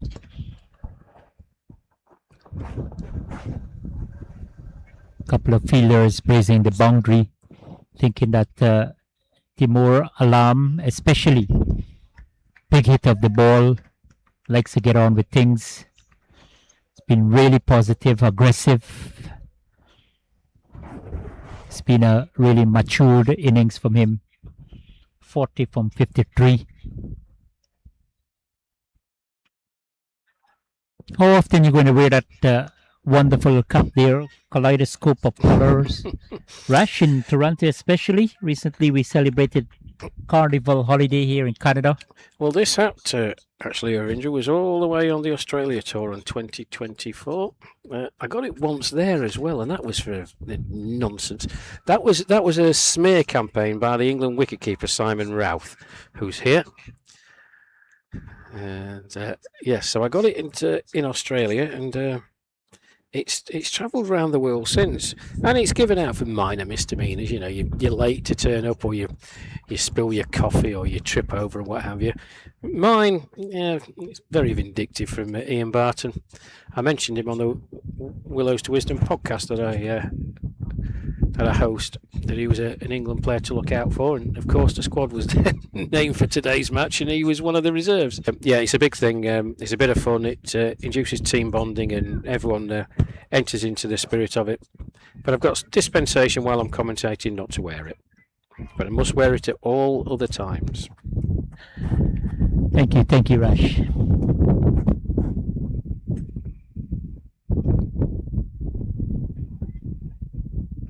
Yeah, just timing the ball there nicely again.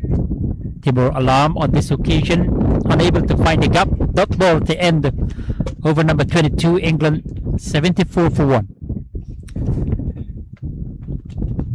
So England, in the big scheme of things, going along at just over 3 and over.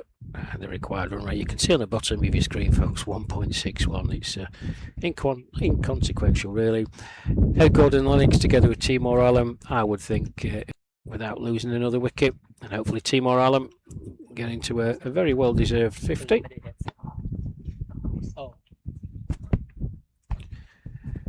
So Bob Angus continuing from the West End, short house. 4 for him. We saw a couple of shots that Timur Alam played, and you heard my colleague Ravindra mention that the ball didn't get to the boundary. That was absolutely mullered. It's the right word I can say. It this flew one has across plenty the of turf. power on this occasion. Oh, big swing and a miss this time. That's probably going to get there, is it? Oh, no. Just holds up. Oh, Timur Alam, what's he doing? We're just waiting for umpire Bob Spats. What's he signalling there? Byes are signalled. It was an almighty swing by Ed Gordon Lennox. He missed it. Stevie Allison missed it.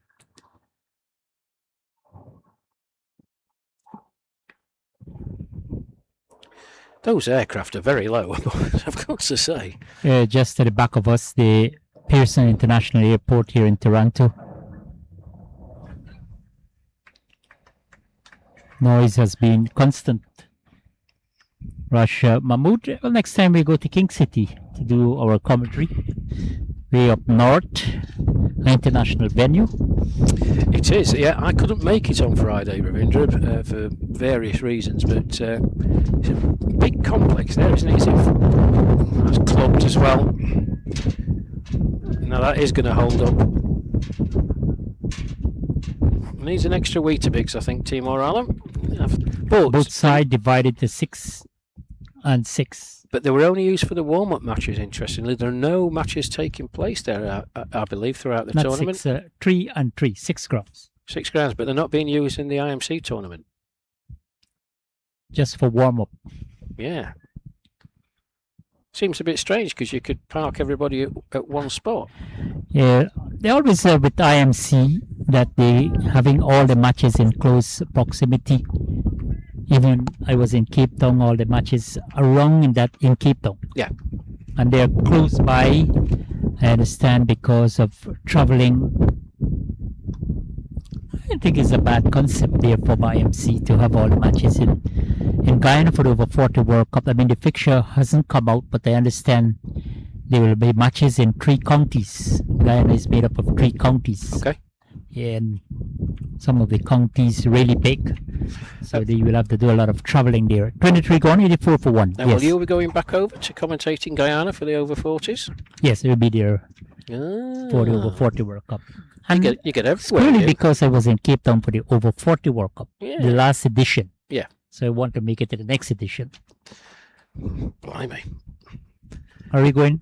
You said that you're not going to I can't Guyana. get it out. No, as I told Over you. 40 World Cup. I tell you. No. The only way I can get there is, you won't understand this, but some of the UK viewing audience might, if they're tuning in, try and stand on the town hall steps and get some trade. Might earn me 50 pence or so. But it's the great thing about Masters cricket. Someone's just overheard me say that behind me. It's the great thing about Masters cricket. It's global now. 40s, 50s, 60s, 70s, and the intermediate age groups, 65s as well. Shahid Mahmood continuing. Alam, as is his wont, just dabs that out into the offside and takes a very easy single. He's merrily making his way towards. His team had an early wobble, 1 for 1, with the dismissal of Neil Bradway. Shots. Oh my goodness me. A really fine shot there from the captain, Gordon Lennox. Let's hope the face of the bat, and again, well, it runs into the boundary. Yes, look at it. On the back foot. Yeah, he's such a powerful man, but I can't begin to tell you, folks, the timing involved. Yes, it was a fine shot, but you saw Timor Alam in the previous over. He hit a shot through the covers that was for 2. That one is just absolutely flown across this outfield, and it's by no means a quick outfield. The timing was impeccable. This is really good batting from the captain, Lennox. He's been a fine player for a number of years. He, the vice captain of England on the 2024 World Cup adventure with the bat. That's nicely played down the ground. That he made a decision, spoke to Richard Merriman and the England team manager Paul Bradley and said, "Gents, no, I'm not doing it. It's it takes some character to do that He's in a a World key player. Cup final." Oh, absolutely, yeah. And with Richard Merriman stepping down, and Ed's taking the reins, and yeah, he's a good guy.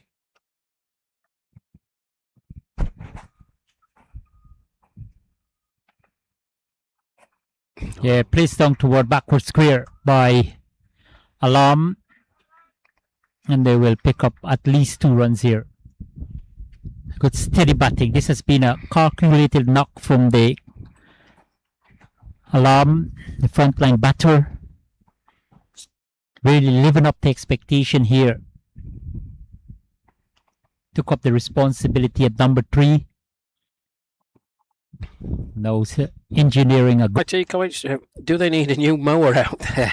I think they nearly lost a ball on the field of play just now. It is a lush outfield, I will give you that. Venice Brathwaite. I don't know if that's any relation to Neil. Where did you get that hat? Where did you get that hat? Good going, England. Yep. Oh, Chris Dearden. Noddy Dearden. Suits you, sir. Littleborough legend. I'll get it in now, Noddy, before you put another comment on. Leading run scorer for Littleborough. Yeah, good player for England for many years, Noddy, but now we're flourishing in the over 65s. I know your next round of matches is on the 20th of August, Noddy.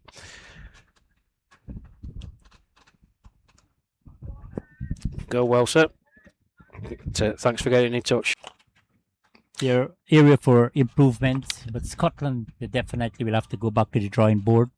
No condemnation, but yes, they show a lot of positivity in the batting and bowling, but at the same time, Sharp. you know, there are some areas for improvement. Yeah, it's gone towards that fine leg This is boundary 50. for 4. So they're getting close and close. Timor Alam, well played off century, acknowledging the applause from its teammates.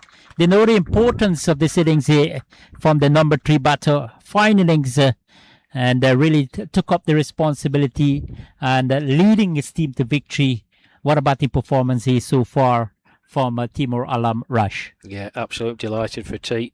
And he's a confidence player. This will give him bags of confidence. And one thing you want in the tournament is for your players to feel confident, and he can be justly proud of his performance today. Excellent, excellent half century. And it's just been a good knock right from ball one. Well done, T.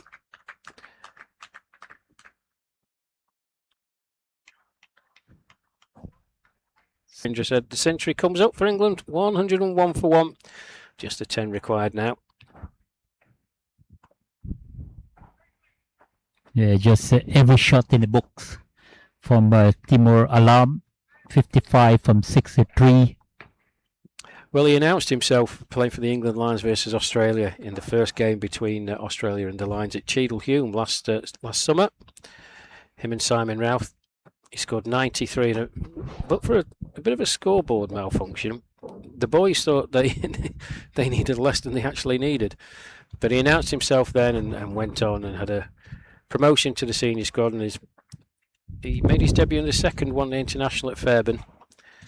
England 1 down in the series, and his first ball he absolutely crunched it through the offside, went straight to Stephen Butler, who probably wishes he didn't get in the way. Stevie Aston. Well then, young Stevie Aston, England stumper, broke his arm playing for his Saturday club. Foolish boy, Steve. Manny, our talent, should have whipped it away for 6. But Stevie broke his arm, unfortunately, and couldn't take his place on this tour. more than able deputy in Simon Routh and Colin Cliff in to back up Simon. But good to see Steve here and his wife Rachel. Went to see Rush. See you, Rach. Went to see Rush the other night. I said it was a thoroughly good concert.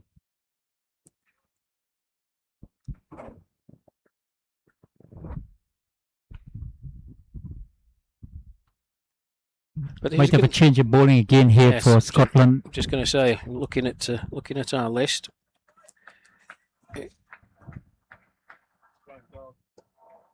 Yeah.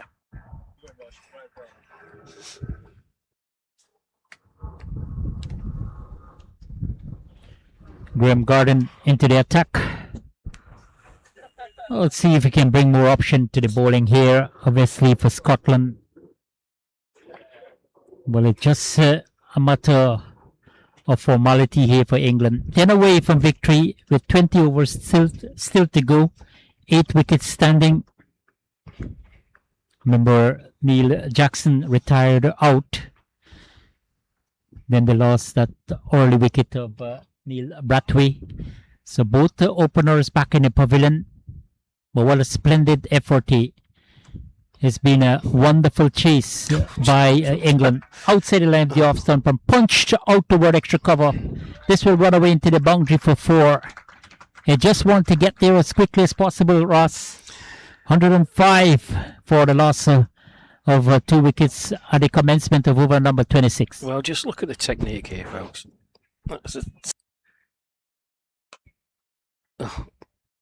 Well fielded. Hit powerfully again. Well, the England boys did the basics right when they went out to bowl. They found their length very, very early and got Scotland in a hole. At 59 for 5, we were saying, well, could Scotland get to 80? They did, and fair play to them. Cam Glasgow and Graham McGurk, but losing 4 quick wickets. That's been dispatched as well. Won't get there this time. Should be 2, though. And it is. And a very gentle and sedate 2 it is, as McGurk does the fielding. But professional was the word I used, Ravindra, in that England bowling stint, and it was. They bowled well, they bowled intelligently. Just a couple of chances that were dropped, but yeah, for the most part, they would have been delighted having their first sort of real competitive run out in the tournament. And they've batted very... The over 60 tournament. What a way to finish it off with a classical off drive. And England won comprehensively by 9 wickets with still plenty of over. Yes, congratulations to England. Comprehensive is the right word. They will be absolutely delighted to be up and running. Obviously nervous, seasoned players, the vast majority, but you want to start your tournament off in the right way. And they did that, as you heard me say, with the bowling performance. It was absolutely on point. Really never gave Scotland a sniff. And 110 all out. It was never really going to be enough, even if Scotland made inroads early and often. And they did make the inroads with the dismissal of Neil Brathwaite when the score was on 1. But a wonderful, wonderful display of batting, just applying themselves, reading the conditions, knowing the context that they didn't have to do anything stupid. Neil Jackson and Timor Allen. Neil Jackson retiring, well, I think would probably just a precautionary measure with a tweak of the hamstring.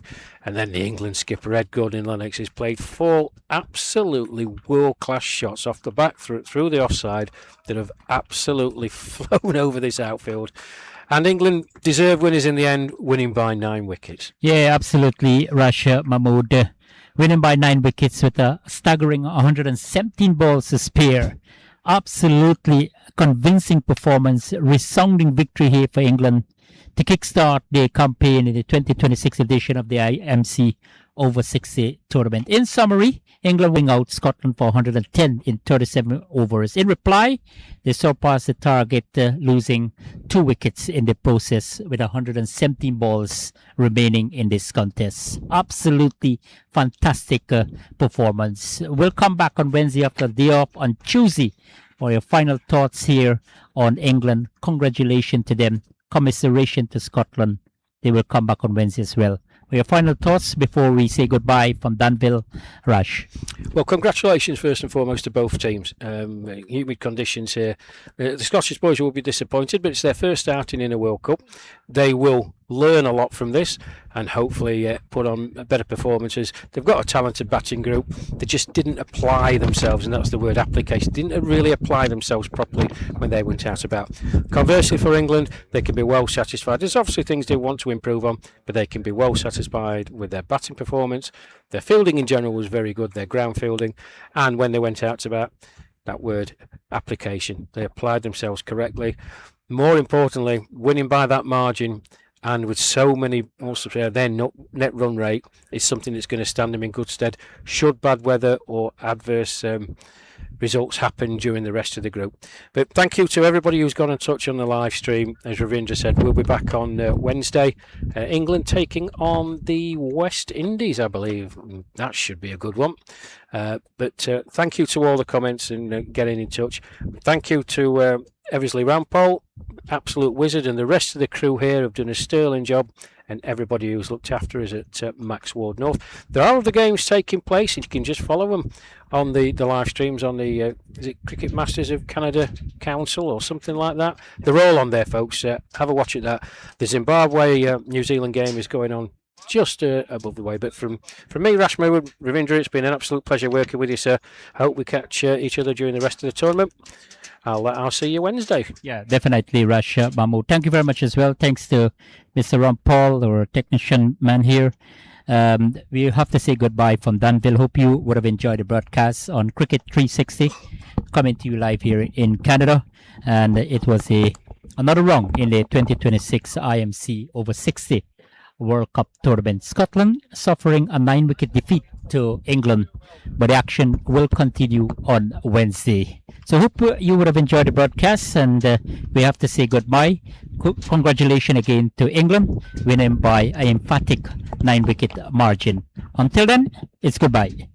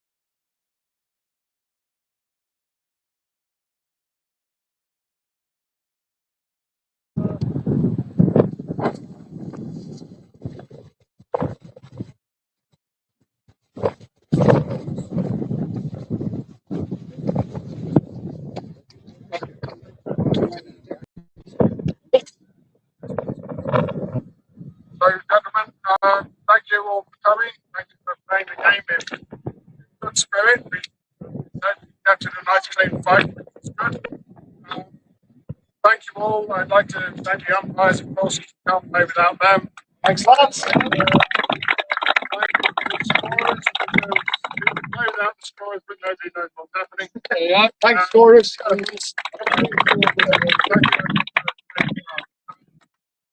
Congratulations to England on a great win.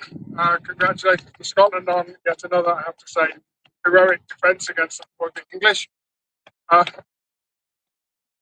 We're going to give out the awards, but just before we do that, I'd like to ask Paul Barber to come and say a few words. Change my name. I just want to say, He's the CEO, right? I apologise. I want to say massively well. It's been a pleasure working with Scotland over the last year. From where you started to where you are now. You've been playing the Lions, you've been playing England, and boy, what a start to your first World Cup. Australia in a warm game. When you play England in your first game, you're setting the standard time. I can see over the years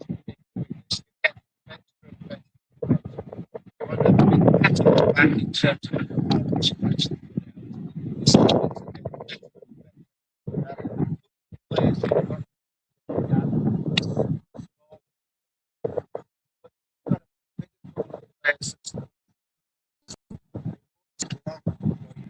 really games.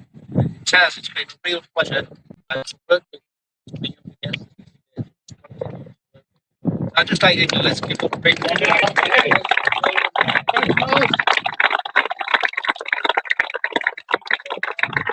I can say I would like to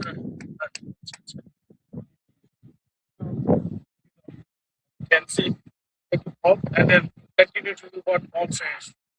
You guys are becoming better and better and better and better. So I would like to do the same thing with us. So the first game, second game, we became better. Help of the hospitality and providing for next game, we will be much more better. So thank you so much for your flexibility, because we are hosting this level of the tournament for the very first time in the Canadian cricket history. Today, like 6 games is simultaneously being for the 60th round. And I think that logistics is really headache for us. And there are some delays in time, but the resources are not inadequate. Resources are plenty. It's about just the timing, guys. Thank you so much for your patience. Thank you so much for your support. When you come to the next game, you will not see this scoreboard will still be there. Just now I got a call from the customer, but they are releasing the electronic score. They will be using for the first time in the senior cricket and Canadian soil. That is also so the objective is we want to give you the great experience, because you are a senior cricketer. You have incomplete dream and imagination for years. That will be it will come to reality on Canadian soil. Thank you so much and good luck for the game. Congratulations. Congratulations to you as well, as you are becoming better and better players. Thank you so much.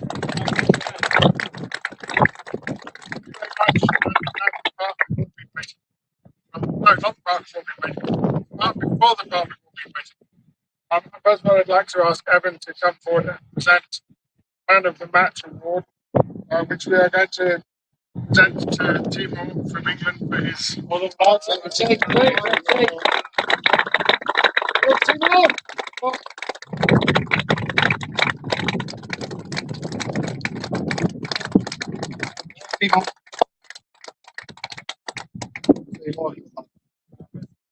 I would like to ask Bob to come forward and present the MVP award to Gordon McGurk from Scotland for his.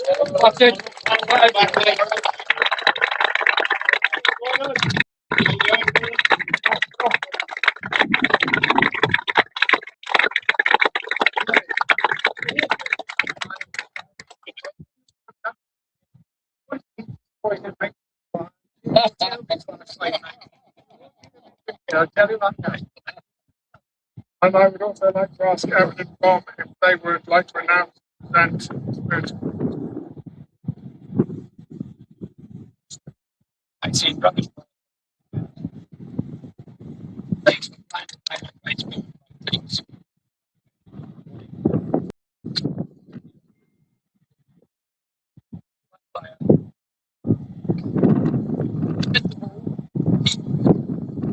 Simon.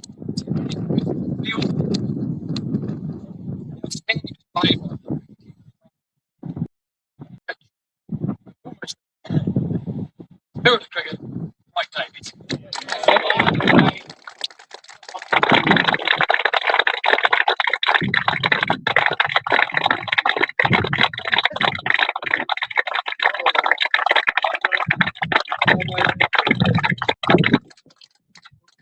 Thank you very much, everyone. And now, are you? Can I just have 1 minute? Sorry, Patrick. Sorry, We always give out a little man of the match thing, and it's signed by all 18 of us and all of that. But I just like to make two things. First of all, Clark, I know what you feel like right now. Just congratulations on bringing the guys together, because I know what you go through and the good and bad. Zimbabwe next, then you've got the win there somewhere. So it's a good luck. Our man of the match again goes to Gordon. So well done, Ethan. Because he batted through.